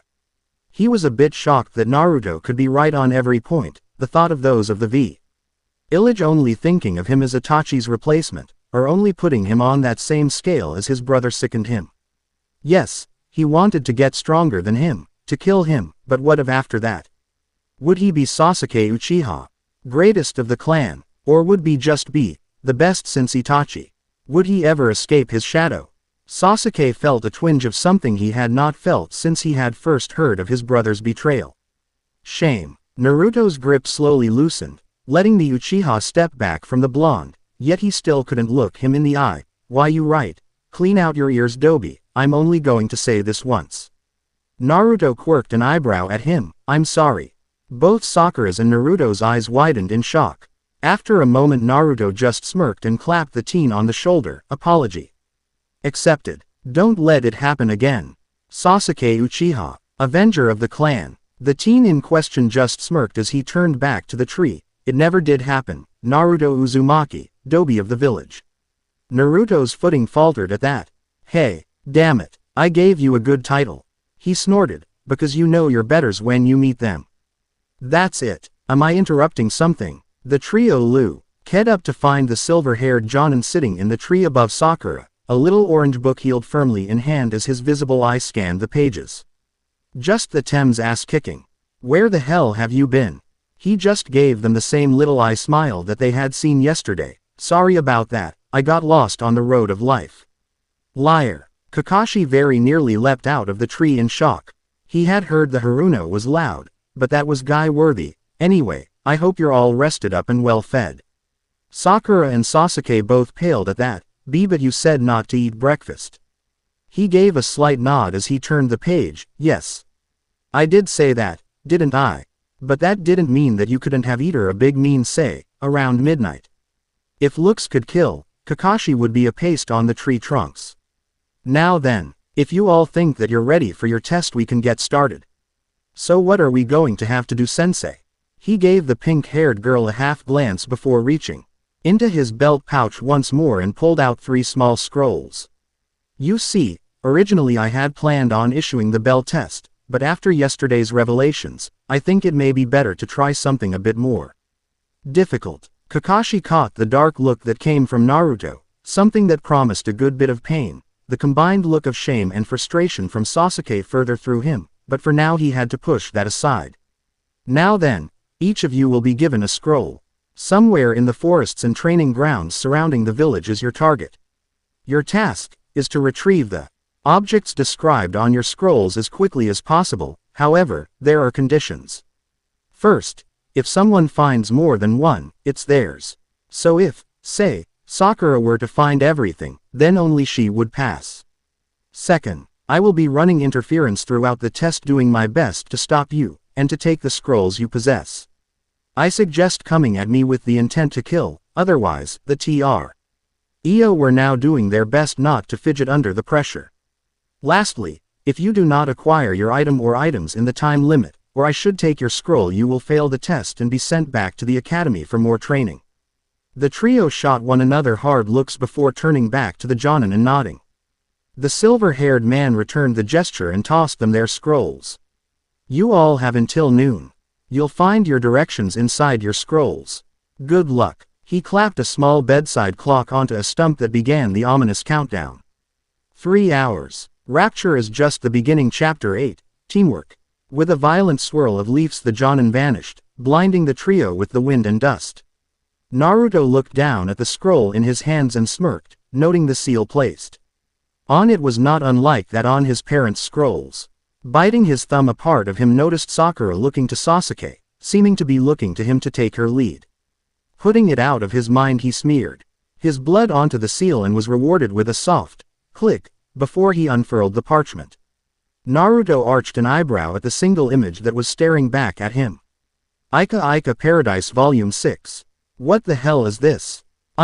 Guys, what did you get? Looking up, he was mildly surprised to see that the clearing was now empty, the tracks of his teammates showing that Sasuke had moved off deeper into the forest with Sakura's smaller footprints following his. He let out a huff of annoyance before he shunted some of his chakra into his hand, letting his hive form. Quickly a swarm rose into the air and seemed to hover. The collection of wasps staring at him as if waiting for something. Focusing on the images of his teammates, the swarm sped off into the distance, intent on finding their targets. My, I've never seen a jutsu quite like that before. Is it a bloodline? Naruto stiffened as he felt the hot breath pass over his ear, the voice of his sensei far too close for his comfort. Not wa. Sting. A moment he flicked his free hand back at the ground behind him and was rewarded with the startled yelp of the older man as well as the rush of wind scattering rocks around him, a few of them impacting him and dispelling his hench. Not one to wait, he spun and let loose a brace of shuriken, the bits of metal fanning out in a small cloud, no true target in mind, just trying to catch him at all with the blades. His eyes looked skyward and he had to fight the urge to curse, There, now impaled by 3 of his 6 blades, was a log. Another interesting technique. How many more of those are you hiding, Namikaze-sama? The blonde's eyes narrowed in anger as he heard Kakashi's voice once more, this time echoing through the clearing. You need to be more on the ball if you want to keep me from taking that scroll of yours. Discreetly letting chakra flow around him, he started letting the hive from across his body, not caring that the Jonin could see the odd technique. Perhaps, but you would have to catch me first, Hataki-san. And I fear you will have a lot more to worry about than just some unknown techniques I have. After all, the ones I've shown you thus far are more than enough to deal with you. He could make out the sound of Kakashi turning a page in a book, the thought of it making him grimace in annoyance. This guy told them to be serious, and yet he would read while they fought them.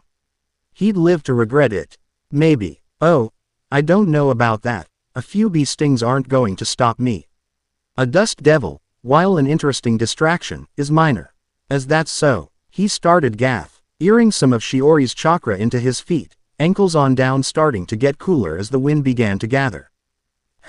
You say something. Naruto twitched in annoyance before he threw his arms wide, his body being obscured in smoke as his wasps formed and vanished at one before area darkened in a massive swarm of insects, the first several instantly dispelling and affording Naruto with a quick 360 view of the area and letting him spot Kakashi in a nearby tree. He smirked as he saw the man's eyes widen in surprise before the swarm was upon him. Again the center of the group was obscured with a puff of smoke, showing another log that was now covered with angry insects.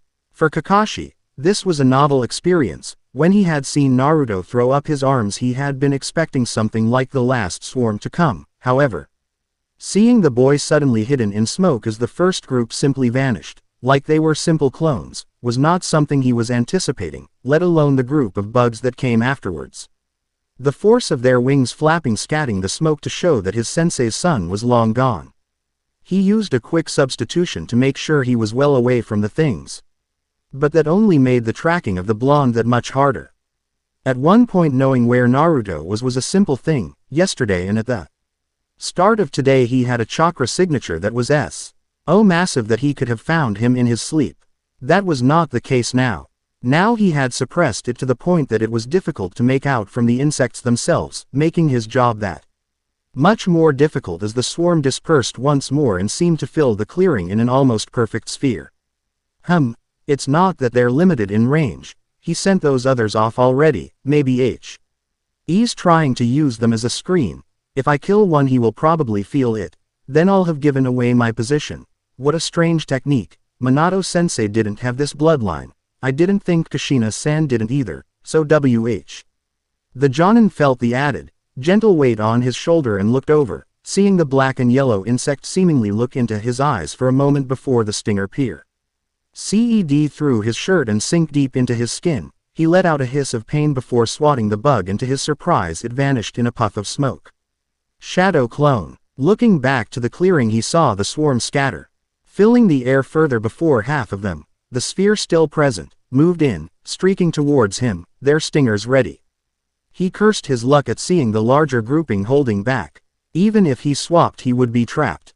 Forming a single sign, he let the chakra form and create the familiar pull of the body flicker, the whirling mass of air taking out a number of the insects before he reappeared.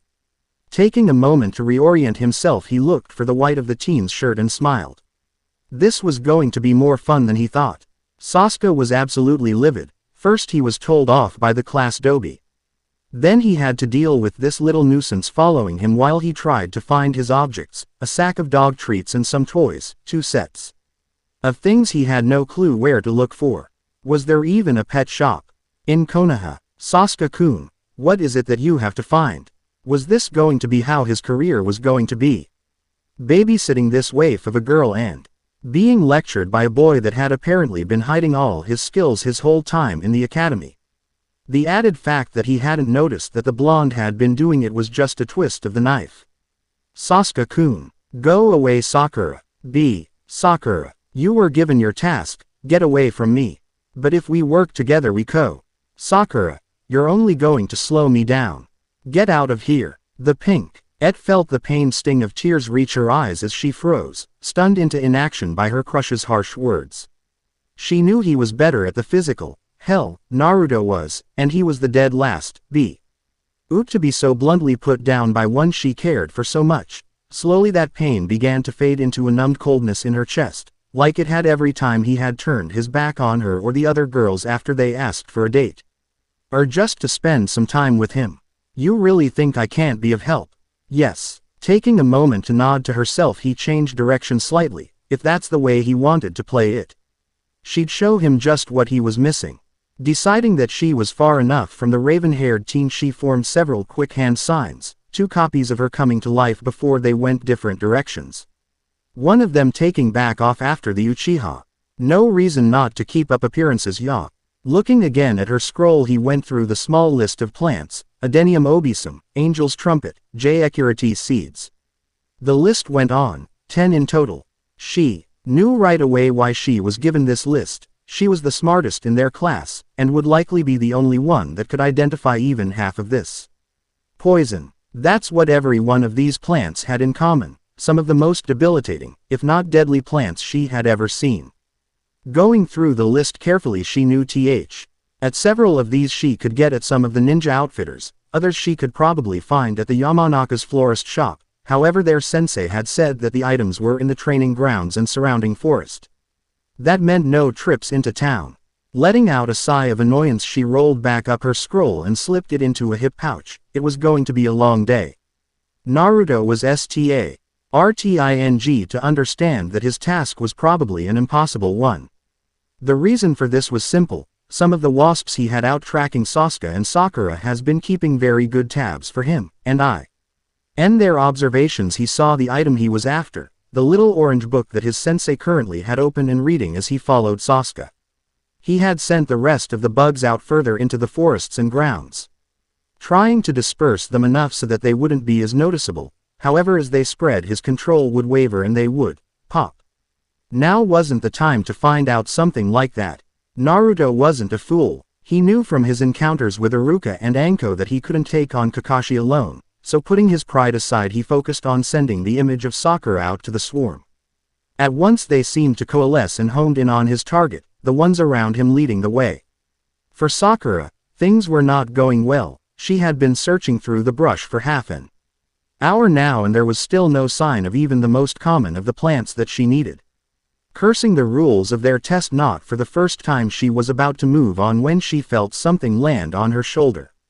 She absently flicked her hand at it and the weight vanished before another was felt on her other side. Looking over in annoyance, she froze. That was the biggest wasp she had ever seen. She gave a squeak as the 6-inch insect crawled closer to her throat, her body stiffening in fear before it seemed to tickle her with its antennae, then lifted off as though all it wanted to do was annoy her. Letting out the breath she had been holding, she followed it with her eyes and almost fainted. There, all around her, was a swarm that had to be 10 times larger than anything should have a right to be. The loud buzzing that she was attributing to the blood that had rushed to her ears was not that much more obvious. Understanding that she had no way out of this without getting at least a single sting, she pulled a fistful of explosive tags and started wrapping them around the handle of her kunai. Just as she was finishing the 5th, she saw the swarm seem to open up before the white, black and yellow blur come hurtling through the treetops to land beside her. Naruto, you idiot, now you're trapped too. He looked at her in confusion for a moment before chuckling. Who says I'm not the one who trapped you, nay? Remembering the rules of the test, Sakura cursed herself. She never thought that Naruto would stoop to trying to undermine her like this. So you're going to steal my ass? Kroll then. Well, I hope you're ready for a fight then, you baka. Naruto scowled at the pinkett for a moment before letting out an annoyed huff. You think I have nothing better than to make sure you don't pass? Haven't you figured it out yet, forehead? She glowered at him for the old nickname. Oh, course, it's search and retrieval, standard issue. He nodded. Yes, and have you figured out the target yet? It's different for each of us. Wrong. She arched an eyebrow at that. All 3 of us have to find the same thing. You idiot, I have to find a bunch of plants. Are you saying you have to find the same thing? Yes and no. You have plants, I have a book. Sasuke has to find stuff for a dog. She felt a chill run up her spine. If he had found out about Sasuke's items when she couldn't, and she had followed him for so long, then how good was he really? How could you know that? He didn't even tell me. Is it because of the sea? Naruto's cold look silenced her before she could say more. Something she was absently grateful for. She almost said an S-class secret aloud. Watch what you say, Haruno, the forest has more ears than you know.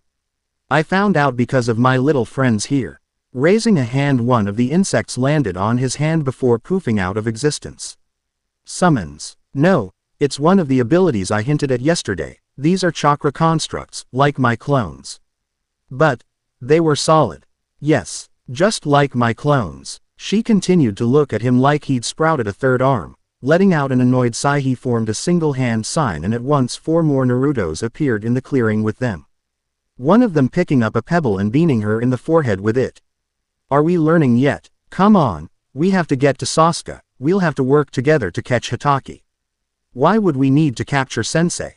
Who do you think has what we all need? Sakura's eyes widened a moment before she cursed. Of course he would have it, and these plants were so dead. Why that in some cases just touching one could end you. There was no way that there would be something like this just growing wild without some of the security or medical forces pulling it all up for village use. But how do you know he has the book, or the dog stuff? When he came after me, when you all left me, he was reading it. If he had the book, it stands to reason that he would have those deadly plants. And if he has those, then he probably has the stuff for a dog as well, might have a pet or something. So you're not sure of any of it? Only the book. She narrowed her eyes in suspicion.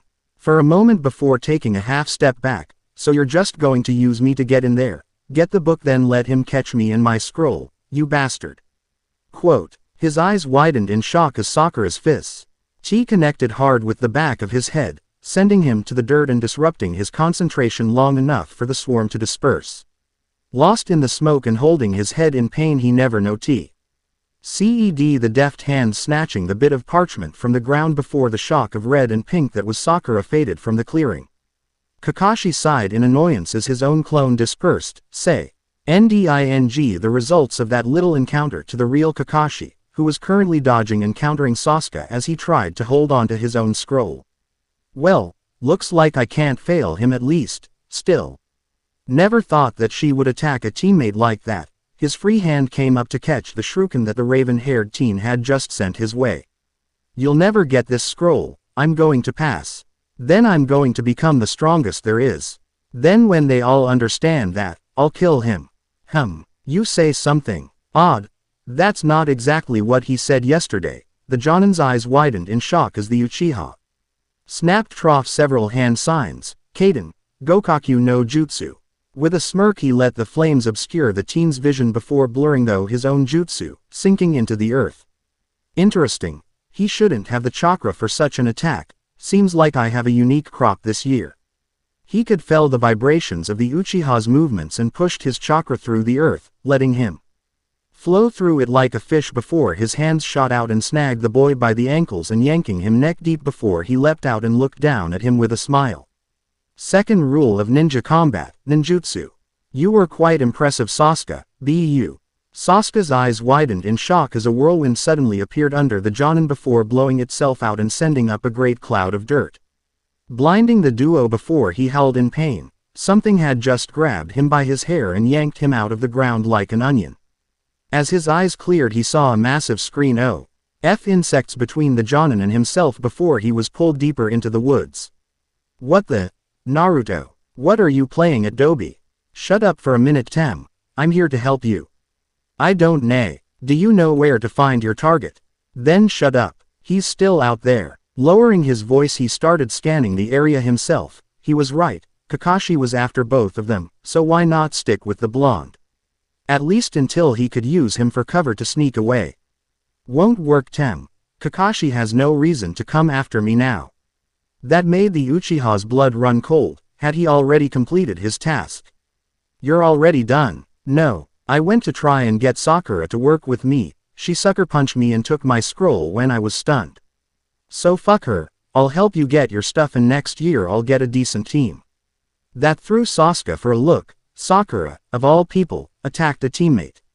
You're joking, right? This is Sakura we're talking about. She wou. Tem, can you count the number of days she didn't hit me in the academy? At his silence Naruto simply nodded, didn't think so. Look, Kakashi's trial is all a trick, we have to try and capture him, he's got the things we need. We'll have to work together to get him. You know the fireball jutsu, how many more times can you use it? Deciding to put the rivalry aside for now he relented, maybe 2 more, depending on the size. Alright, here's what we're going to do. Sakura was currently making her way to the far side of the training grounds, this area set up more like a series or rocky ridges rather than the normal forests of Konoha, however. These ridges seemed almost devoid of life, it was clear to her that this area was used for Earth users. Cursing herself she came upon an odd sight. There, below her in a barren spot of the training grounds was a single plant. The first on her list in fact. With a happy grin she streaked towards to the bit of foliage and just as her fingertips brushed a leaf she found herself waddle. Before plummeting into the now apparent pit trap. My. Looks like the smartest of the team fell for the simplest of traps. She cursed before letting fly a pair of kunai, the Jonin snatching them easily by their rings before twirling them a few times. Sakura's eyes widened a moment as she spotted what was in his other hand, an orange book. So he was right. Yes, so he was. A pity that you didn't listen to your teammate. You may have been able to pass if you had just opted to work together, but oh well, makes my job much easier if I don't have to babysit a kid that would attack someone that just wanted to help. She winced at that before steeling herself. This test wasn't over yet, she still had her scrolls, she still had a chance to get out and to link up with the others. Her eyes widened in surprise as she felt a hand slip into her hip pouch and before she could react the Jonin had leapt away. Well, that's 2 down. Maybe they'll let me take Sasuke as an apprentice, it would toinly be better than dealing with some little fan girl and a boy with too much trust in his heart. That was a low blow, even he would admit that. Her crestfallen look as well as the tears brimmed in her eyes did strike a chord. But you didn't live through the last war without having to steel yourself against such things. Now, would you like a hand out? Or wait for someone else to come along? It won't be a long wait. Kaden. Gokaku no Jutsu. Kakashi's head whipped around just in time to see the ball closing in before he dove into the hole beside Sakura, the fireball engulfing the area above them and sucking all the air out of the pit, making the two collapse as the air superheated. As it passed he looked up once more to see a dark sky that now came back in on him. My turn. Suzumaki no Kajo Gaki no Bakahatsu.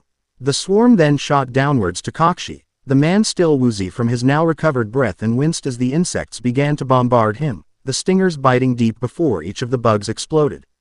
The force driving him down and forcing him into the earth with each small blast.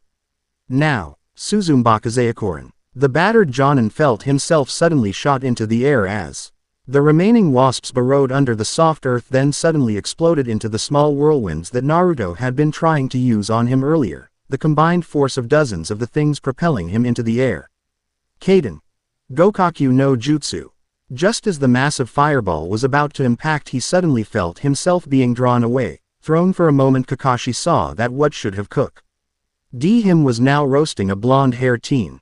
Naruto. No. What? The pair whipped around to see the teen standing there without so much as a scratch on him, scowling at the now soot-covered Sakura as she slowly pulled herself from the hole. I swapped him with a clone. If we killed him it would be troublesome. But how? Simple Kakashi. You underestimated us. Now give Sasuke his stuff so we can get out of here, I have training to do. Quote. Taking a moment to gather his wits he smiled at the two teens before looking to Sakura. You know, you could learn a lot from them. She lowered her head in shame, refusing to look at Naruto. And you will. You all passed. That caught them all off guard. What? Kakashi winced as he brushed off the debris from his clothing. Yes, you all passed. Naruto Figu read out that this was indeed a test of teamwork, as opposed to individual trials. He then approached Sakura, only to have her turn on him, something we will be getting out of her system, believe me, T. Hen went to Sasuke despite the fact that he knew he couldn't pass and simply wanted to help a comrade to succeed. I owed you. I pay my debts, and actually I didn't figure out your test, I just knew I couldn't do it alone. Kakashi nodded before pulling out his book once more. Yes, be that as it may, you were still man enough to admit you needed help and went to the first that you thought likely to listen. Even I was shocked when, of all people, it was, the loner, that ended up agreeing to help you. But you said that we had to get it alone. That if the others took our objects that we would fail. Yes, I did, but it was up to you to decide if they would. We are all ninja of the leaf Sakura. Do you know what sets us apart from the other nations? Quality, clans, jutsu. He led OU. Chi an annoyed sigh before his voice became like steel. Teamwork. The three teens looked at one another in confusion. Don't all the nations work like that? What makes Konoha so different then? Naruto. The other nations do work together. Yes, however, they think little of sacrificing teammates so long as the mission gets accomplished. That's not how the leaf works. For us, if our comrades come back then we can try again later. Or make up our mistakes, but if you come back alone, then you're just that, alone. Yes, those that abandon the mission are trash, but to me, those that abandon their friends are worse than trash. Seeing his rather far-off look, the trio all lowered their heads slightly, thinking of their own instances that they may have helped or hindered others.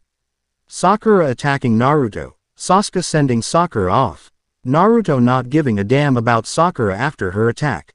They all felt bad, but at the same time Naruto felt slightly justified, part of him wondering what it would make the person who was abandoned. If Sakura was trash for ditching and attacking him, what did that make him? I want you to think tonight about what it is that ideal means to you. Report to training grow. 7 at 9 a.m. for our first mission.